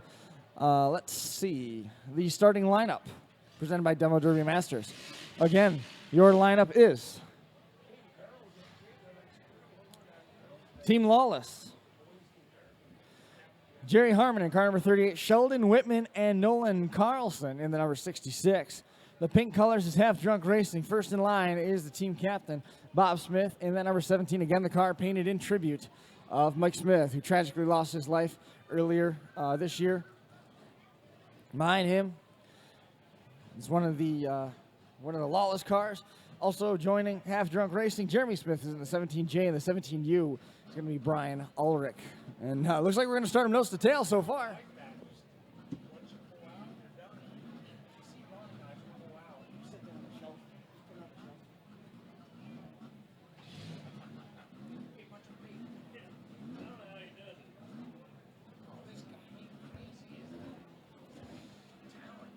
So, turning into a four-cylinder freight train here. Look at Jerry Harmon out there directing traffic for the 4MK of Sheldon Whitman, trying to get him in the right place. And there is Bob Smith, team captain. Listen to the cheers for him running that that Mike Smith tribute car. Before we get this thing ready, how about one more round of applause for all those fallen drivers that we mentioned a little bit earlier, ladies and gentlemen. Thank you for remembering them. A couple of people remember them. Thanks a ton. Flags up. Looks like we are just about set to go. Josh Decker still over there politicking as we go. It doesn't matter what he thinks. The rest of the flags on the track ready to go. Start with 5, 4, 3, 2, 1, and go. Whoa. Bad move right there. Backing up off the line. Jerry Harmon. Boy, power shifting it. Did you see that? Yeah, I saw that, buddy. A lot of chatter in the front end of that car. Jerry Harmon trying to put him over the wall. Good camera work by Tommy Robinson here, helping us out all afternoon. Big thank you to him for coming in last minute. Big wheel shot delivered by Mike Smith right there. You're coming into your living room. Bob Smith backs up. You're going to do the same thing now to Team Lawless. Other entry, I believe the 55 is... No idea. Nolan Carlson in that 66. Boy, bad shot to take right there. Hood buckled right up as the back end totally clearing the bumper right into the core support of the 4MK of Whitman. Harmon is an absolute animal out there, going end to head, about to get a hit from Bob Smith. Bob Smith didn't get the shot that he wanted, nonetheless making contact. Harmon now chasing him down, trying to, there he goes! Right over on his lid. Jerry Harmon with the first rollover of the night. Jerry Harmon, the first guy out of his car on the scene, down there making sure Bob Smith is okay. This obviously going to draw a quick red flag. Everybody out there on the scene and quickly putting him back on his wheels. Probably the fastest rollover you ever seen, Chris. Everybody out there cleaning their cars. There was a 17J of Jerry Smith also exiting the number 17J. So how many fans did Bob Smith just win with that?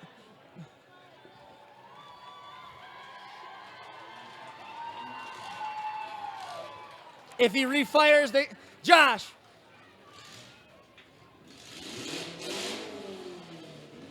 That kid has lost his whole boat right now. Oh, man, that's got to be an empty feeling in your stomach when you get going over. I suppose we should let Bob Smith keep running now that he's on all four, right? They can't hear anything in the grandstands. All right, let's count them down. Start with... Sticks are up. 5, 4, 3, 2, 1, and go. Bob Smith, he's got to get that thing cleaned out before anything. He is. It's going. Boy, Harmon puts a shot on the 17J of Jeremy Smith. It actually broke him free. Now Ulrich also getting free in the 17U. He's trying back. to return the favor. Look at the whole hood just peeled off the number 5 of Harmon's car. No, that is the Team Half Drunk is driving mad now. Wow, this is awesome. Look at the whole hood was just ripped off that car. Here comes Harmon going right back after him. Red flag, stick trying to be broken off now. Red flag out on the track. Never even got the graphic changed back over to qualifying. We're back under a reckless abandon, red flag. Second stoppage now as the whole hood and fender assembly came flying off of what I believe to be the Nolan Carson car. Jerry Harmon's still out there doing damage in that car. He's in the automobile with the sunroof. Bob Smith, Jeremy Smith, Half Drunk Racing, Brian Ulrich joining them, the 17U, all of them still in the mix. I believe it was the Carlson car now that lost the hood, who has broken his stick off. Problems eliminating him from tonight's competition. Also problems for the 4MK of Sheldon Whitman. There's a good look of Sheldon Whitman. Dan, he took that shot and it got up over the bumper, and that was the beginning of the end for him. Yeah, I tell you, once you think you've seen it all, and then they just keep pulling out these shots. I mean, whole hood fall right off in the middle of the track like that. Sticks are up around the track. We're ready to get them loose one more time. Let's start with 3, 2, 1, and go. Go. Green flag. Go.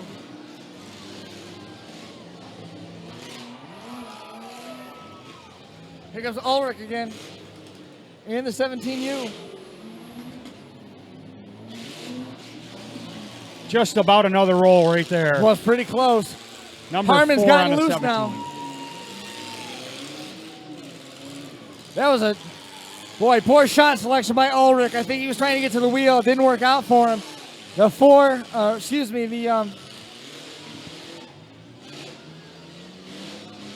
Carson in the number 66. He is all done and out of it. He took his own stick down. So it is 3 on 2 right now with problems for 4MK continuing.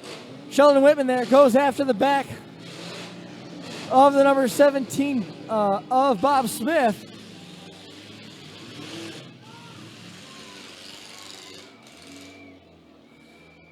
Another red flag coming out.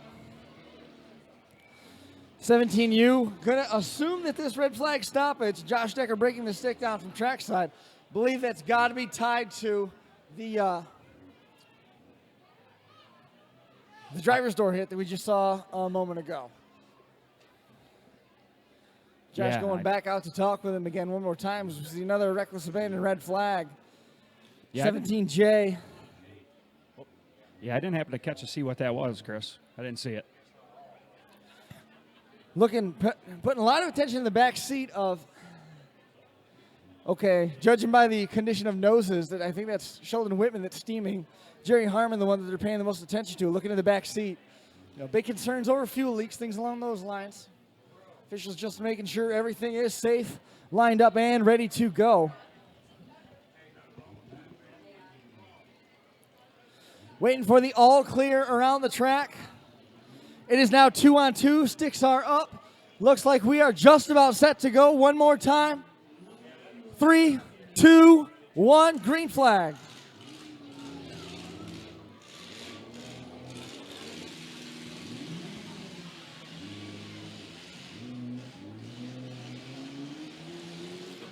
Sheldon Whitman with a hard shot. That knocked the left front tire all over the place on the number 17J of Jeremy Smith. Whitman trying to get going one more time. Good shot, but it was only one. Couldn't line them up in sequence. Jerry Harmon now trying to get going.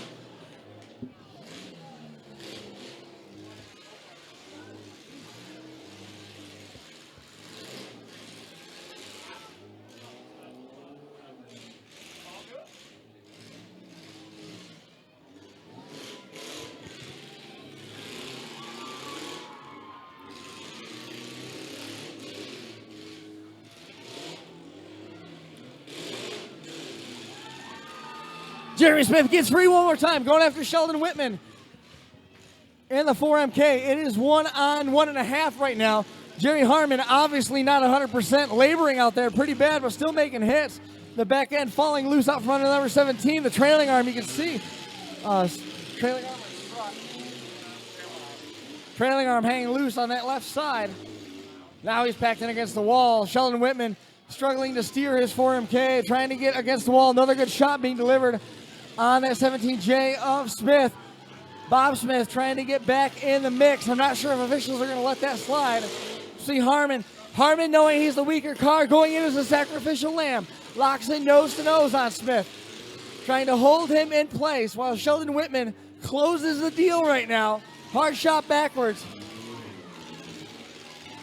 Fighting for a lot more than just a feature qualifying spot is Jeremy Smith and those tribute cars to Mike Smith, a pink and green colors. But right now, on the upper hand, it's Team Lawless going toe-to-toe with Jeremy Smith. Sheldon Whitman and Jerry Harmon. A lot of room to work with now for Jeremy Smith. Harmon hung up on the dead car now. Sheldon Whitman caught not looking, trying to get that car to refire.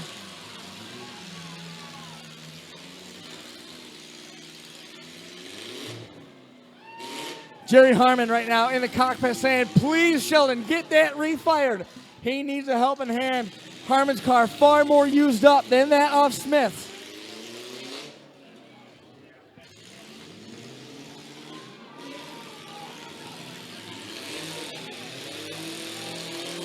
Trying to get there one more time. Harmon goes nose to nose. Steam now beginning to pour from under the hood and out from the wheel wells on the number 17. Whitman dead in the water, trying to refire. Here comes Harmon one more time.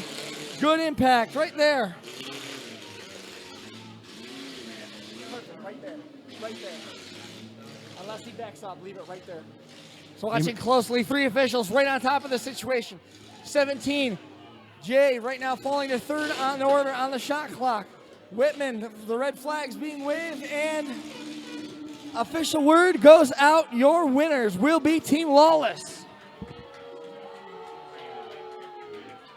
Orange and white cars putting on a show. What a run by Team Lawless. I mean,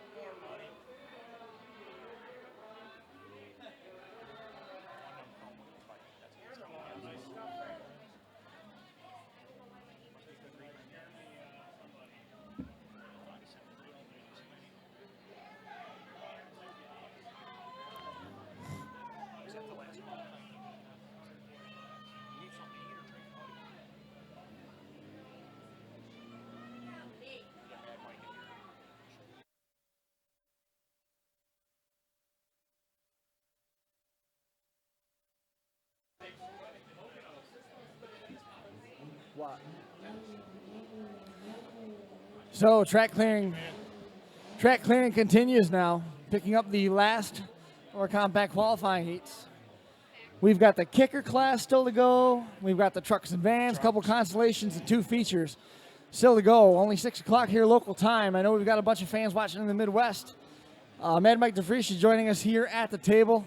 Want to give a big thank you to Overkill Derby Products, overkillderby.com, E2 Demolition Sliders, helping present tonight's Derby action, derbyparts.com, Demo Derby Masters, Chaos in the Valley, Blizzard Bash, tons of folks helping make sure that this thing comes to you streaming free on FigureLakes1.com right here from the Broome County Fairgrounds in Whitney Point. Mike, man, did you bring any parts at all to sell, or were you running behind enough where you weren't even worried about it? Nah, we brought some, just stuff that was pre-ordered.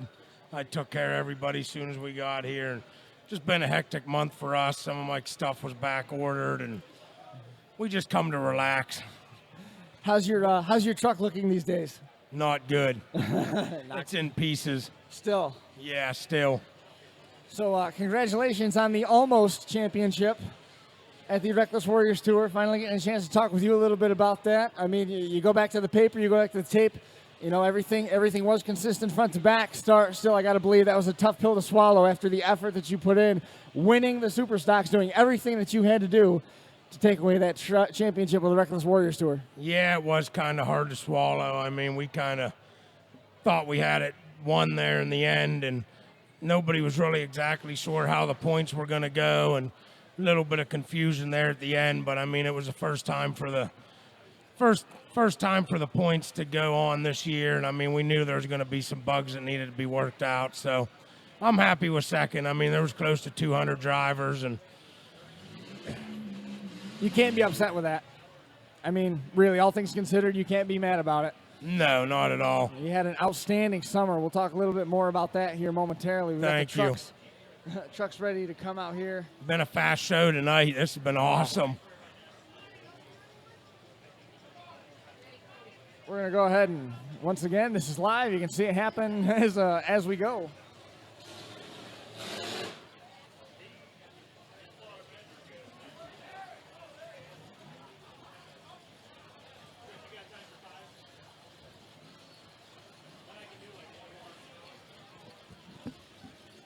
Just trying to keep everything up, man.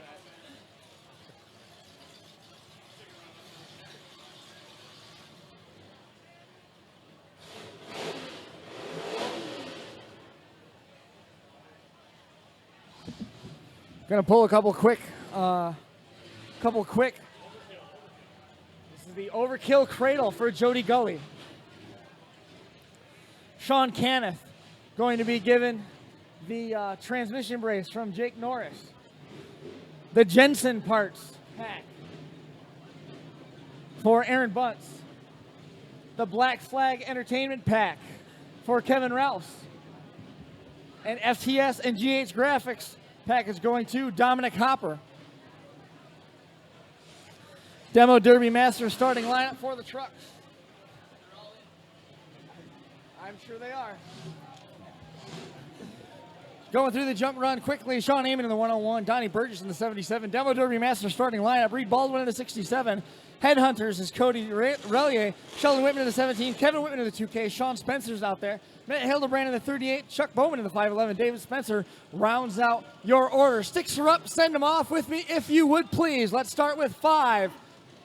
Whoa, whoa, whoa, whoa, whoa, whoa, whoa, hold it up, hold up. No, no, no.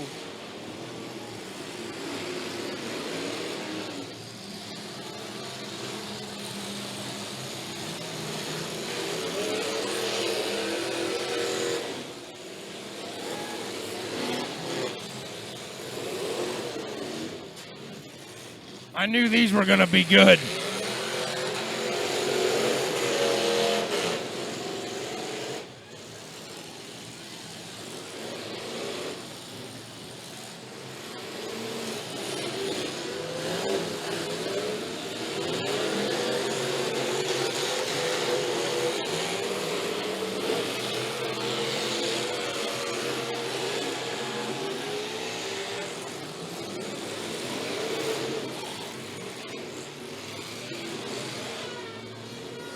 Red flag is going to be displayed here. Red flag momentarily.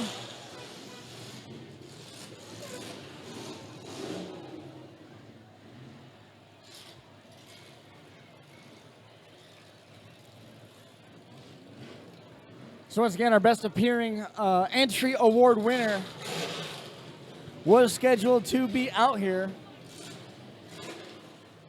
That was the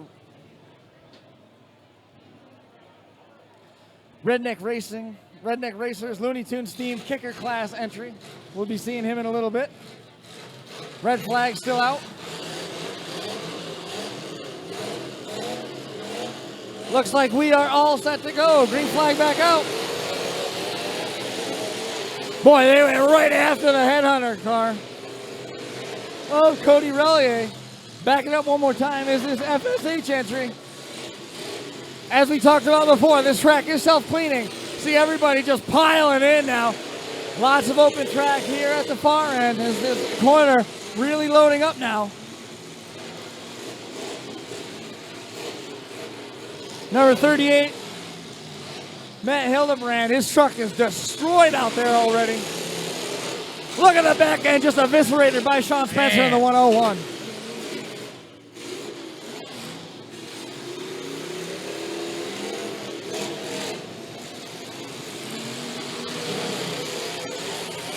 Reed Baldwin in the number 67 goes nose to nose with Spencer. Problems for the FSH truck now. It looks like we might already be down to 4 entries. How fast did this thing go? Nose to nose. What a shot that was. Put Reed Baldwin right on the steering wheel. Here comes Sheldon Whitman now. Sheldon Whitman in number 17 comes through with a cannonading blast on the right front corner. The Riot Maker, bowing the 101 of Spencer the Firewall. Sheldon Whitman, he sees the number 511 of Bowman, backs him in tarred in the corner. FSH able to refire. Baldwin now stuck against the wall, nose to nose with the 101 of Spencer. FSH nose to nose goes right after Harmon. Hildebrand in that number 38 truck almost goes over. 77 is piled in on top of the 17 of Whitman. Whitman hit the 511 of Bowman. Leaving us right now with 3 trucks moving, 1 truck on the clock. Baldwin going to go in the book as 4th place.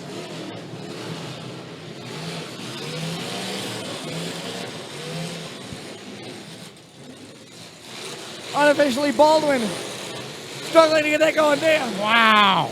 Team Martin over the top. David Spencer, what a drive he's got going in that number FSH truck. Sean Spencer trying desperately to get the 101 refired. Matt Hildebrand, what a story this would be if Hildebrand comes away with the win. Trying to line up a shot and get that thing turned around. The truck limping, broken steering, rocking all over the place. The front frame rails laid right over sideways now on Hildebrand's number 38. Sean Spencer, David Spencer side by side. Right after the 38, throws him on the passenger seat floor now. Reed Baldwin trying to get himself freed. Baldwin just about out of time.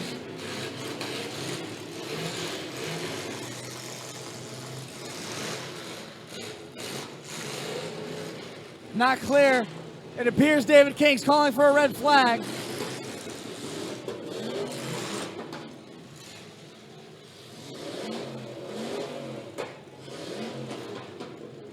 The 77 truck. That is Donnie Burgess trying to get himself free. Doesn't look like Sean Amon is going to be repeating as a Kings of Old School champion, as we see the bumper of Reed Baldwin being removed from the track. Good looking bumper too, as a side note. A lot of blow by now on Baldwin's number 67. A lot of white smoke. Green flag back out. Right back to the whip, just punishing that automobile. David Spencer trying to refire the FSH truck. Sean Spencer. There goes Baldwin, all done. Oh.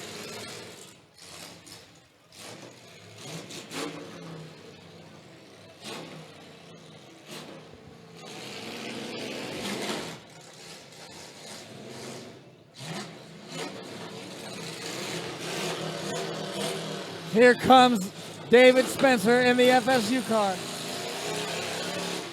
Gonna go right after Sean Spencer. Takes him, puts him on the blocks. That might have been I the think shot he's right done. there. He's put him up I on the think he's blocks. on the wall. Gonna back it up, ready to do it one more time to Deer. Gonna Oh, get damn. him again. David Spencer backs it up.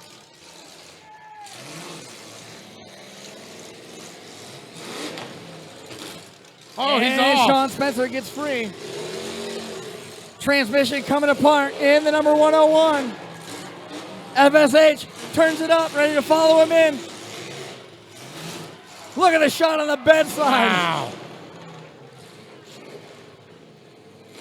David Spencer cannonading his way, hitting Sean Spencer in the 101. All the raw fuel blowing out of the number 101.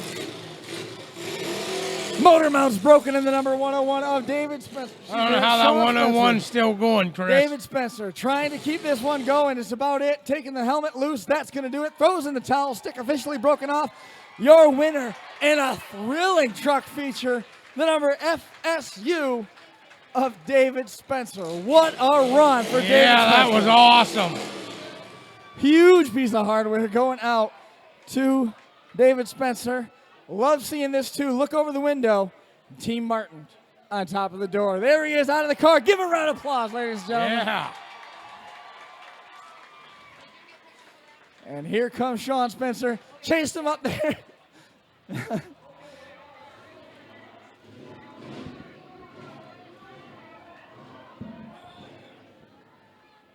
fast up here, I told you.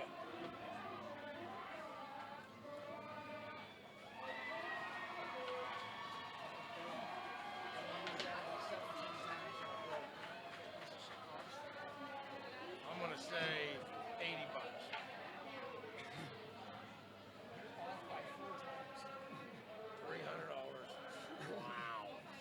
I won't bump it no more.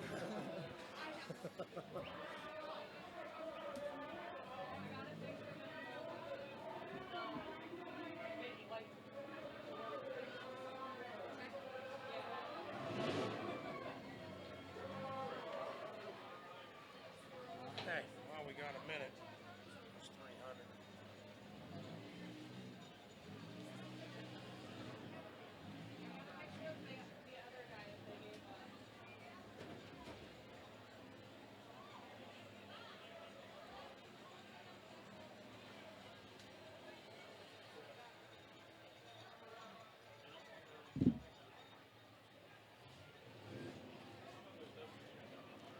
I'll just PayPal you the rest. You want to pay all of it? You guys, so you can buy stuff out there? No, I'm good. You sure? Yeah, I don't like owing. It's just been rough for me the last months. I know. But I appreciate you waiting on me. I'm sure you're waiting on a lot of people.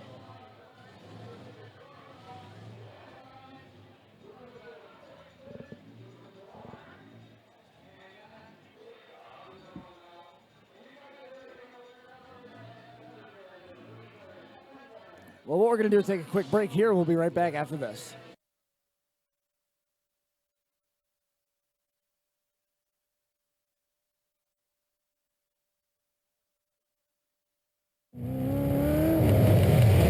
The Crash Course would like to thank DerbyParts.com, an industry leader in aftermarket parts. DerbyParts.com has become the go-to source for builders looking to make one stop for all their derby needs. A proud partner of the Reckless Warrior Series and a title sponsor at the Bash for Cash, DerbyParts.com offers products from the top manufacturers in the industry, including fellow Reckless Warriors partners Brian Neer and Big Rock Derby Products, and performance aftermarket standouts MSD, Edelbrock, Schonfeld, and Samson Tires. Inventory includes cradles, Ultra Bell, sliders, flex plates, pedal kits, mounts, fans, radiators, adapters, tanks, and much, much more. DerbyParts.com truly offers one-stop shopping for builders ready to perform at any level. Go online and check them out from bumper to bumper. You can find it on DerbyParts.com.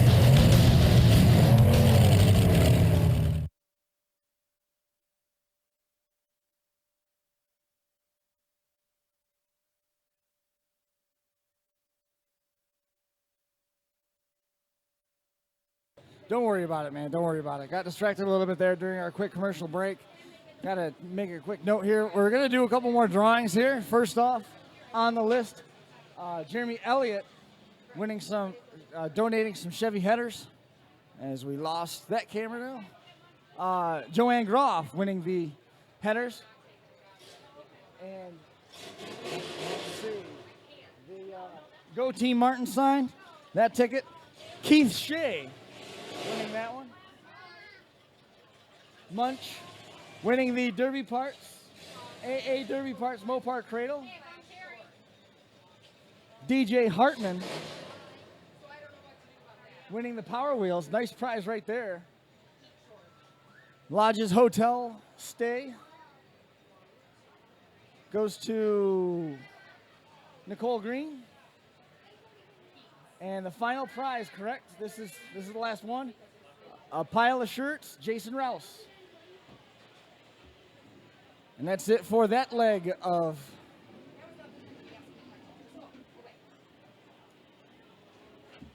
prizes and awards and raffles.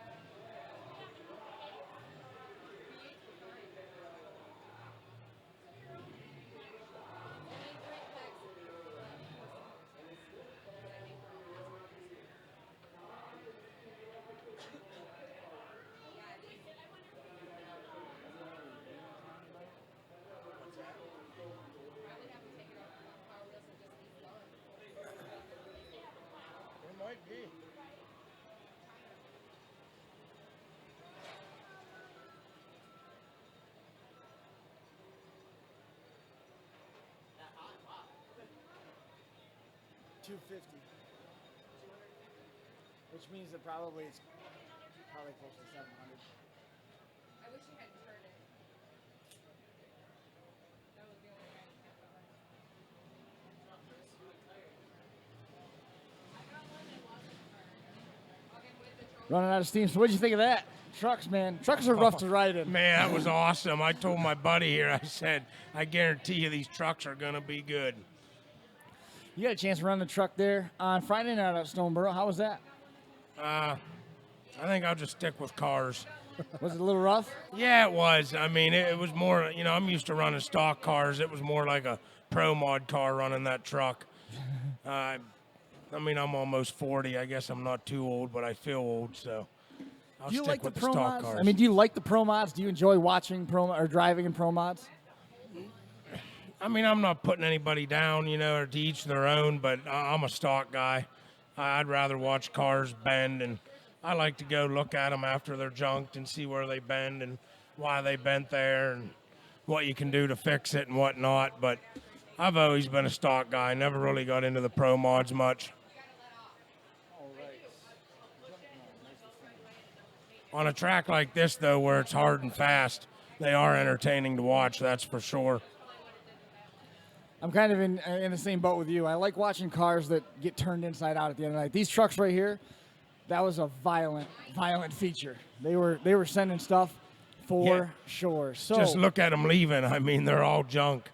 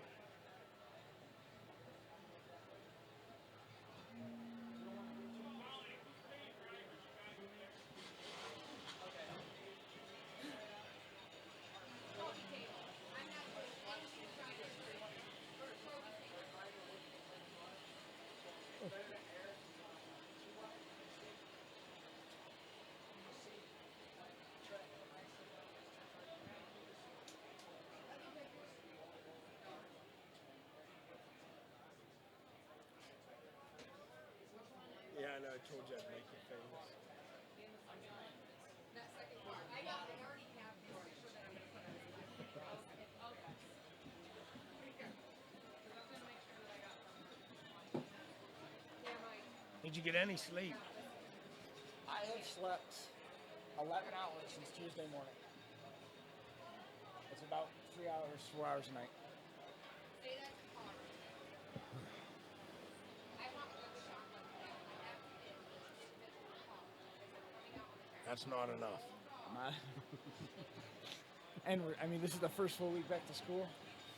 It's been a challenge, but we're good.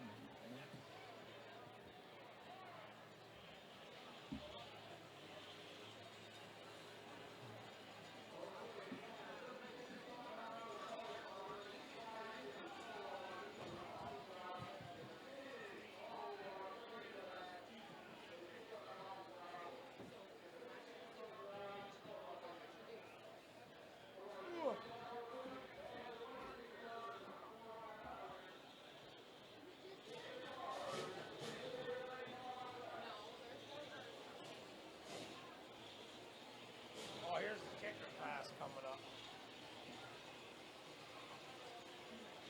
This is going to be good.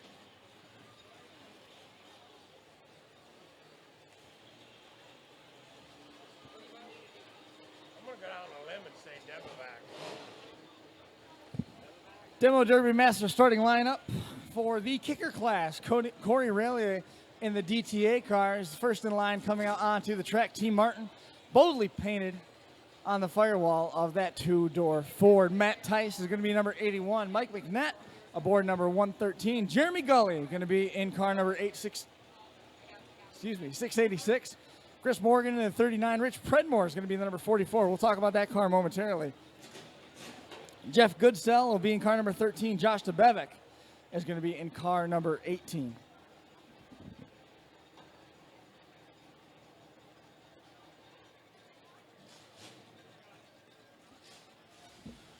Redneck Wreckers, number 13, Best Appearing Paint Award winner, Jeff Goodsell, due out here. Relier in the DTA, as we see some water being applied to the track. Relier backing in. So here is that Ford that we were talking about, Richie Predmore. That Crown Vic has an Imperial subframe stuffed in it. I didn't realize that. Pretty vicious car right there. That changes everything. And this is the Redneck Crazy car, which I guess basically Jeff Goodsell in the Redneck Wreckers entry had to be begged to put a halo bar in it out here in the Pro Mods, because basically that is built less than old school rules. I would say so. He's still got aluminum wheels on the front. Once again, Redneck Wreckers, number 13. They always do a nice job with their paint schemes. You can find them on Facebook, Redneck Wreckers, putting together a beautiful paint scheme, winning the Best Appearing Paint Award with their Looney Tunes themed entry. Marvin the Martian. I like seeing the cars painted up like that, Chris. Years ago, they were all like that. Yours always look like that with the orange on the sides. Yeah. Somewhat. Nice to see, you know, paint up the Looney Tunes for the kids and whatnot.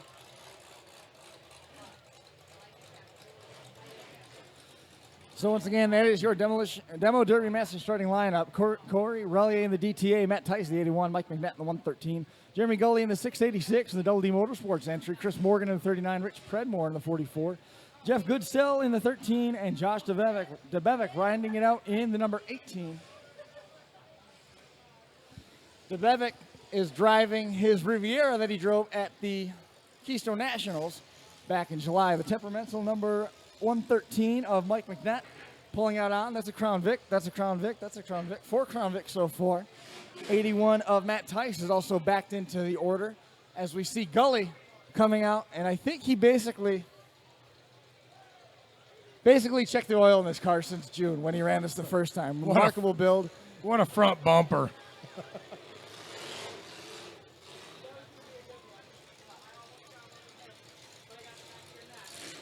I think Jeff Goodsell, the best thing that could happen is everybody hits him at the same time, the car's wadded into a ball, and that's the end of it.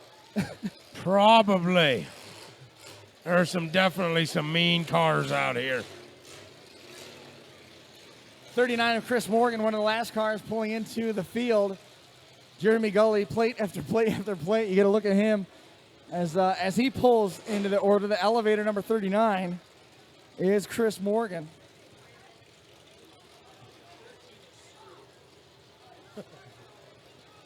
Doesn't look good.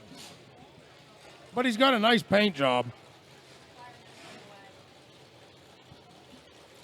Nice paint. The goal is they try to do it for the kids and get the kids interested with a hot-looking car, give them somebody to cheer for. They're going to be cheering for him. That was cool, all the Power Wheels. Would they have 60 of them out there? Yeah, something like that. That's...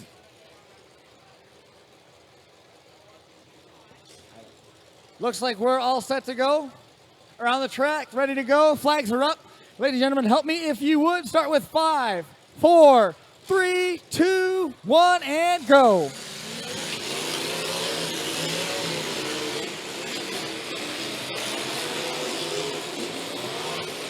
Goodsell went right after Josh DeBevick. It didn't end well for him either. Now they're hung together. Immediately took a shot in that right front corner, flattened the tire, opened the quarter panel up. Gully in the 686 has the wick turned way up on that car, and you see the DTA, he's already doing damage. Morgan getting piled in on top of that number 13.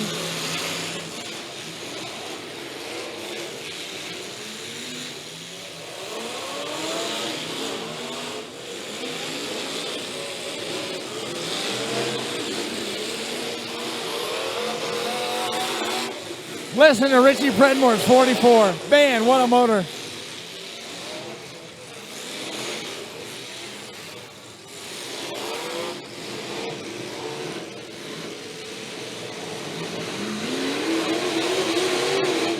Yeah, there's Josh Steppenbach putting a heck of a hit on.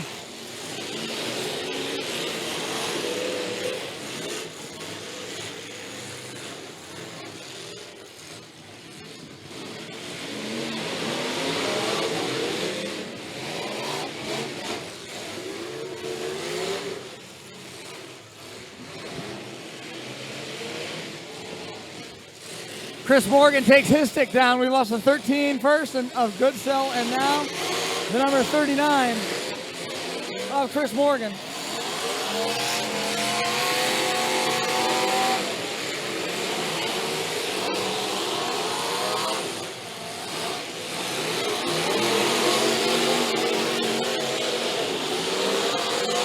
Holy! Corey Relier right up over the wall. Josh Nevevic pops him in the right front corner and sent Relier out of the park. Now, 113 to the 81 have their hands on Gully.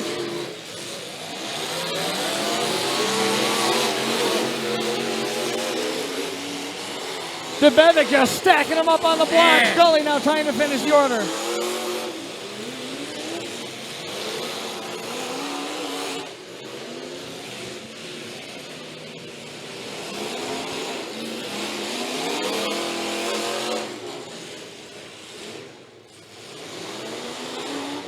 That motor in the 44s.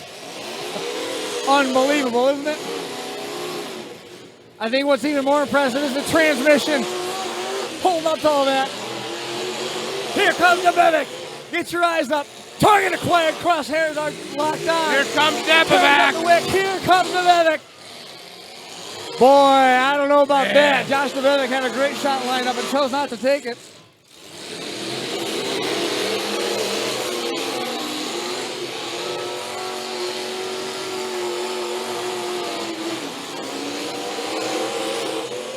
'81 and Matt Tice, the 686 of Gully, locked in a shoving match right now. Nevevic better watch out. Is the number 81 of Matt Tice. What a shot. Nevevic, the back end at Riviera is just absolutely gone.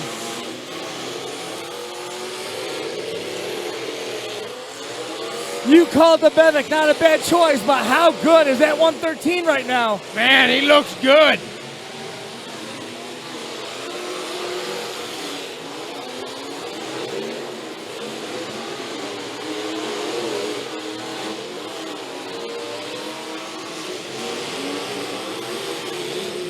Here comes Josh. Yeah. Horsepower getting to the ground right here.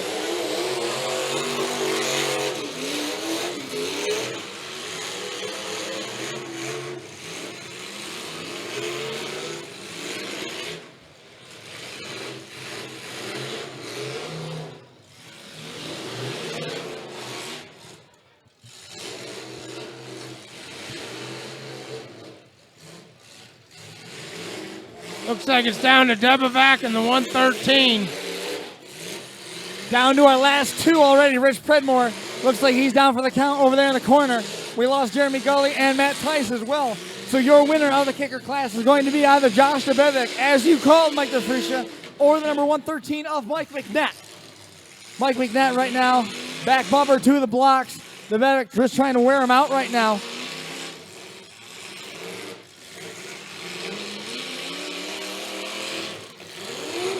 Nevevic leery of going in reverse right now because if he goes backwards, as bad as the back end is, easy to go up on the blocks right now, trying to avoid reverse.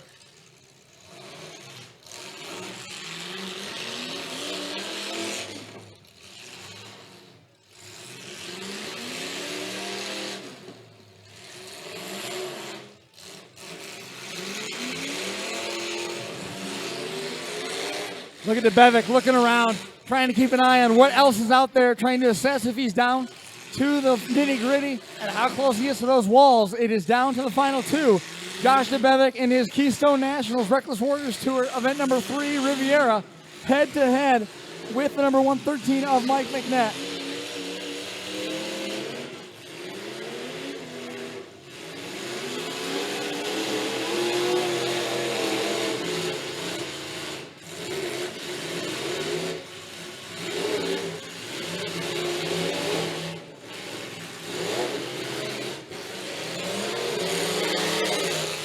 Definitely don't want to be stuck on that wall. It's a bad place to be in this class.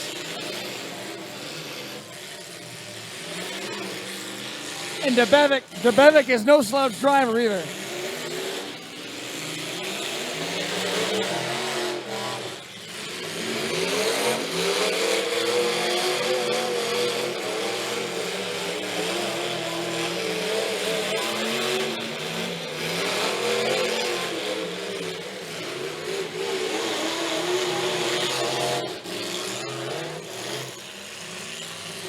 A lot of horsepower out there, I'll tell you.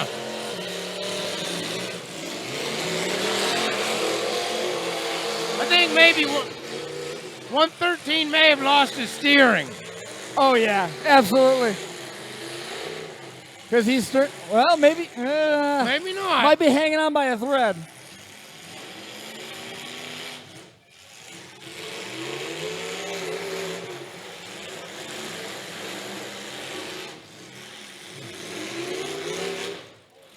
Ski Inc. presenting the kicker class tonight. Thanks so much for tuning in with us here on FingerLakes1.com for Kings of Old School 2, the fall edition team format kicker class on the track right now. 4 heats to go, 2 constants, 2 features.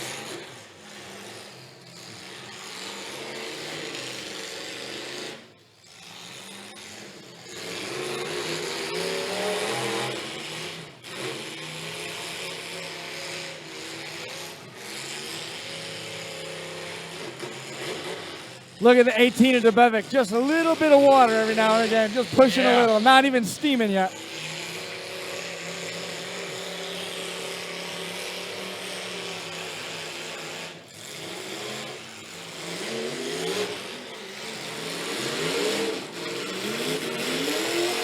Sucking him in. Hard hit on Five the feet of wall. driving right there by Josh DeBevick. Great driving. Sucking him right into the wall, and that gave him the opportunity to get back on the offensive. Right after that wheel. Oh, got the wheel. Great shot. Great shot by Josh DeBevick.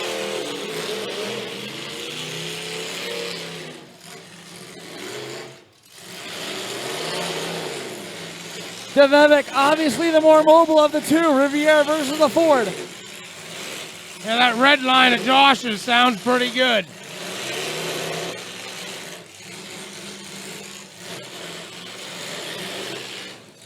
I gotta tell you, both these drivers, as intense as this heat is, looking very calm right now.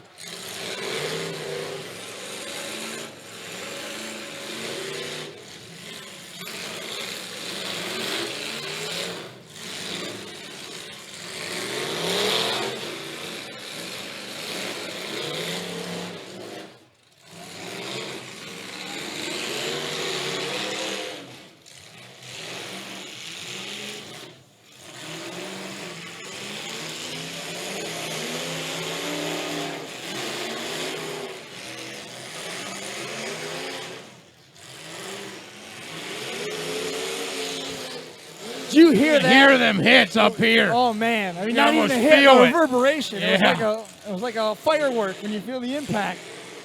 The Uh-oh, 113 stalls 113. and blood in the water for the great white Josh DeBevick.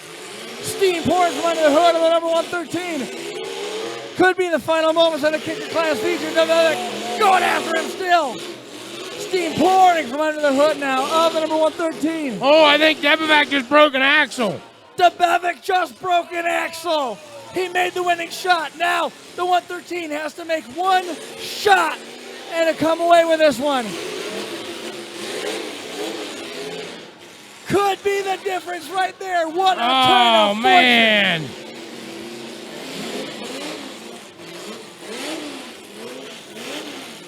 You hear the motor. DeBevick dejected in the cockpit. He's even pointing. You see DeBevick in the cockpit pointing to him. Axle is done. Broken axle. He just shut it down. Look at this. Come on, wave They're it. telling him to hit him. Oh no, he got an axle. I don't think it's an axle. Has it come so far over at belly? He doesn't have traction in the back. Oh, he just called it. Unbelievable turn of events. The win. Wow, that was going to the 113.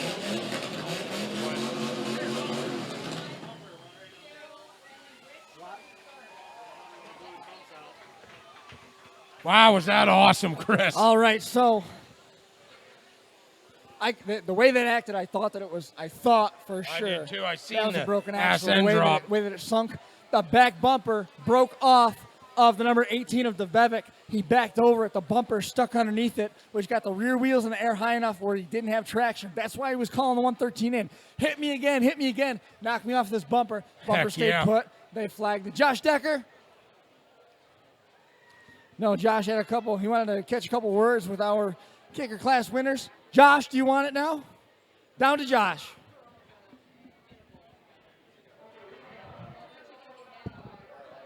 Wow, was that insane?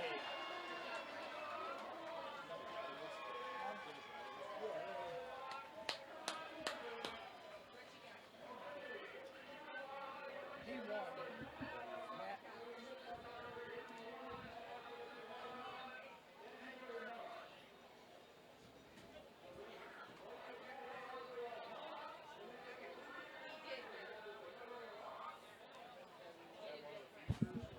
That was a kicker class feature.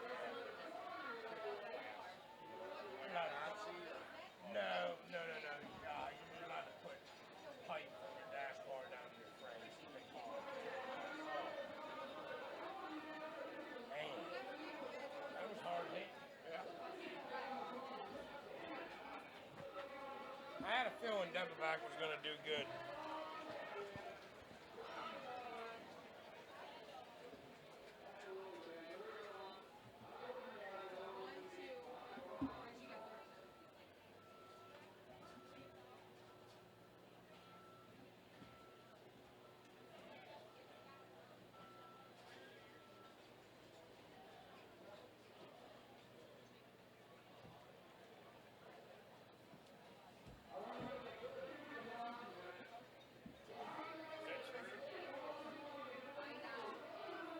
Is that true? That's the same car that won the last show? 113? That's the same car that won the last kicker show? That's what he's saying. Huh. I don't remember.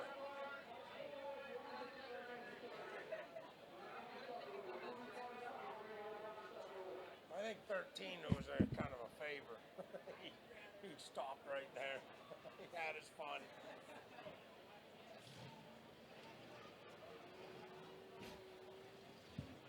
So, an errant back bumper, the culprit, on the number 18 of Josh DeBevick.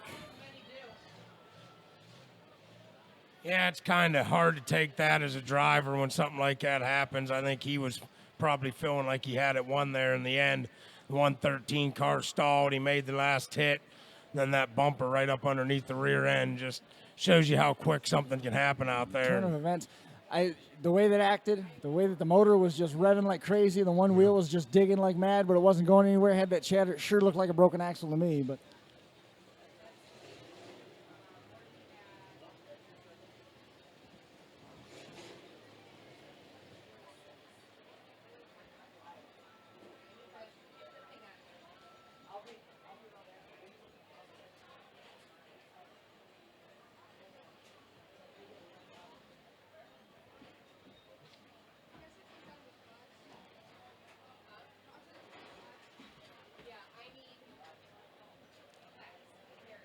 It was definitely a heck of a run by Josh Debevac.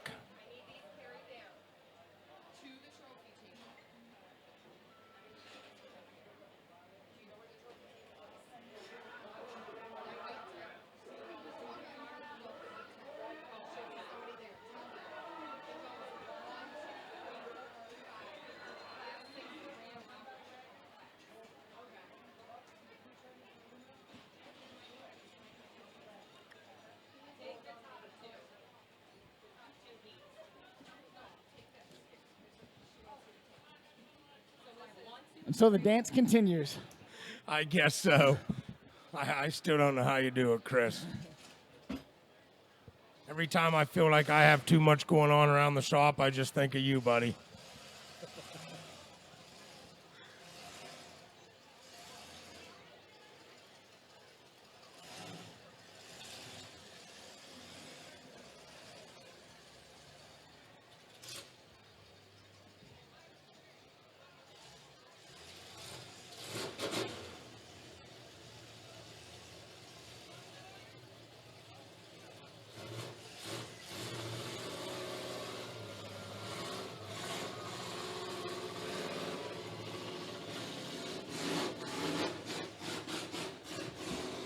There goes DeBevick.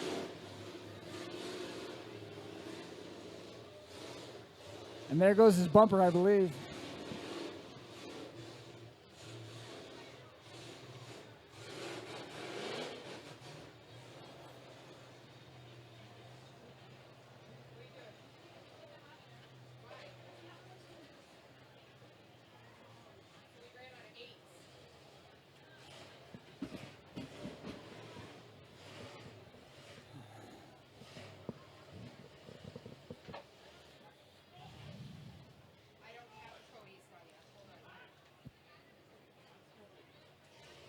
Must be the consolation next. Ultimate Derby's Blizzard Bash is back this fall. The hallmark of the Kansas Expo Center's Derby schedule in Topeka, Kansas has been expanded to 4 days this coming November. The event will include something for every fan within Demolition Derby. Inspection opens November 11th with the heat draw party in the Vendors Arena. Action starts November the 12th at 7 p.m. with the national team bracket and the qualifying team bracket opening rounds. Action returns Friday, November the 13th with national bracket and team bracket round 2. The 80s Mod Heats and the 80s Leaf classes are also on the card. Saturday's card includes the 1,000 to win RC Derby planned for 1 o'clock in the afternoon at the vendors area right in the Ski Inc. Pavilion. That's before the full-size cars take the track at 6 o'clock with B features for both the team brackets, the 80s Consi, the stock one and dones for Old Iron, the 80s and the compacts, the Power Wheels Youth Division, and Pro Mods are also on Saturday's card. Championship Sunday rolls off at noon with modified compacts and Old Iron leading the charge. Then trucks, the 80s feature, and the qualifying bracket feature leading to crowning the national championship in the team finale. All the action is available on pay-per-view and is presented in part by Speedway Motors, O'Reilly Auto Parts, in addition to DerbyTees.com, Near It Sliders, Ski Inc., Chambliss Welding, and Ultimate Derby. Don't forget, Ultimate Derby has Capital Carnage right around the corner. April 22nd to 24th, a $30,000 to win event is set for that last weekend of April, right back at the Expo Center in Topeka, Kansas. For more information, visit www.blizzardbash.com or www.ultimatederby.com.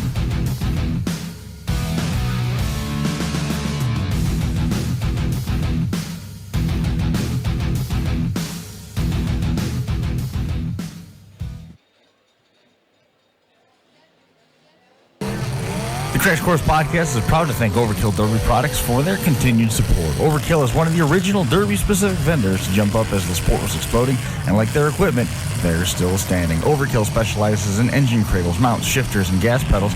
Overkill also remains one of the only sources for Chrysler and Mopar engine armor. Jump online, check out Jeff at Overkill, tell them you heard about Overkill on the Crash Course Podcast. That's Overkill Derby Products at overkillderby.com.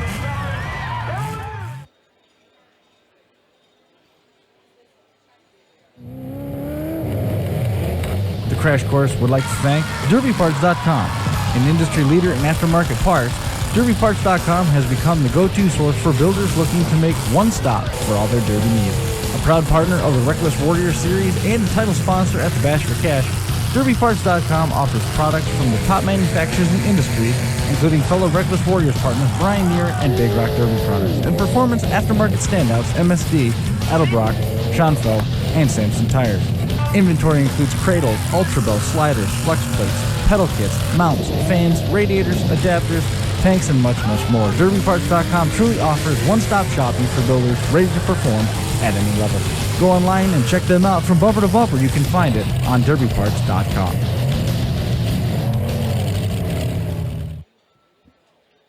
And we are back. See some raffles taking place down trackside.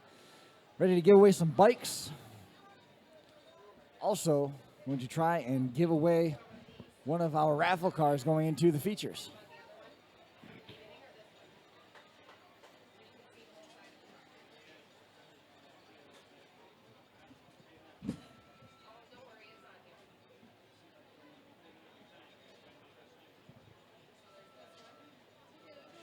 What? Yeah, I don't know. Who sent us that? That saw you on the podcast. Who sent that? Greg. Oh, he sent that 20 minutes ago. I must have just got it or something.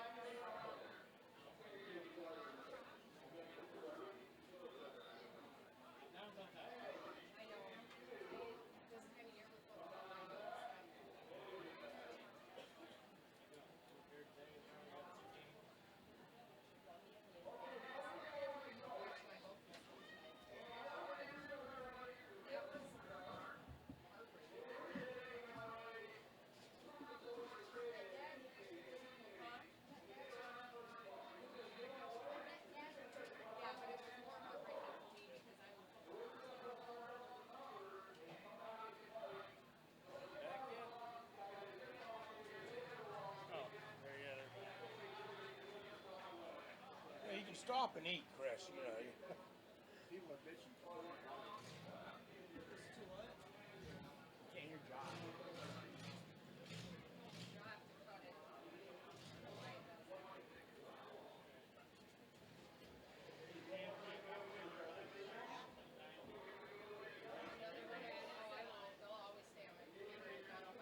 Is that fun? Huh? Fun place up here. Yeah. I like it. We talked about bringing a team up because I love team shows. I mean, I wish that's how I could run. I like them.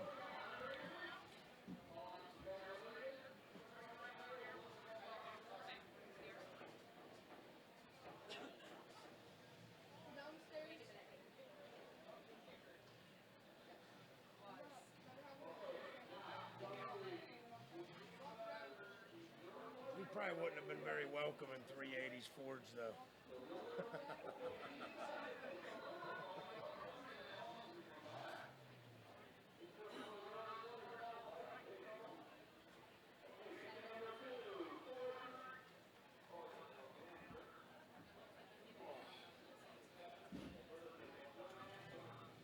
Trying to get them to run a motor link. Those are Too much work. Don't do it.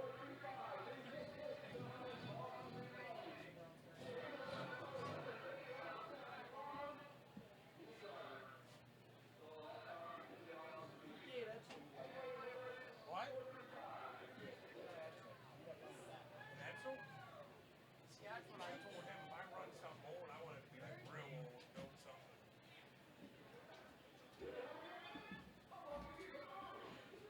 Give a lot of nice stuff away up here today.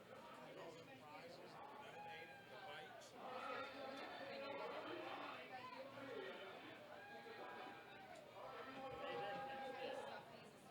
It's about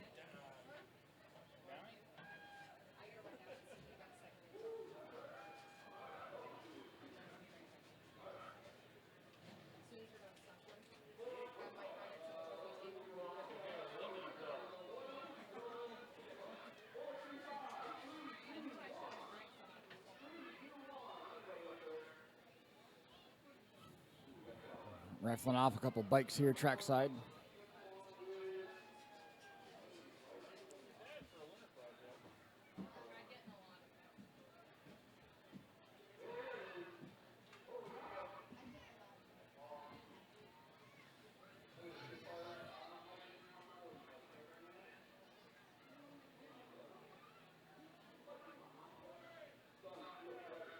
How's your voice doing? Well, not. Yeah? Yeah.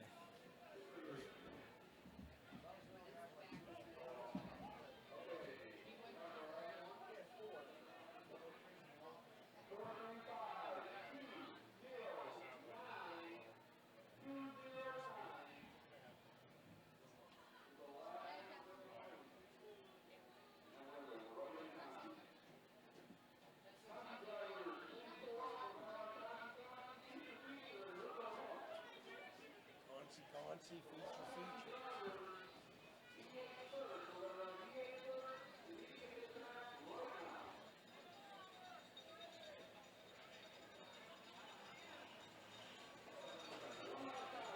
Uncle in a lineup out there. Oh, I see that old 60s Chrysler. It got pushed up on the wall. You see his loose. He ain't got the stack with that mother one. No.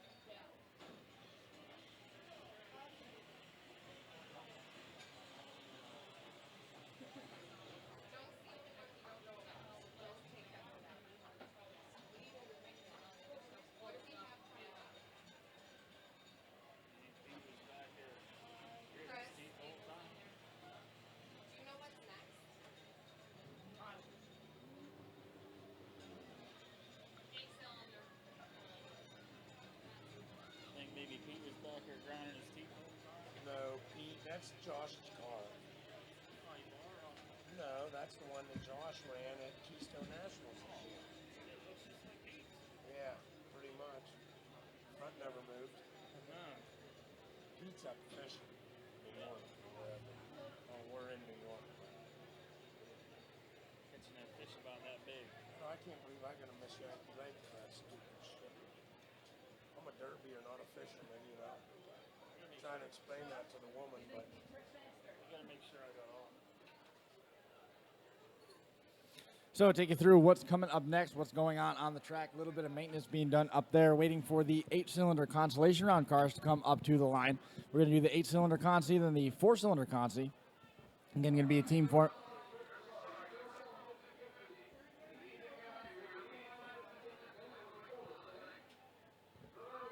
Back and forth.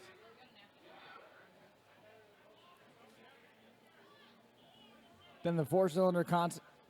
And then 4-cylinder constantly going to be coming up after that. And then we'll roll right into our championship programs with the small cars and big cars. Team format awaits in the consolation round as well.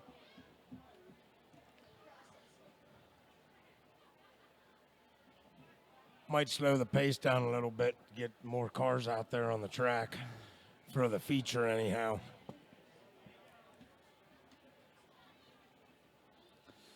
Compact feature qualifiers so far. Track Shop Boys, Team W Body, that includes Jamie St. Mary, Matt Zera, and Travis Charleston. Negative Impact, they're in. Redneck Racing, also already qualified. Team Top Secret and Team Lawless making their way into the main event so far. For the compact ranks, on the full-size side, Team Iowa, they hurt their wagon, but they made it. So those guys are going to be out there. Team Ramrod also qualifying. Catskill Fab and Performance punching their ticket to the feature, and Team Bad News rounding out the 4 teams already in the A main, looking to qualify another team through the consolation bracket. We see a couple cars that have already staged over there at the far side of the track.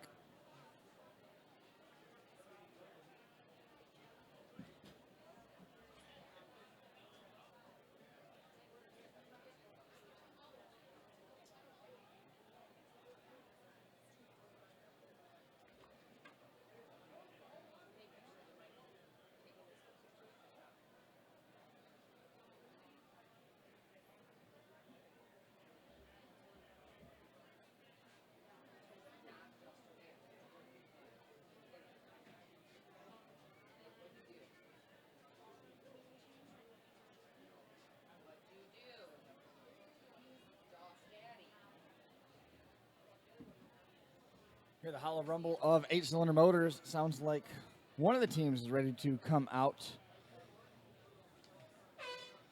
for the consolation round.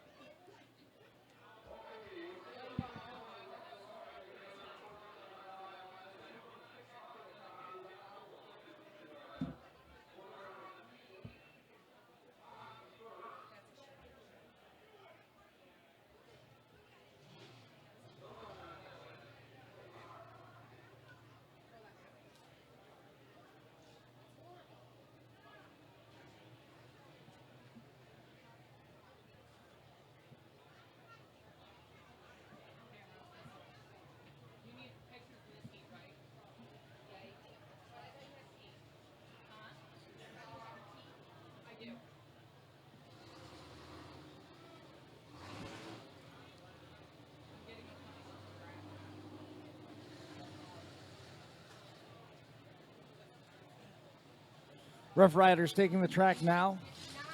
William Gardner out there on the track. We also see one of the Team Crash Course cars making their way out there. That is the 32 of Joe Backus, one of the Mad Russian Army entries making their way to the Speedway.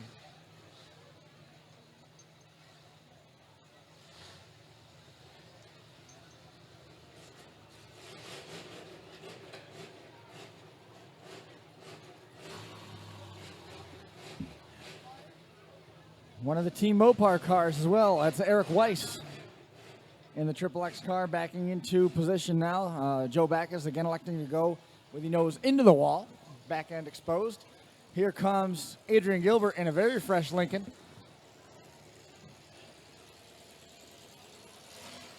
Rough Rider 77 is Bob Barrows. The 211 was the car that got shoved up onto the blocks in the first heat for the full-size cars.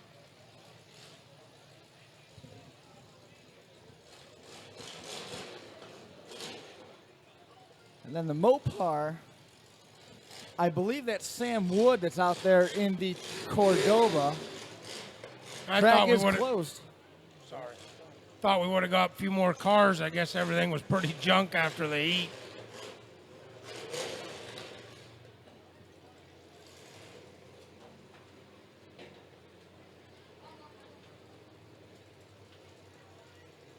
Waiting for the all clear around the track, and we'll get this consolation round underway.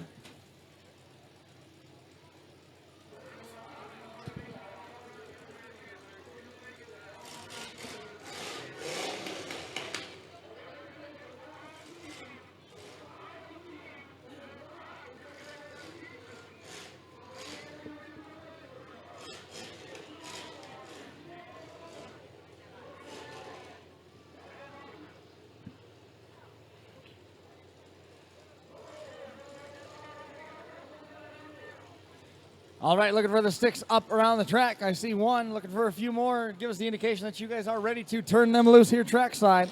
Consolation round, last team standing will advance.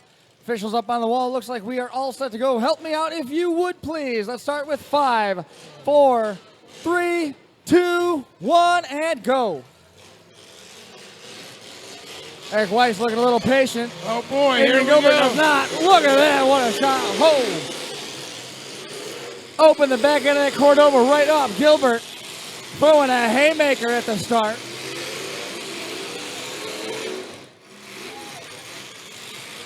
Puts a shot on the left front corner of Bob Barrows. Problems trying to get the number Triple X refired. How is that Cordova still running? My word. Oh. Gilbert sinks the nose of his Lincoln into the front end of Barrows' Mopar. Here comes that Cordova.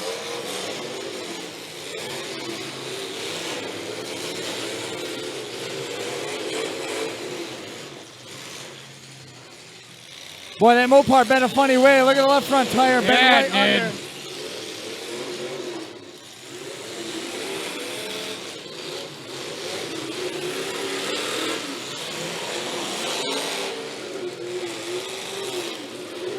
Adrian Gilbert, what a showing. And the number 28, Joe Backus trying to get himself free now. Oh, thought he was there's going another over. one. Me too. Oh, he's coming. Oh. There we he go. goes.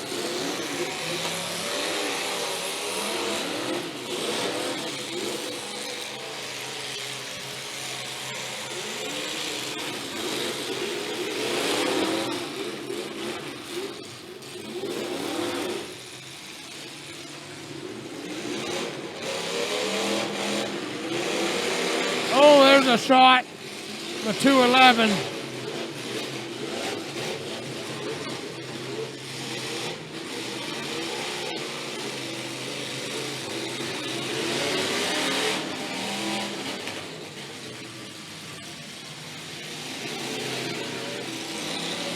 Vern Backus just made a good shot. I think they're hung up.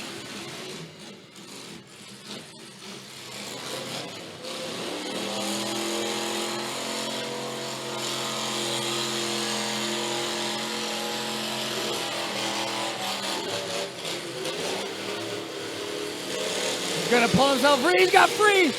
Joe Backus breaks himself free from the 211. There he comes. Here he goes.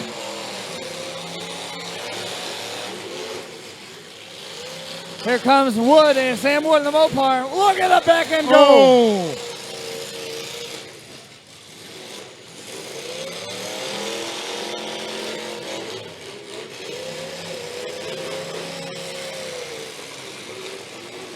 Can't believe the rear end's still in that Team Mopar car. Unbelievable. Sam Wood doing a great job with that Cordova. Backs it up, trying to refire one more time. Joe Backus trying to refire the number 32. He's got it restarted. all He sorts got of her bad fired karma. up. Here he comes. Puts a shot on Bob Barrows.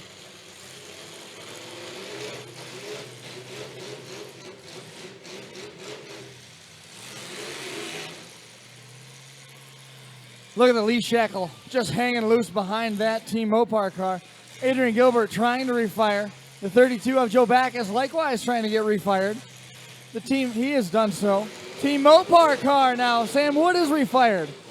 Bob Barrows still running, but he's backed in, wedged underneath the front bumper of the 28 of Gilbert.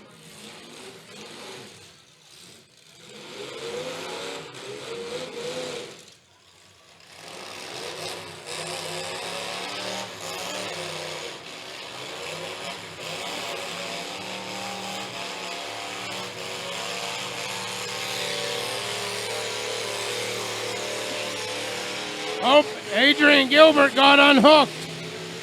Oh, good shot by Backus.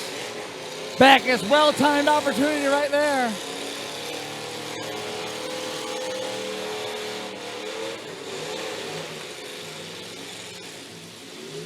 Gilbert really working that Lincoln over. And Barrows Chrysler not looking very healthy at all. Takes another shot, just piling away.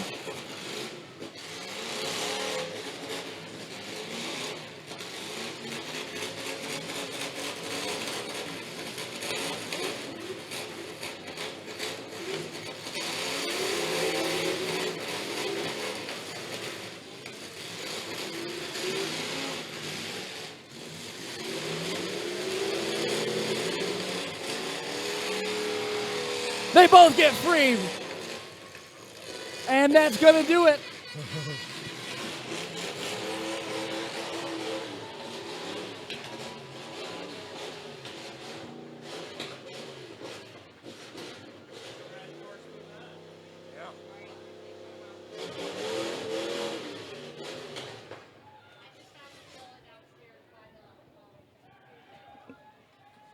Murdy Lyon, come to the announcer stand, please. Murdy Lyon, come to the announcer stand, please.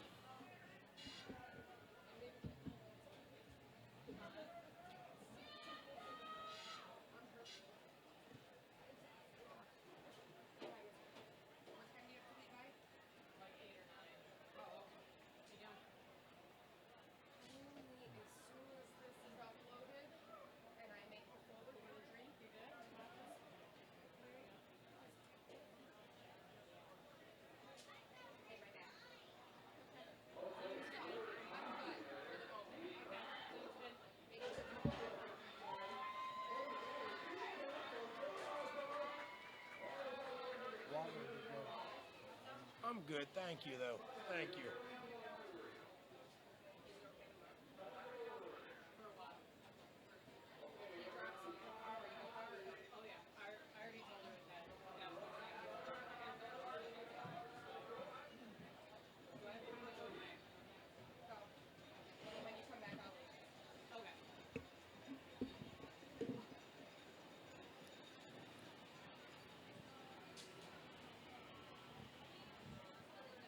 What a consolation round that was. Wow. Yes, it was. Looks like your team you sponsored there did pretty good here in the Consi. You want to know something crazy? Those guys weren't even planning on driving at this show until Really? that giveaway came about, and they were the first three guys to answer, say, hey, we're interested in flying the colors. They got their decals on the side. We got their entry spot all squared away, and sure enough, man, what a drive they had. It was good to see Joe and Adrian both getting back out here. They were both hung up, and then they got free at the same time, backed away, and that was pretty much all she wrote. Bob Barrows taking the stick down, time running out on the 77, and that's going to wrap up qualifying rounds, the B main in the books, the winners. Team Crash Course going on to the feature. So now we've got Team Iowa, Team Ramrod, Catskill Performance, Bad News, and Crash Course Podcast in the V8 feature at this point.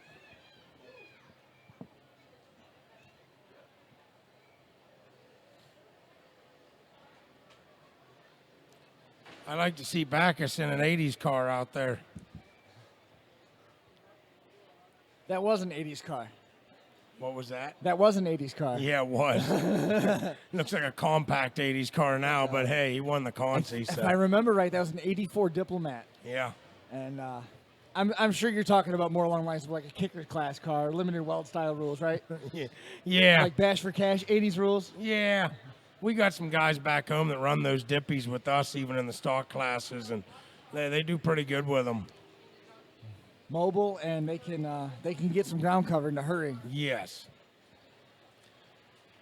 You almost think on this track being so small like it is, an 80s car kind of gets around better. I think that's why a lot of guys probably like the Cordobas and whatnot up here for these smaller tracks. A little bit more mobility than, say, a 70s Cadillac.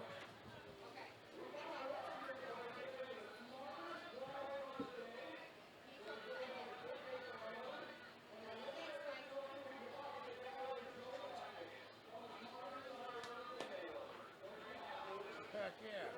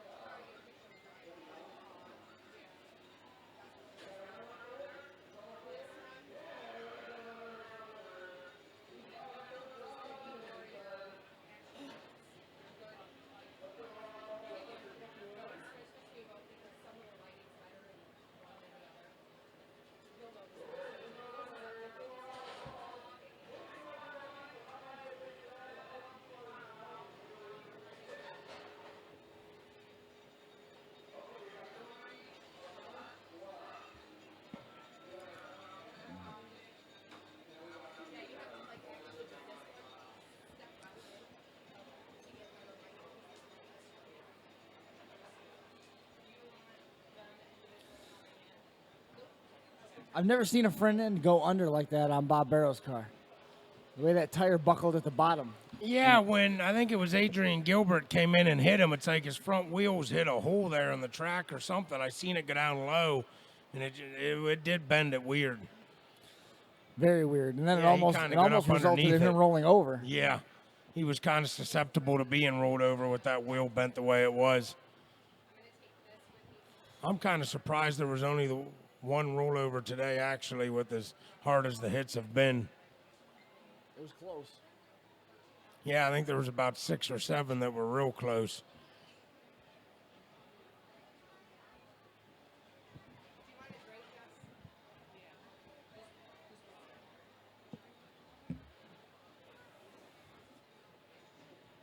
Whoops, didn't want to do that. Wrong one.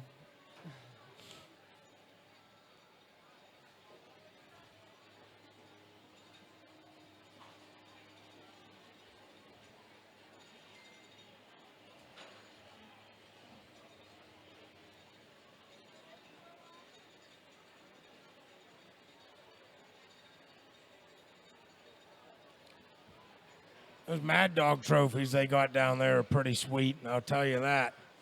Which ones? Well, yeah, all of them are. The tall orange ones, though, with Cliff the Donnelly's actual, got some down there, and then Josh Buell's got some down there. Yeah, Good looking the- trophies. all very nice.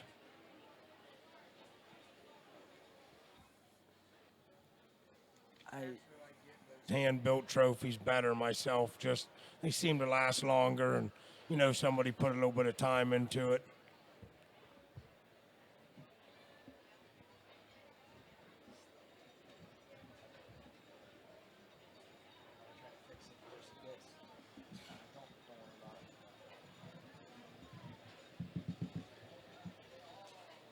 That's a Don't shame. need it.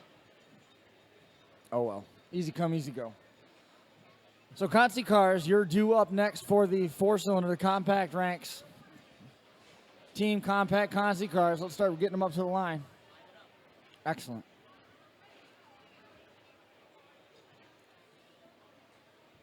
They've actually kept the pace pretty good all day Yes. today, getting them the track cleared off and the next class coming up.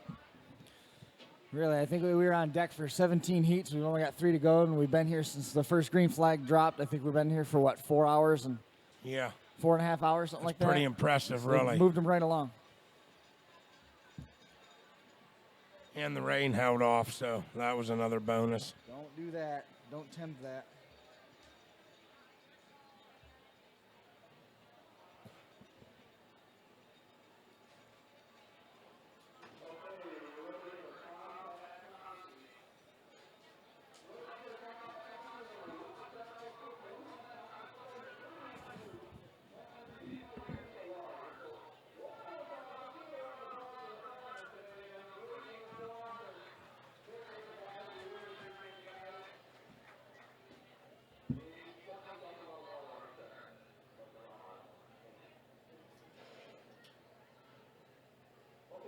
Am I still all right? I don't want to impose any longer. Okay.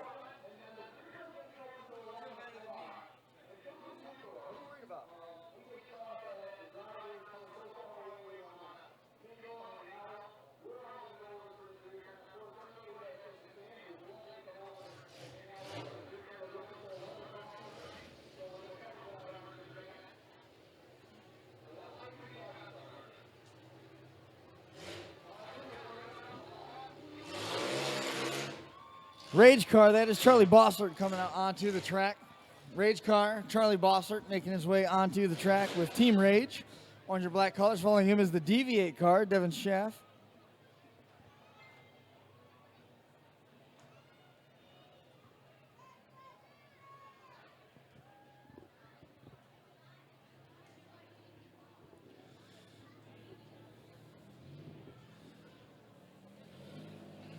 This is Rick Kibbe in the number 71.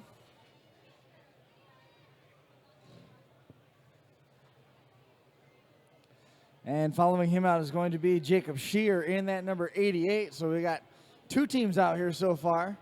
Both of them down a car. Here comes one of the loose stones, entry car number 52. That's Derek Widrick. Followed close by the number 16 of Jeff Snyder. Once again, Demo Derby Master starting lineup. 6 cars for sure so far. Bit of a surprise right here looking at the pink and green colors. Ready to come out onto the track now from Half Drunk Racing. Figured that they were a shoo-in for the feature. And this is going to be, I think that is the Jeremy Smith, number 17, the 17J, unless it's excuse me, there it is, right on the roof, 17U. That's the Ulrich car, Brian Ulrich in the number 17. So I wonder what kind of wheeling dealing was going on out there in the staging line, as we've got a team of 2, a team of 2, a team of 2, and an army of 1 in the number 17 of I think we got Brian Ulrich. some more coming in, Chris. Is that Jake Sherman? 941? Looks like the hate breed, number 941.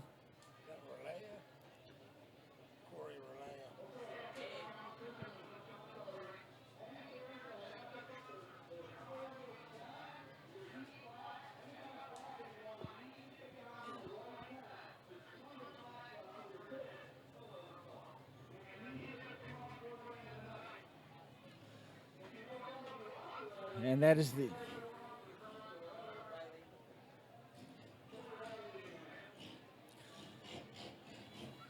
Corey Relier in the number DTA, representing Team DTA, coming out onto the track, followed by the number 941 of Jake Sherman.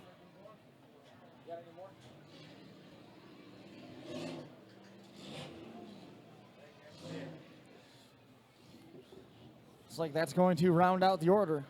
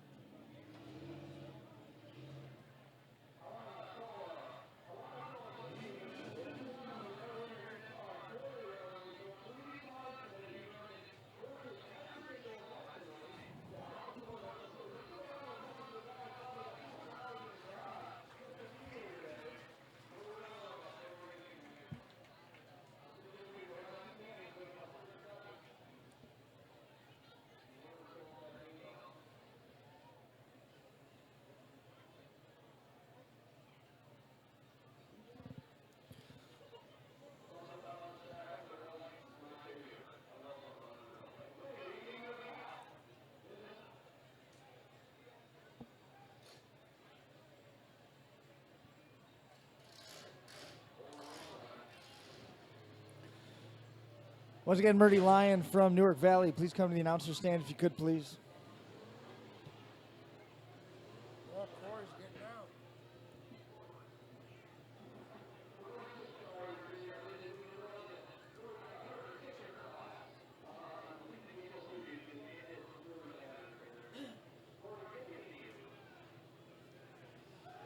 We got a driver change on track in the DTA.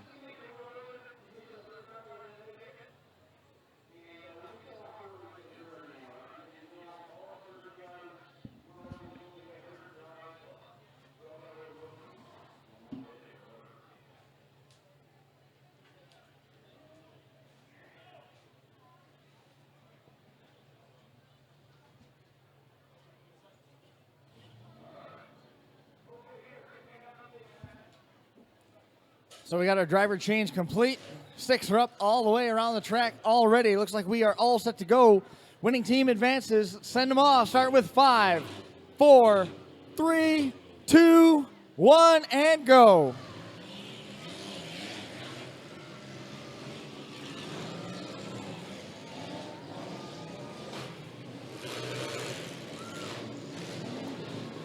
Tell you what, Jake Sherman had the right idea. Let all these guys go wide open into each other and just kind of go out there and pick your shot, stay out of everybody's way, and try and punch your ticket to tonight's feature.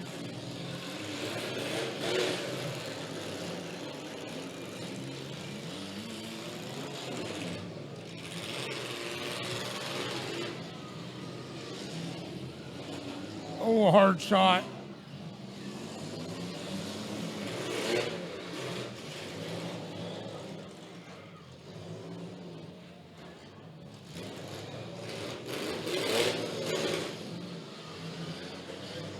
Oh, man, what a shot he just took. Jeez. Charlie Bossert in the Rage car just got drilled right in that rear corner. He looks like he's in some discomfort in the cockpit of that W body, too. Man, he got rattled around in there hard.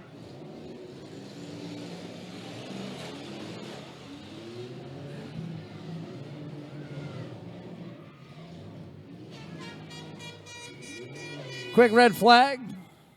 Maybe something on the track there, I'm not sure.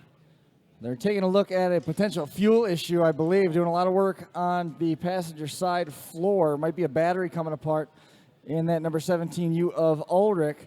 He didn't even wait for the red flag nor for traffic to stop before he exited the car. I've seen batteries come apart on that side. When they come apart, it can get ugly. Yeah, definitely.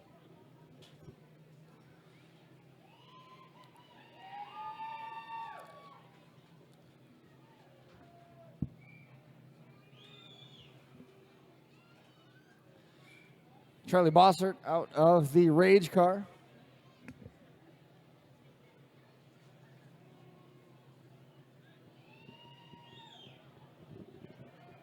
Excuse me, that was Sam Bossert. Sam Bossert in the Rage car. Waiting for the all clear to turn him loose one more time. Looks like we're all set to go. Sticks are up. Send him off. 3, 2, 1. Green flag. Jake Sherman not lifting at all when he's crashing into these guys. Man, just... But he is all by himself. Oh.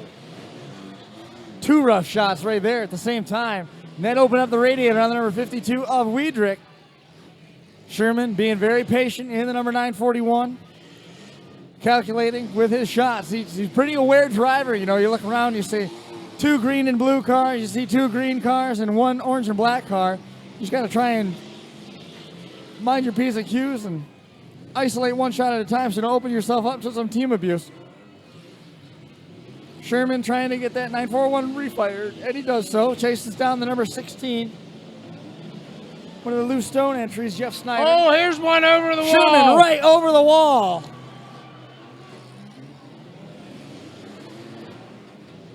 Man, that 52 was coming in like 30 mile an hour. Through the wall, backs up, comes right back in after it, too.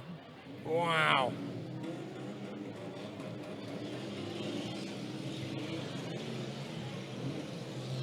Keep your eyes on Jake Sherman's 941. He's going to turn the wick up right now. Driving angry when stuff like that happens to him. Holy cow, what a ride he just took. through the concrete barriers and everything. 5 cars still running and moving.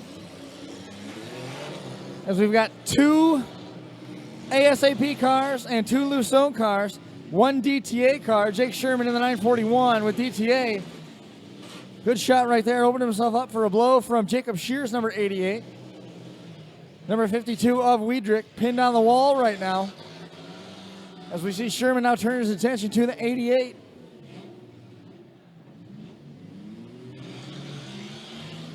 Oh, that was a Boy, hard that one. sounded 16. hard, didn't it? Yes, for a Jeez, mini the car. 16.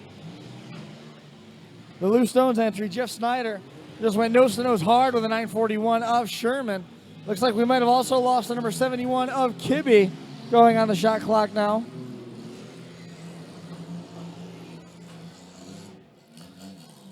Lots of smoke billowing from that corner as we watch the number 88 of Jacob Shear go nose to nose with the number 16.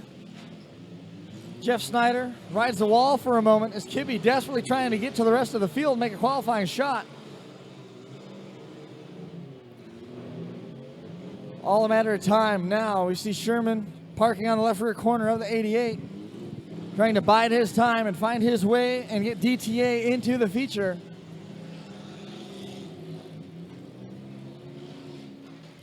'16 of Snyder, the 88 of Jacob Shear, and Jake Sherman in the 941. Still going at it. C16's lost his steering. He's spinning the wheel and nothing's going on up there. He's got the trajectory right now, though. He makes a qualifying hit that'll reset a shot clock. As long as he can turn that thing, uses the wall, makes another qualifying blow right there on the number 941 of Jake Sherman.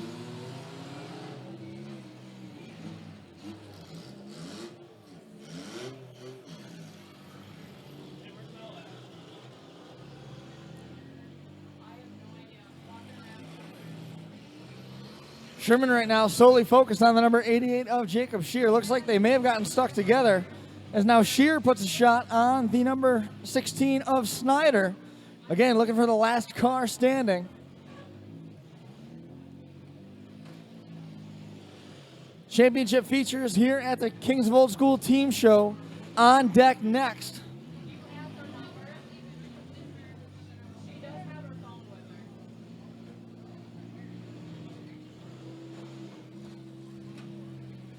Snyder being held in place by the number 88 of Shear, now breaking himself free. Shear backs up, does it again, goes right after that front end, trying to generate more heat in underneath that hood. Trying to make that engine run a little tighter, make it want to stall and not want to refire. Oh. I think the 16 has stalled.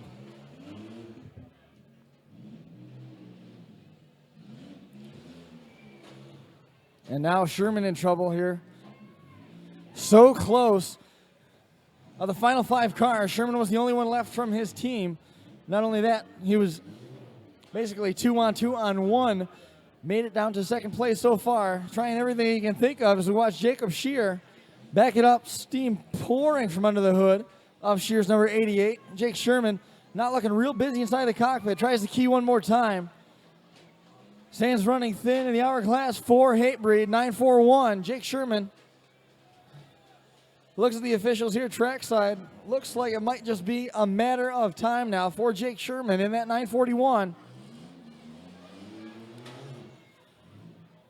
Takes one more shot, sort of an inconsequential move, putting the exclamation point on this consolation round for Jacob Shear.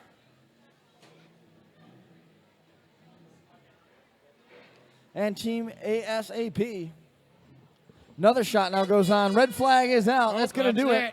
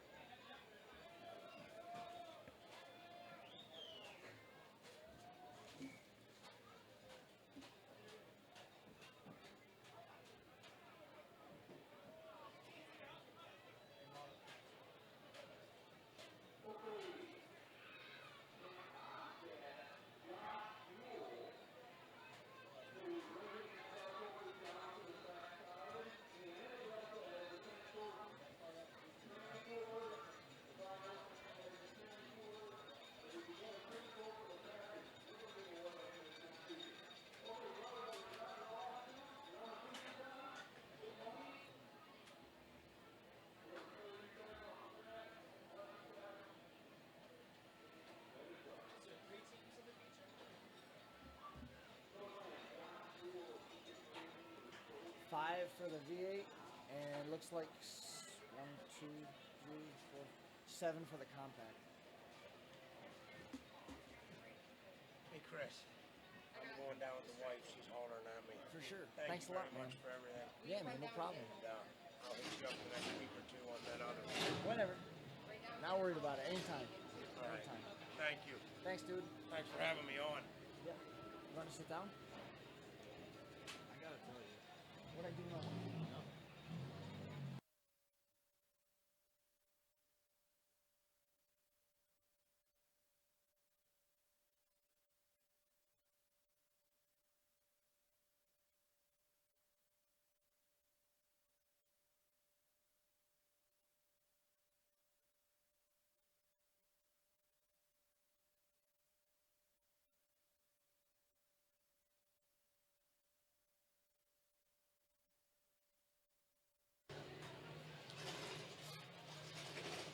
little bit of forethought, we would have ran the wireless into a channel on this, and then all the channels would have come out of this into that. But what are you gonna do? Wild card. Nobody's perfect first time out.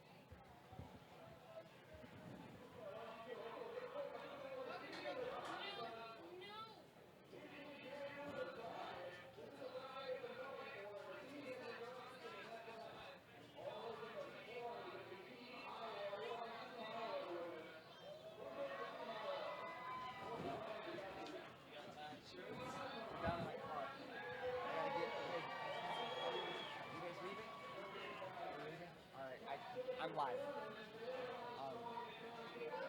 My vans are bottom of the stairs. Here's boxes. Don't take it.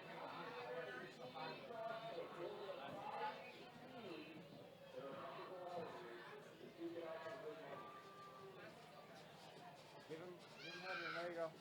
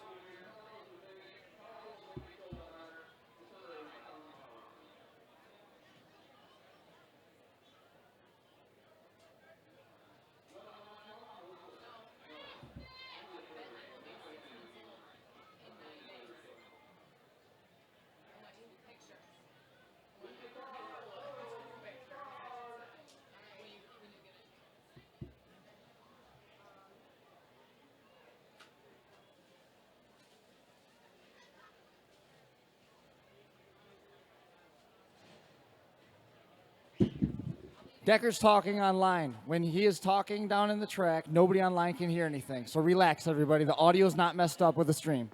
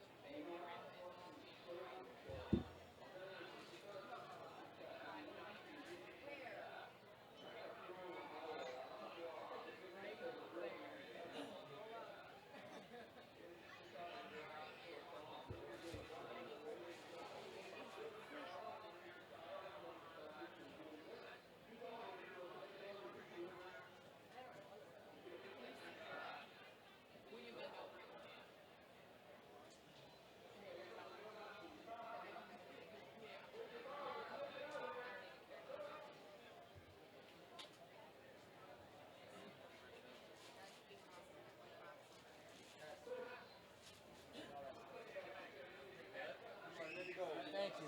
You want to throw this?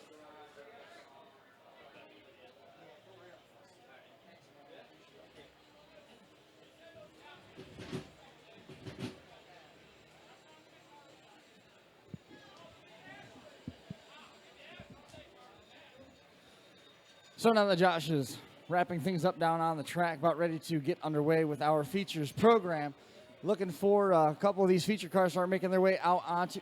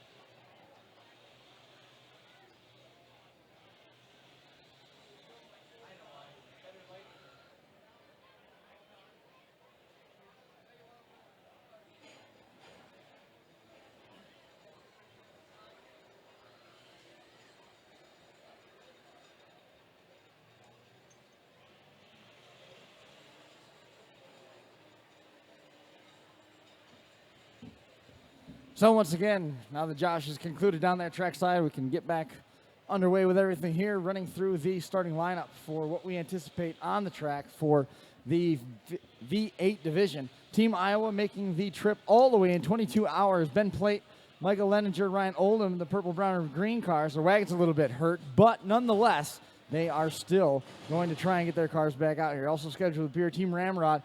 Had one of the fastest heats out there. Jamie Bolt in the 16, Brad Tice in the 82, James Almick in the 24.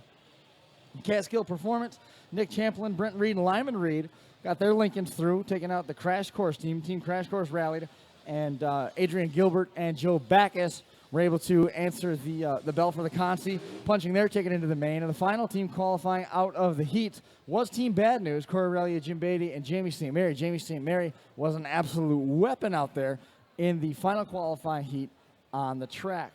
So, turning our attention now to the compact side of things. TSB, the Track Shop boys, Travis Curtis, Brad Kelly, and that number 22, all making it into the main. Team W Body, also out there, Jamie St. Mary in the number 45, Matt Zira in the 17, Travis Charleston in car number 31, the brown and black cars, making it through in heat number 2 over Loose Stones. DTA going head-to-head with Negative Impact. Negative Impact taking the win in that, probably the most aggressive heat that we saw in the compact ranks in terms of the amount of cars that were annihilated out there. Negative Impact coming away with that transfer spot. Eric Ellis, Don Hartzell, Jim Beatty taking those qualifying spots. The Redneck Racing team also qualifying, Kyle Spear, Robert Vertel, and Bill Miller in the 13X88 and W2 black and white colors for them. Team Top Secret making the transfer as well. Team Top Secret, Zach Robinson, Kurt Alexander, Logan Robinson, black and green colors for them. Team Lawless also making the cut. Another heat that left a lot of damage out there. Jerry Harmon, Sheldon Whitman, Nolan Carlson in the number 666. And then coming out of the Consi in a well-fought battle, taking out Jake Sherman right there at the end was the number 88 of Jacob Shear, helping Team ASAP make the main, which we're going to finish the night with in the compact division. Coming out of the track right now is your V8 division feature.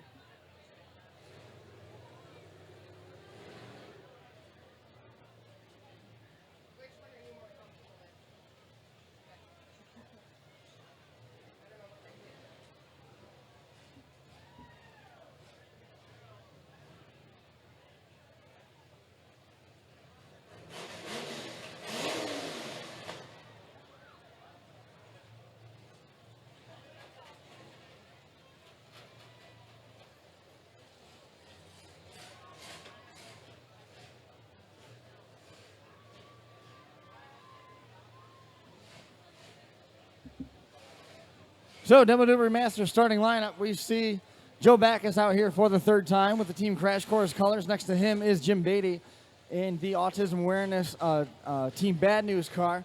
Two of the Catskill Performance cars out here. It's the Cadillac and one of the Reed cars answering the bell.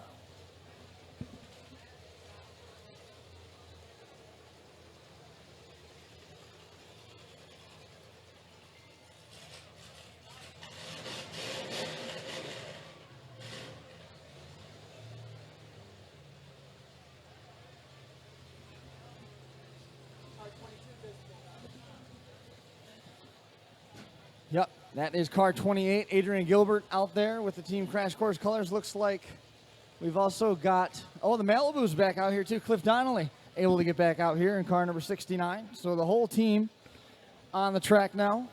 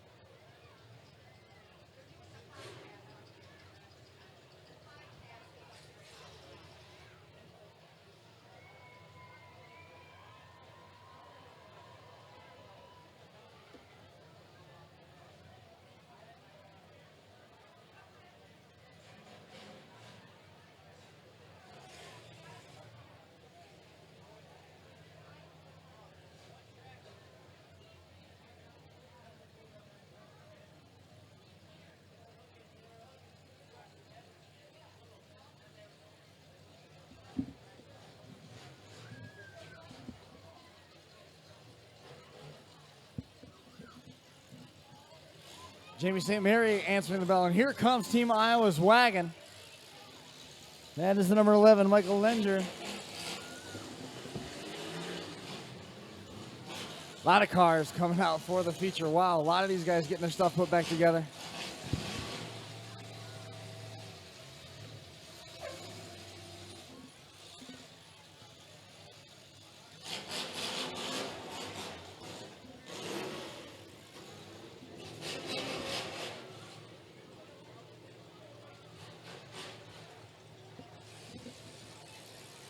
Just bear in mind, this track is self-cleaning. You know, you see a lot of these cars lined up, you're thinking, there's not going to be any room to move. Just wait and see. They're going to shove all the dead stuff down to the ends. They're going to keep the middle, typically stays pretty open. So anxious to see what happens here as all three Team Iowa cars able to answer the bell, and the track gate has been closed.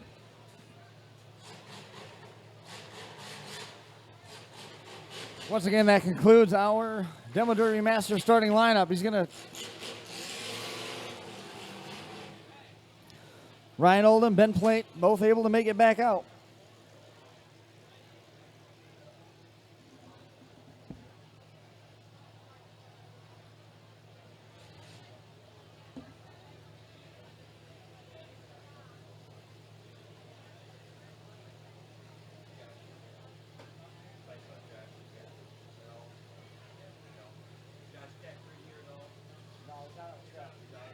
Looks like we are all set to go, ladies and gentlemen. Help me if you would. Start with 5, 4, 3, 2, 1, and go. Green flag is out.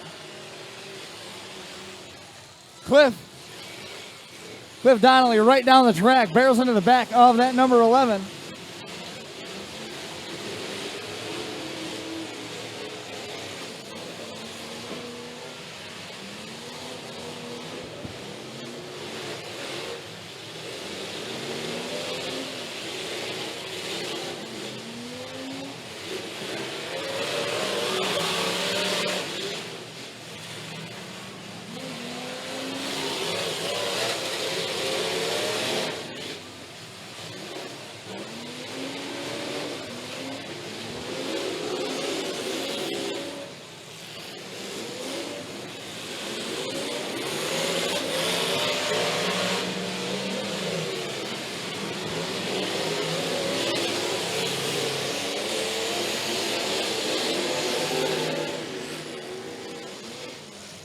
Adrian Gilbert, failure to launch, couldn't get off the line in the number 26 out there.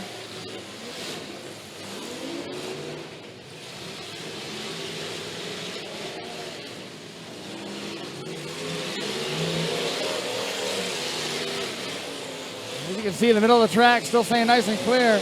Brad Tice takes a shot from one of the Reed and Lincolns. Corey Relly is still out there. Team Ramrod buried in the front of Jim Beatty's car. Another one of the Ramrod cars out there as well. Jim Beatty just turns around and blasts one of the Reed cars. Jamie Bolt goes nose to nose with that number 98, the Derby Boy entry of Jim Beatty. Relier hits the Ramrod car, the wagon.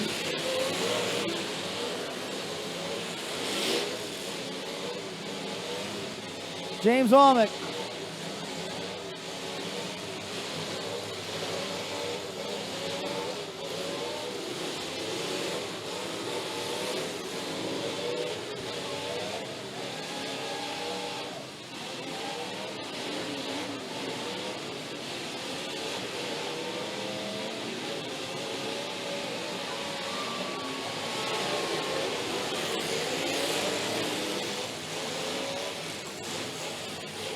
Jamie St. Mary just packing on the number 11.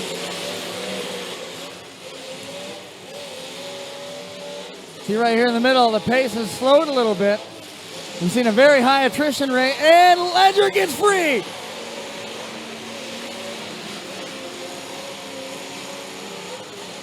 They're going to have to red flag it here in a second.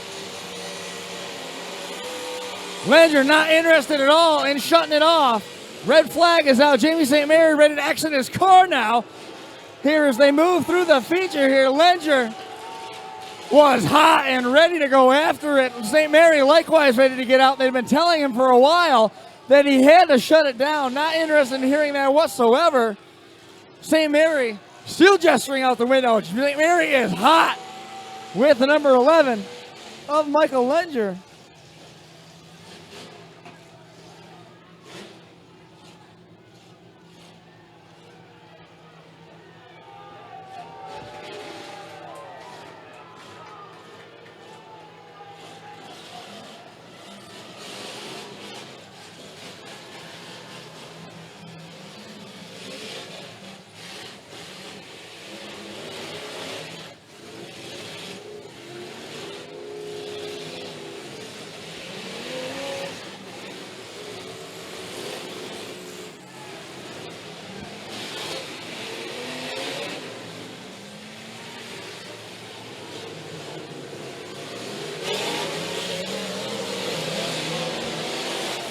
Looks like the 98 up in the air completely, and Brad Tice following in the lead of, Jamie Bolt following in the lead of Brad Tice.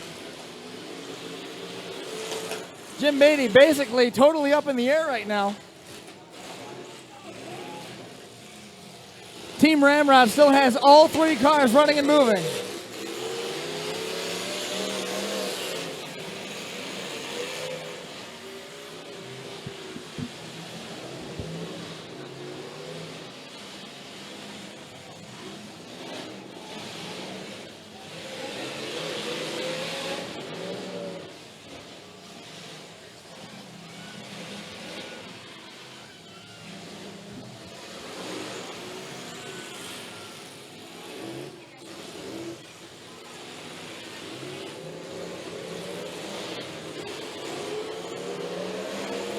Jim Beatty right after Brad Tice. You guys have to keep in mind that Tice and Jim Beatty have history dating back to the Hartford Fair here 2 years ago. No love lost between those two. Beatty's going to do the same thing to Tice as soon as Tice backs up.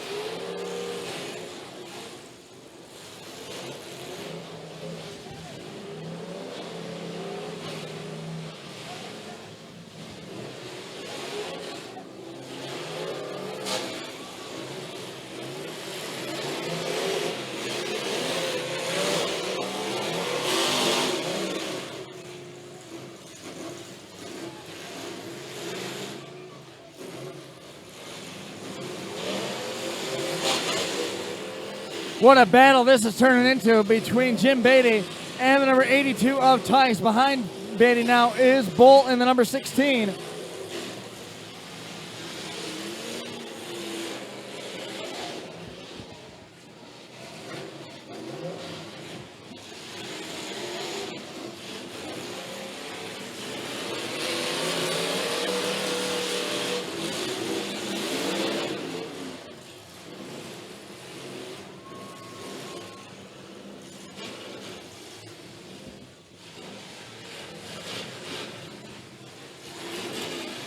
Joe Back is still out there trying his luck in the Crash Course Diplomat. Team Ramrod, all 3 cars still running, looking to sweep right now. That's going to draw a warning, I'm sure. Look at that. Joe Backus with an undersized Diplomat right in the back of Jamie St. Mary's number 45. Looks like we've lost Reed and Champlin now.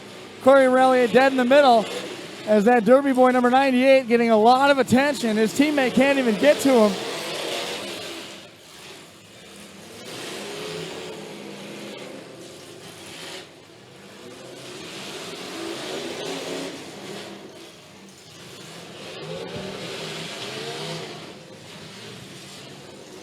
Joe Back is having a great run. Looks like he's all done, though. That nose stood way high.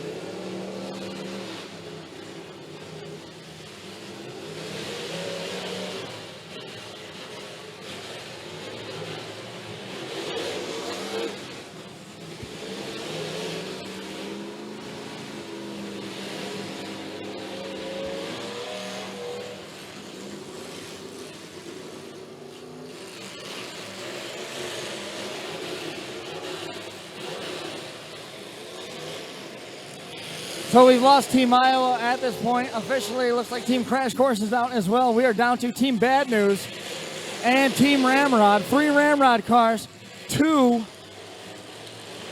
only 2 Team Bad News cars. Jamie St. Mary and Corey Relier at this point. Brad Tice driving into the back of Corey Relier here to the side of the screen. The wagon of Almec stuck in the middle, locked back to back, or nose to tail rather, with the number 45 of Jamie St. Mary. And Jamie Bolt right now just kind of assessing, trying to make a decision on what direction to head in next.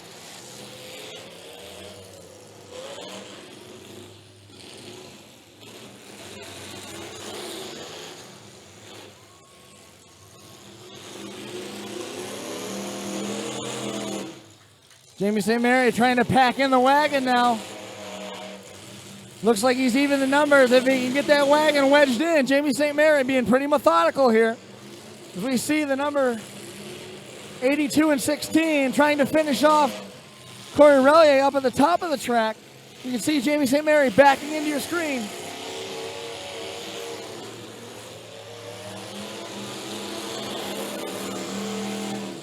Whole knot of cars now moving into the center of the track.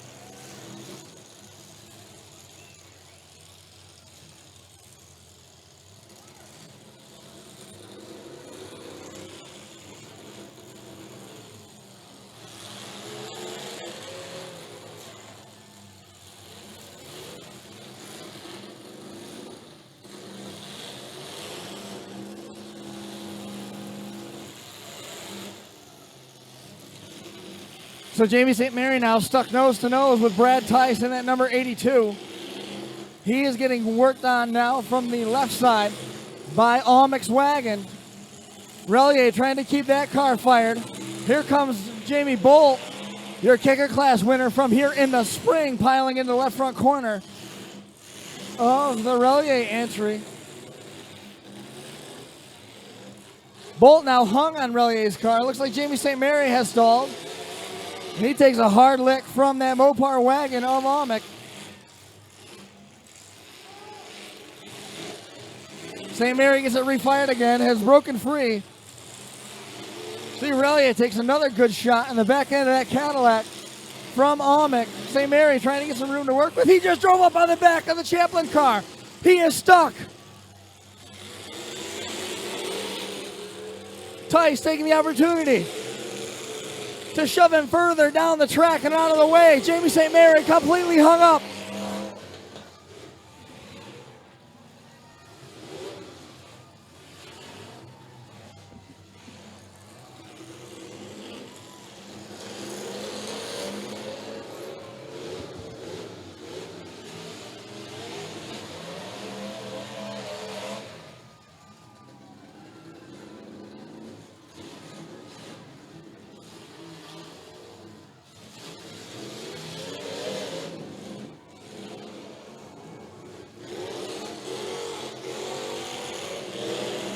Jamie St. Mary, all sound and no fury right now as we see looks like a starter arcing on the number 82 of Tice as the team clinic being ended right now. Team Ramrod finishing this fight with a sweep of the top 3 spots if everything holds true to form.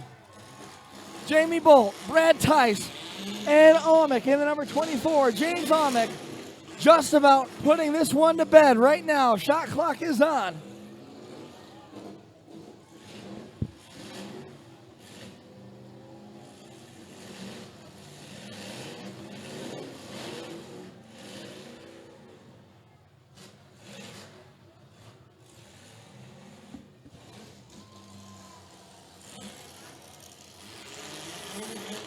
Shot clock at this point, a matter of technicality, watching the clock. Given plenty of opportunity, given that it's 3-on-1. Brett Relier comes over and tells Corey, shut it down. And that's going to do it. Now remember, we have a compact feature to come after this. What a feature that was. Team Ramrod sweeping the top 3 spots.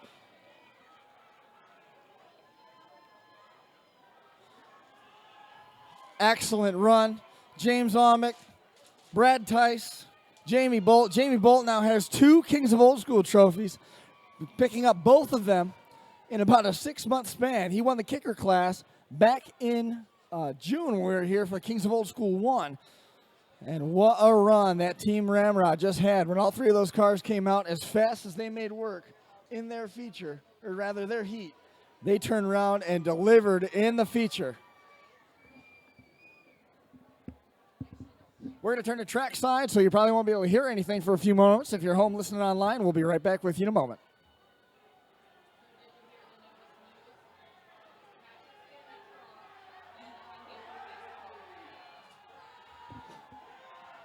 Oh. Looks like Team Iowa introducing themselves to Team New York right now. Team Bandit.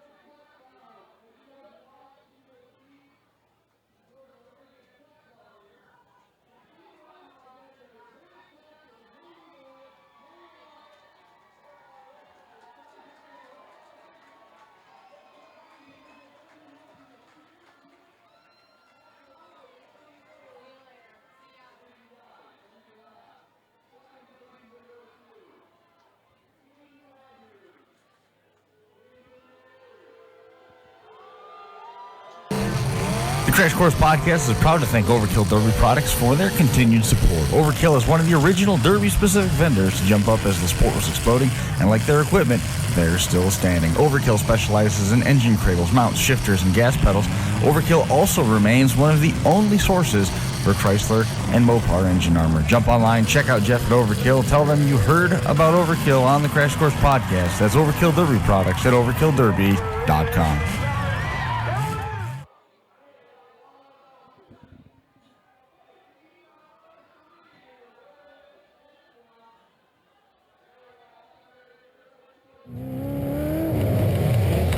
Crash Course would like to thank DerbyParts.com, an industry leader in aftermarket parts. DerbyParts.com has become the go-to source for builders looking to make one stop for all their derby needs.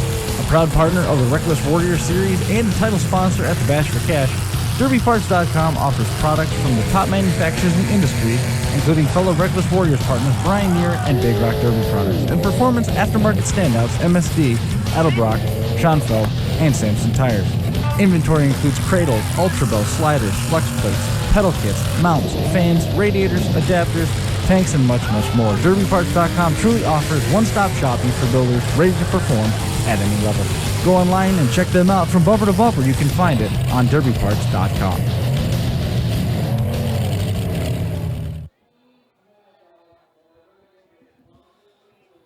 So right now, for everybody listening online, they are naming the Team Mad Dog Award winner. The crowd firmly behind Team Iowa, showering boos down upon Team Ramrod.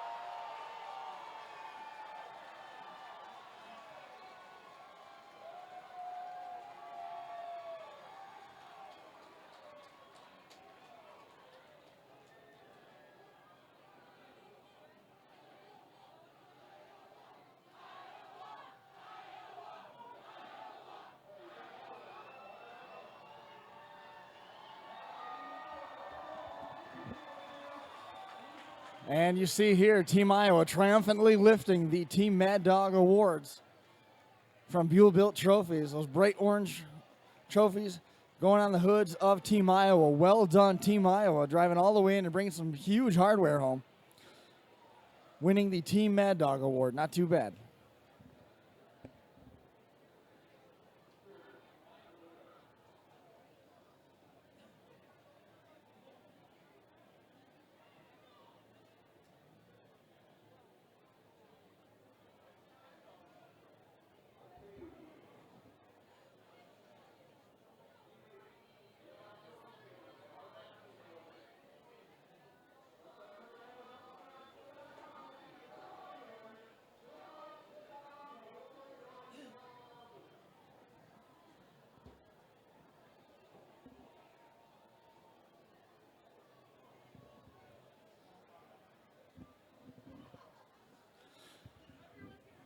So breaking down what we just saw here on the track in that feature, and what a feature that was. Team Ramrod sweeping the top 3 spots in a remarkable showing.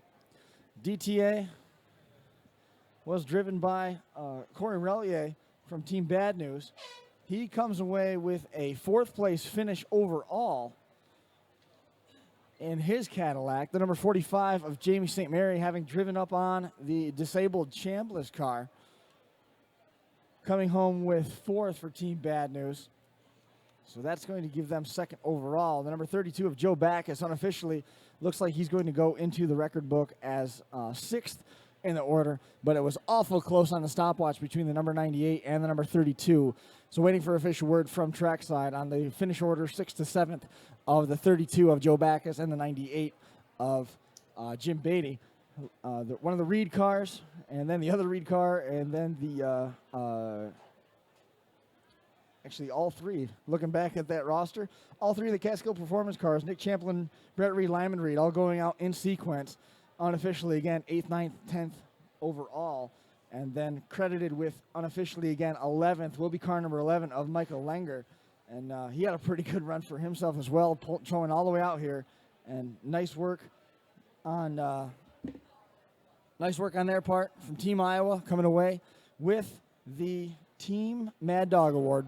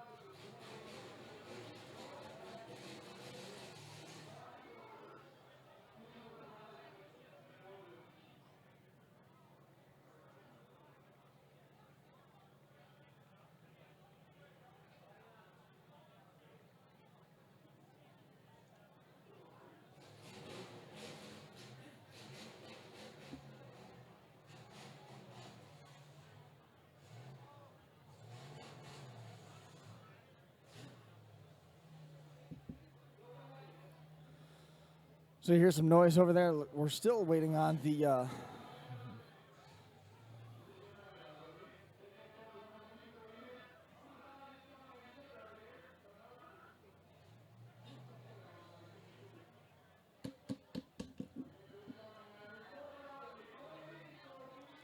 wireless mic has to run through this board. It has to. It doesn't work. The wireless mic has to run through this board. I've got it right there, but it's gonna squelch and squeal and everything. I don't know what's gonna happen. I don't know where the guy went.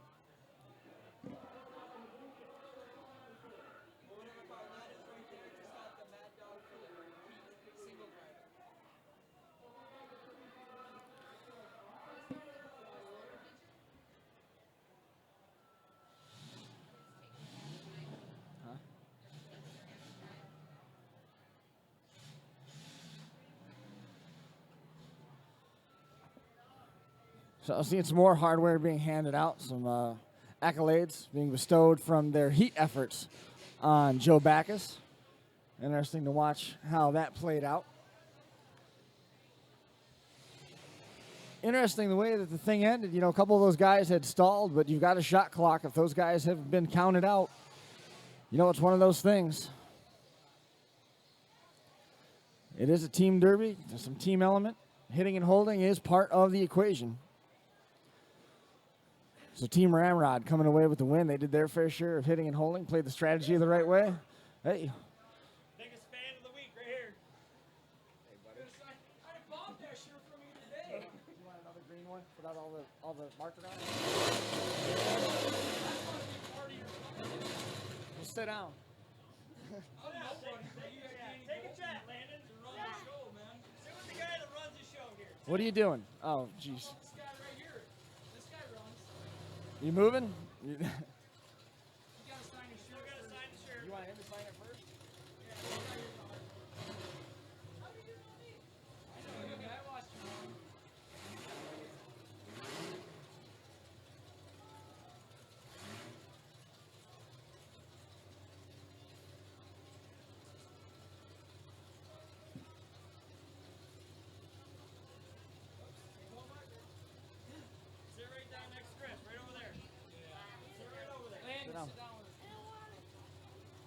don't want to what?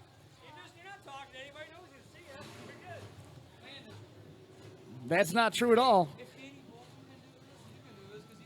Here's just so you know, if Dan Bolton can do this, you can do this too. Turn around here and talk into this microphone. How'd you like Kings of Old School? Good. Yeah? You have a good time with it? Yeah. What'd you think of that feature, my man? Good. So, who's your pick for the compact win? Who is it, Dad? Getting coaching. What was the question? Question was, who's your pick for the compact feature? Nobody. Nobody? Big cars. Big cars only? Wow. Boy, what a burn. You can't even pick like. His buddy, Bob Dixon, that's all I say. Yeah. Did you have fun? Did you have fun? Let's see. That would have been at Morris last time I saw Bob Dixon run. He had a pretty good car. Nice. Excellent. Where you been watching the show from? You in the grandstands or they making you walk around the pits? Nice. Well, I'm not for sure that we're up far enough on that microphone. I'm sure everybody online is going to start yelling at us for not being able to hear. There we go. We'll trying to keep ahead of all the technology here, my man. So, when are you going to start driving cars? When I'm 16. 16? You can't wait, can you? Don't rush it. Awesome. Well, I hope you had a good time here. You got a real nice shirt. You got some autographs on there, huh? Munch. That's the autograph I want to get. Did Josh Decker sign it yet? Yeah. Did he? Decker? Yeah? Nice. Very cool. Well, we're going to cut this back down trackside. I think Josh has a couple more orders of business that he's got to tend to down there. Compact feature is coming up here momentarily. We're bringing the small cars out here. Boy, they're getting this track cleaned off in rapid fashion, getting this thing cleaned off ultra fast. We'll get this show wrapped up and put the final fork in Kings of Old School 2. Here, the second ever event for Kings of Old School, the first ever fall event, team format for these guys here. And what an 8-cylinder feature this has turned out to be. Here we go. Smile. Awesome. Well, buddy, I appreciate you stopping by. We'll catch up with you again soon, okay? Way to make your debut.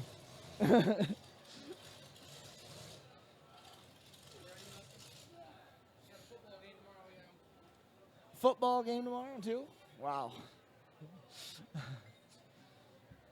Let me guess. You can't hear the kid.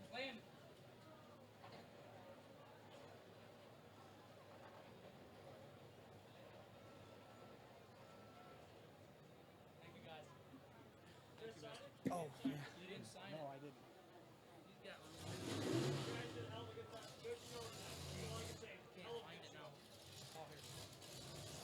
Where do you want me to sign? Wherever you got. Right there? Okay.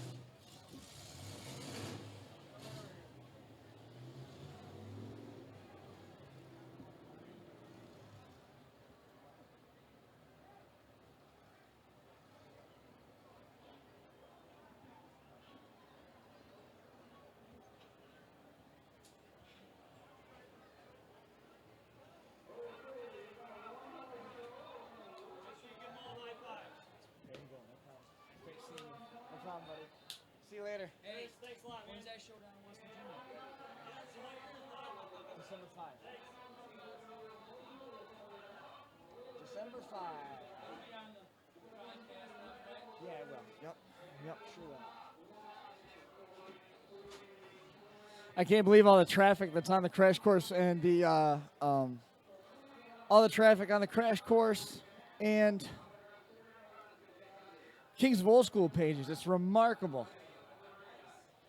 It's crashing. It's crashing the stream. I can't get. Well, that's the stream. The stream's fine. It keeps crashing Facebook. I can't even connect to it. Crazy.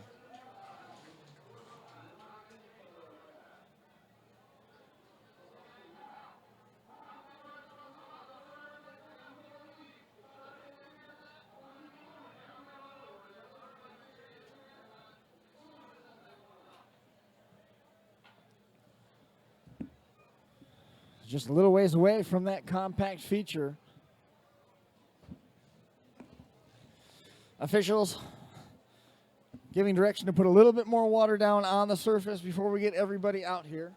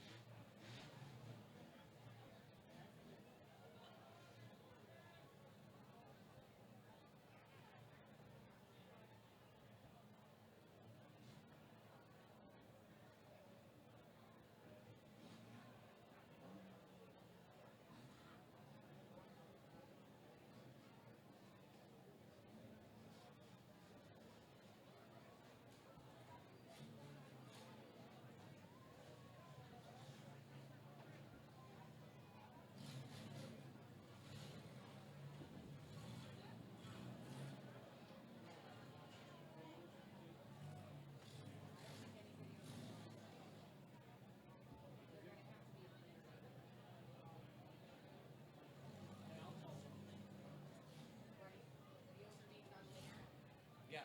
Yeah. Yep. Videos will be later.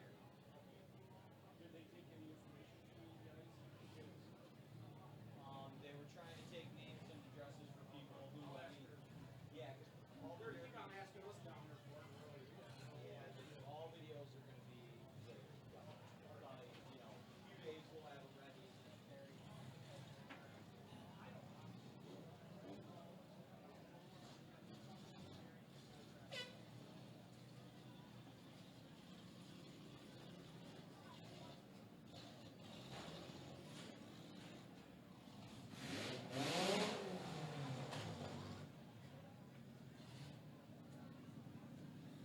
So, take you through the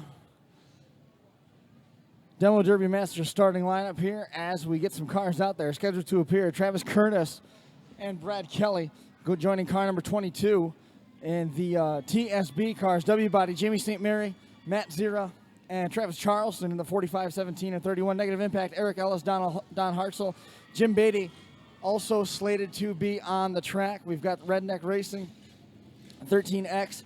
Rob Vertel in the 88 W2 is William Miller. Top Secret was Zach Robinson, Kurt Alexander, and Logan Robinson.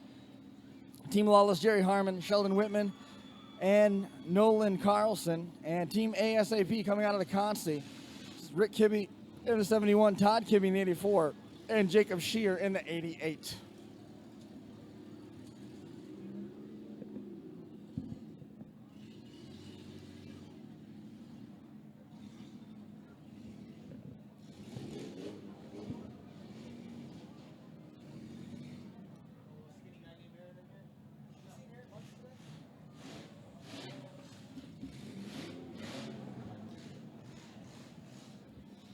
We see right here a couple of the Lawless cars making their way onto the track. We see the Redneck Racing blue and white colors have also made it out there. Looks like Negative Impact is on the track. The 88, Team ASAP. Number 88 is Jacob Shear winning the Consti. The Kings of Old School raffle car also out there.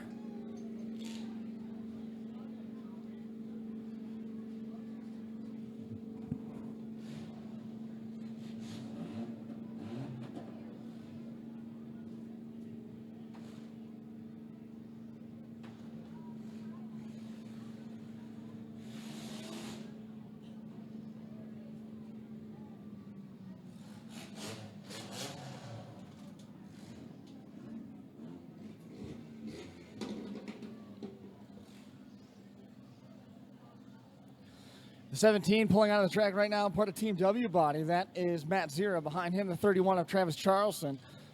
We saw one of the Negative Impact cars pull out onto the track. He was late, did not come out with his other teammates. Still keeping an eye out for the number 45 of Jamie St. Mary, Psycho.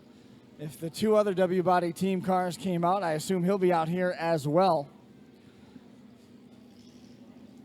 What a lineup.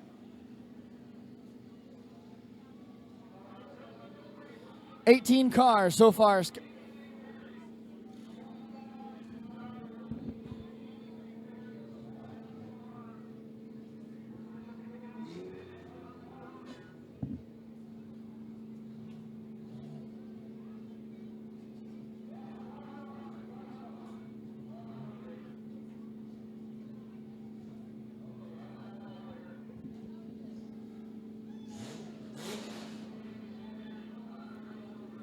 That was Donnie Hartzell that just pulled in.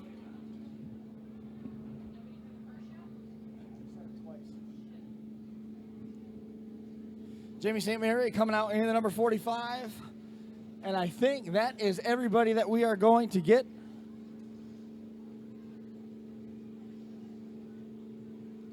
$19 cars scheduled to go here in the 4-cylinder championship.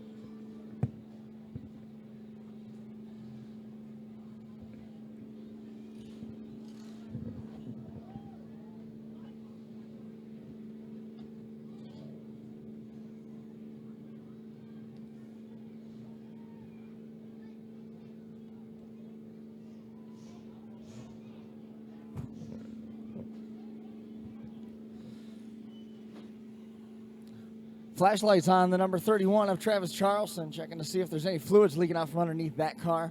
Off to my right, just waiting to see. It looks like the track has been closed. Looking for sticks up around the track to get a definitive answer if we are good to go. Waiting for Mark Benjamin, give us the okay. Looks like we are all set, ladies and gentlemen, for the final time tonight. Help me if you could, please. Let's start with 5, 4, 3, 2, 1, and go. Quick to the whip, his team. None at all. The raffle car right in the side of Travis Charleston. What a shot that was.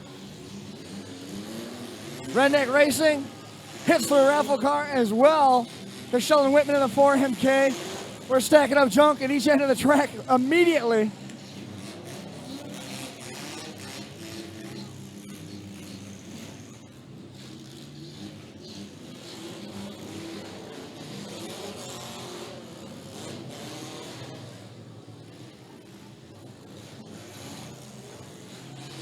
Already some major attrition out here on the track.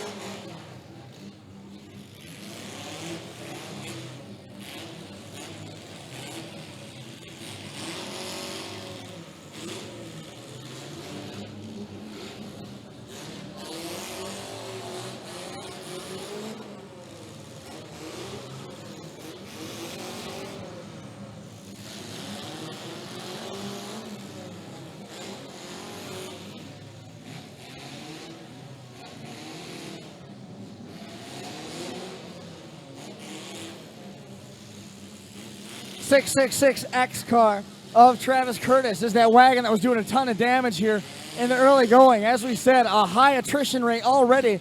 Looks like we might be down to only about 6 or 8 cars here. The 4MK of Sheldon Whitman backing into the 666 of Curtis.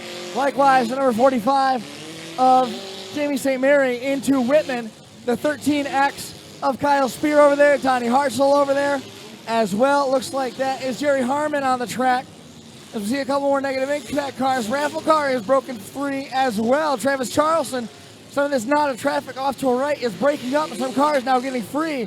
See the 88 of Jacob Shear, steam pouring out from under the hood. His car giving it all that he had. That might have been the end of that car's night right there against the front stretch wall. Hard shot delivered.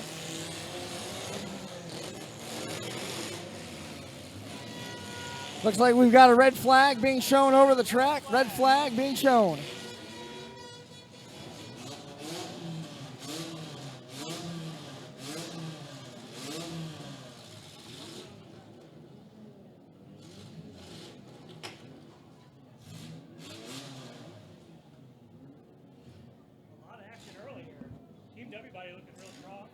Team W bodies.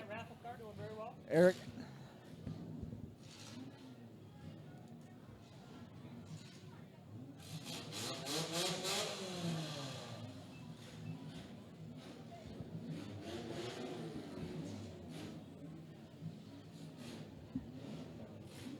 Looks like we are all set to get going one more time. 3, 2, 1, green flag back out.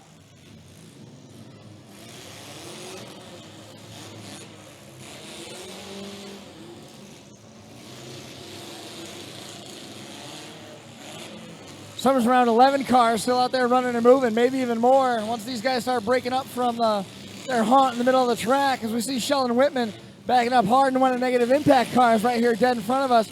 Whitman pulls it and drives, goes after the number 45 of Jamie St. Mary. We see the 13 of Kyle Spear trying to get off the blocks, way down off toward left vantage point. See if he can get that freed. Right now, all of the knots of traffic have cleared and no one eliminated on time. So still have more than 3/4 of the field back underway. Travis Charleston backing into the raffle car. Here comes Donnie Hartzell in one of the negative impact cars, drilling somebody else. It's so dark out there on the track with all these black cars. I don't know how you can even tell who your partners are. This is turning just into a straight out derby.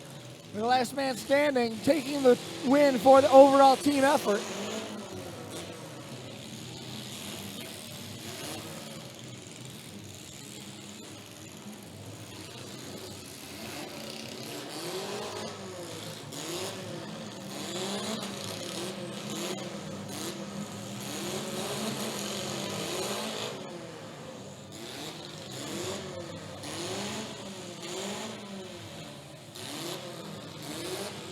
Sheldon Whitman all done in the number 4 MK car. Jerry Harmon, I'm sure he's going to be in some trouble here momentarily as we see a battle raging on the raffle car at the top of the track. The 666 of Curtis still in the mix. Raffle car being just blasted away on by the number 31 of Travis Charleston. Back end jumps up in the air by the number 31 of Charleston. And I think that is Jim Beatty's negative impact car that's still limping around down here at the far end as we turn our attention back to number 17 of Matt Zera. Turns the wick up, almost got one over. Chased all the officials right off the blocks as he sent the number 22, one of the Team Track Shop Boys cars, up into the blocks. And now I'm being told enough's enough. Got to get away from there. Trying to keep that Honda running. A lot of blow by from the 666 of Curtis.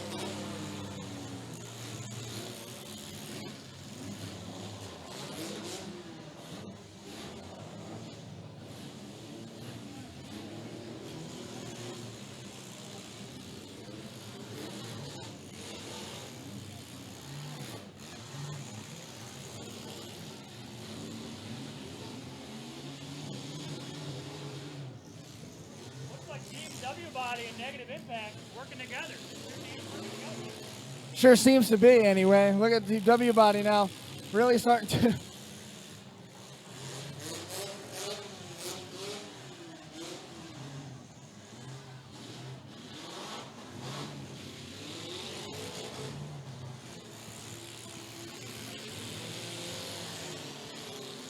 Team W body trying to come down to the rescue of Travis Charleston and help him out with the attrition. Looks like we might lose the number 38.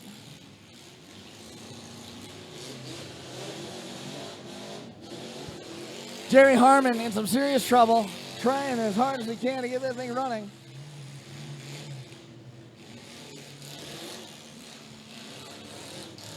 So the raffle cart.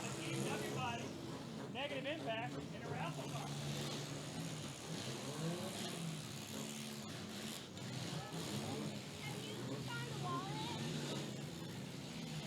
Who's it for? My cousin's mom. Can you take this down and make sure this is the right person? Can you come get it? No, that's not her.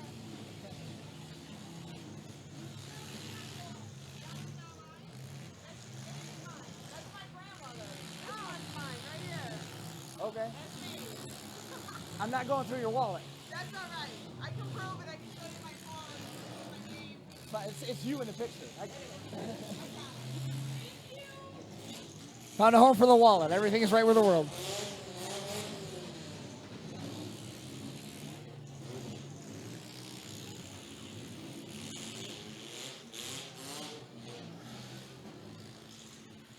Getting down to it. Looks like we're down to about our last 5 cars or so.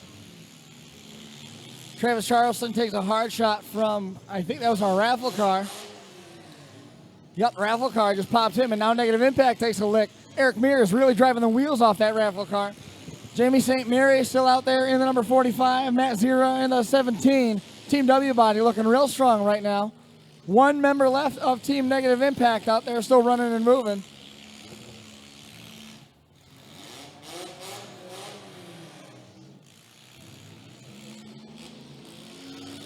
Eric Mears going after Travis Charleston. Sparks from under the hood on the number 31, Travis Charleston. Now the raffle car appears to be in a little bit of trouble here. Trying to get it to refire. Charleston able to pull away.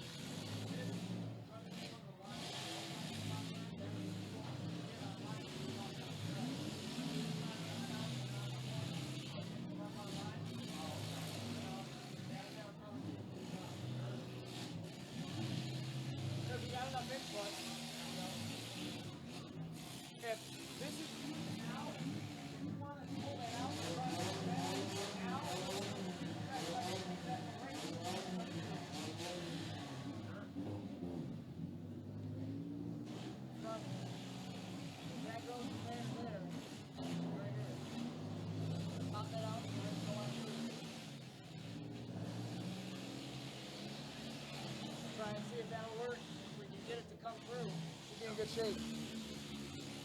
We've lost Travis Charleston in the number 31, and the raffle car is back up and at him.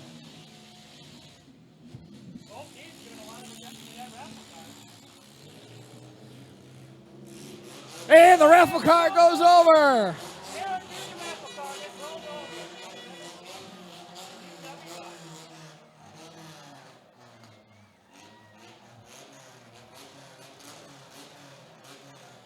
Eric's out.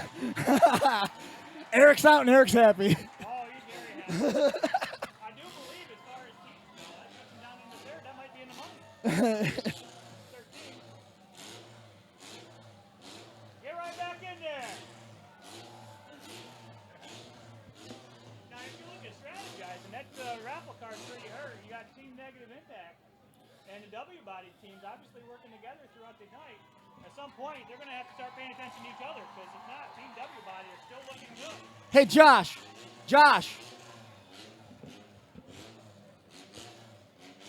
Josh, say something for me.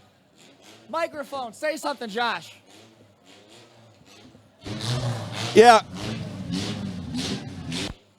Chris, can you hear me up there? Yeah, we got a lot of gas in the back seat of it. We're just going to put some water in it for safety. Okay. Just a lot of gas on the track. Thank you, guys. Eric Mears, great run, but unfortunately, it looks like Eric Mears is all finished up, soaking the inside of that down pretty well. Looks like he had some fuel spill out. Hopefully, that on-the-fly adjustment that we just tried here will bring Josh's commentary trackside to everybody there that is listening at home as well. So, looking like we're going to drag that hose off of the track, just about ready to get everything back underway. Tough break for Eric, man, going in that raffle car, but, you know, how can you argue with that? Bought a couple raffle tickets and ended up in the feature. Oh, yeah, you can't beat that.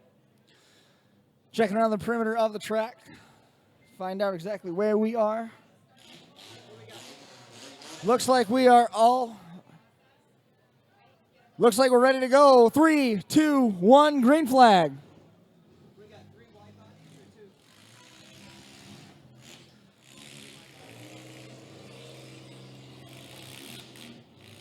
Looks like we got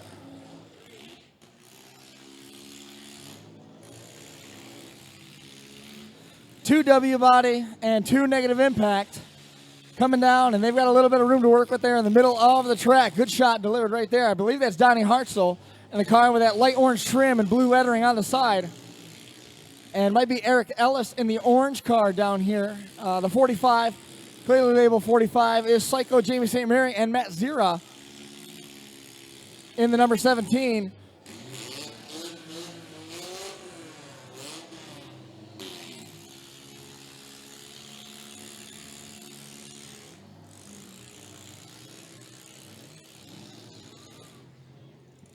Smart shot taken right there by one of the negative impact cars, wedging in the number 17. Unfortunately, he's firmly affixed to the front of Eric Ellis's car, and Ellis's effort to go in reverse, and the 17 followed him right back out. Now St. Mary trying to pin in the number 30 junior of Donnie Hartzell down near the far end as we watch Matt Zira go to work on the nose of Ellis's car. Ellis still running, but might have a transmission or possibly CV problem on the nose of that. Zira quick to turn his attention to the number 30.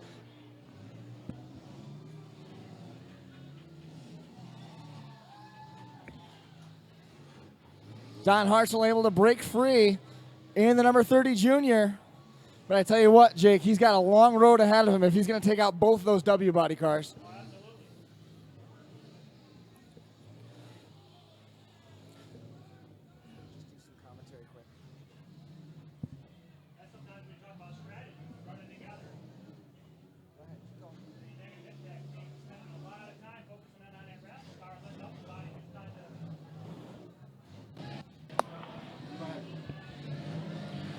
Go ahead.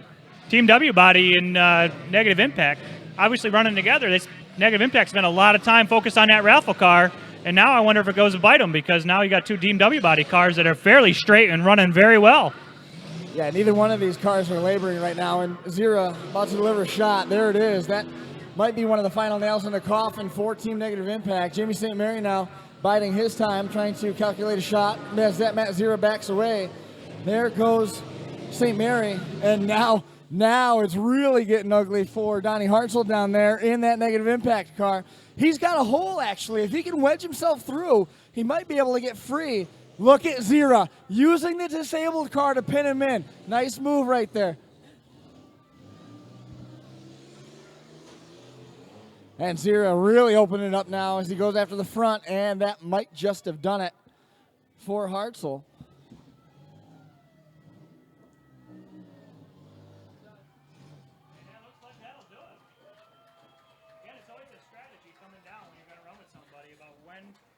When do the alliances stop and it's time to go after each other? Negative Impact has to think about that now.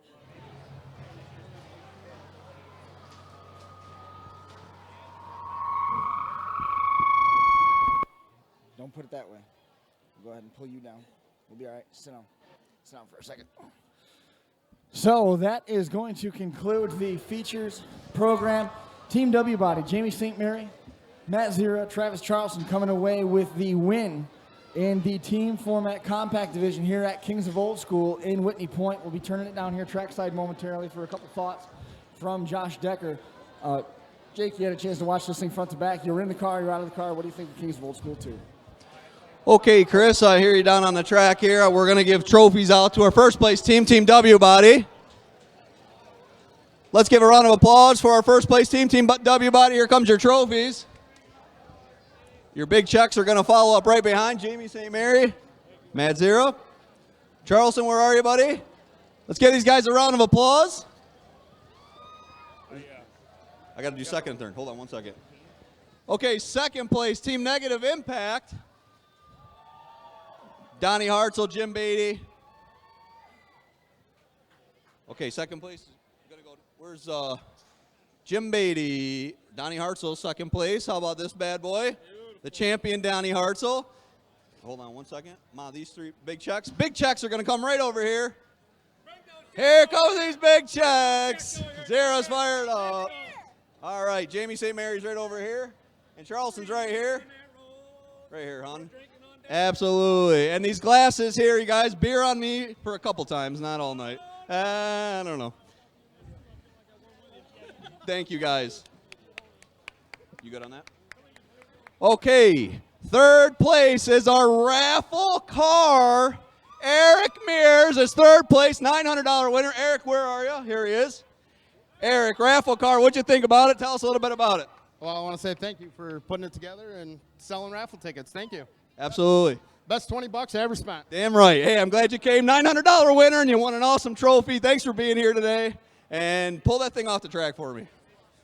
Okay. This one.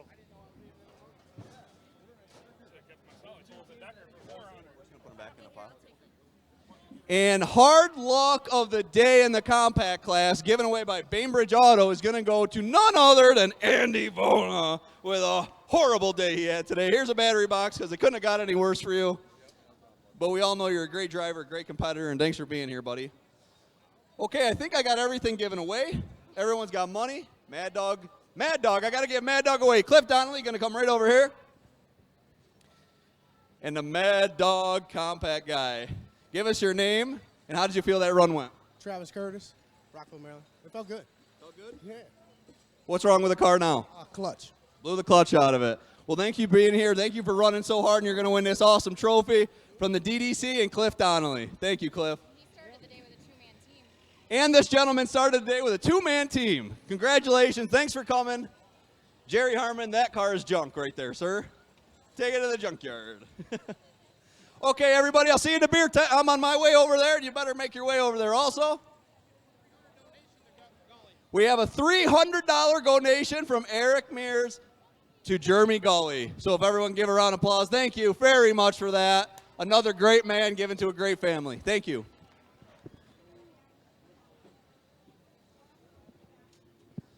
Well, ladies and gentlemen, that is going to pretty much conclude as you see another final look at all the carnage left behind here on the front stretch of the Broome County Fairgrounds. So thrilled everybody was able to jump online and join us here. Jake Sherman, any final thoughts here before we get out of here? I tell you what an excellent show all the way through. I thought Tech was very well. Everything seemed to work out well. I haven't had much luck as far as getting deep here at the show, either in the spring or here. But when you leave, you still have a good time.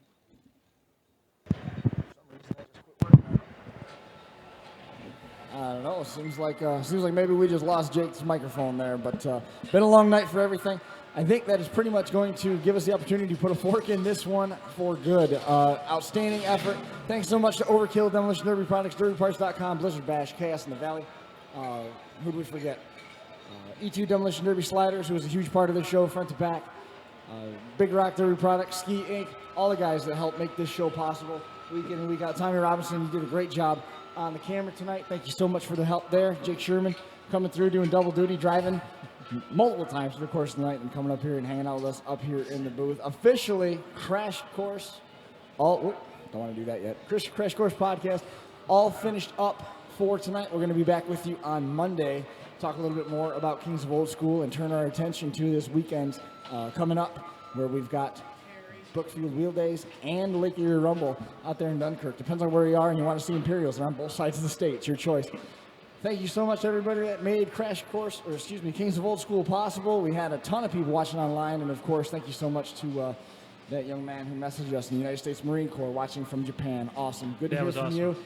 Ladies and gentlemen, again, after an exhausting night here at the Broome County Fairgrounds, Kings of Old School in the books. We'll catch up with you again on Monday. Thanks a lot.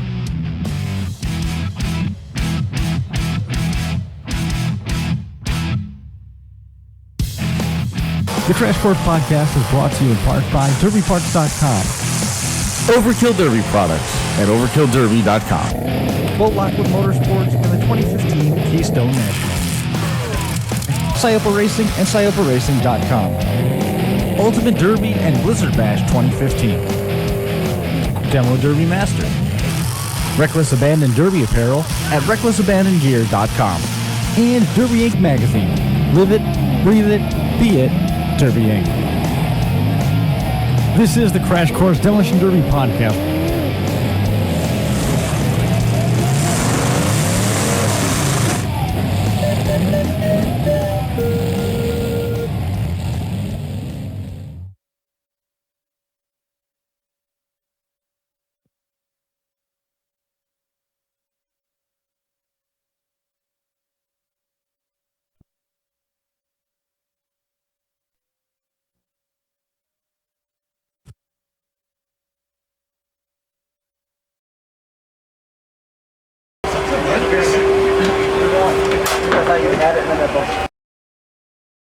I had it right there.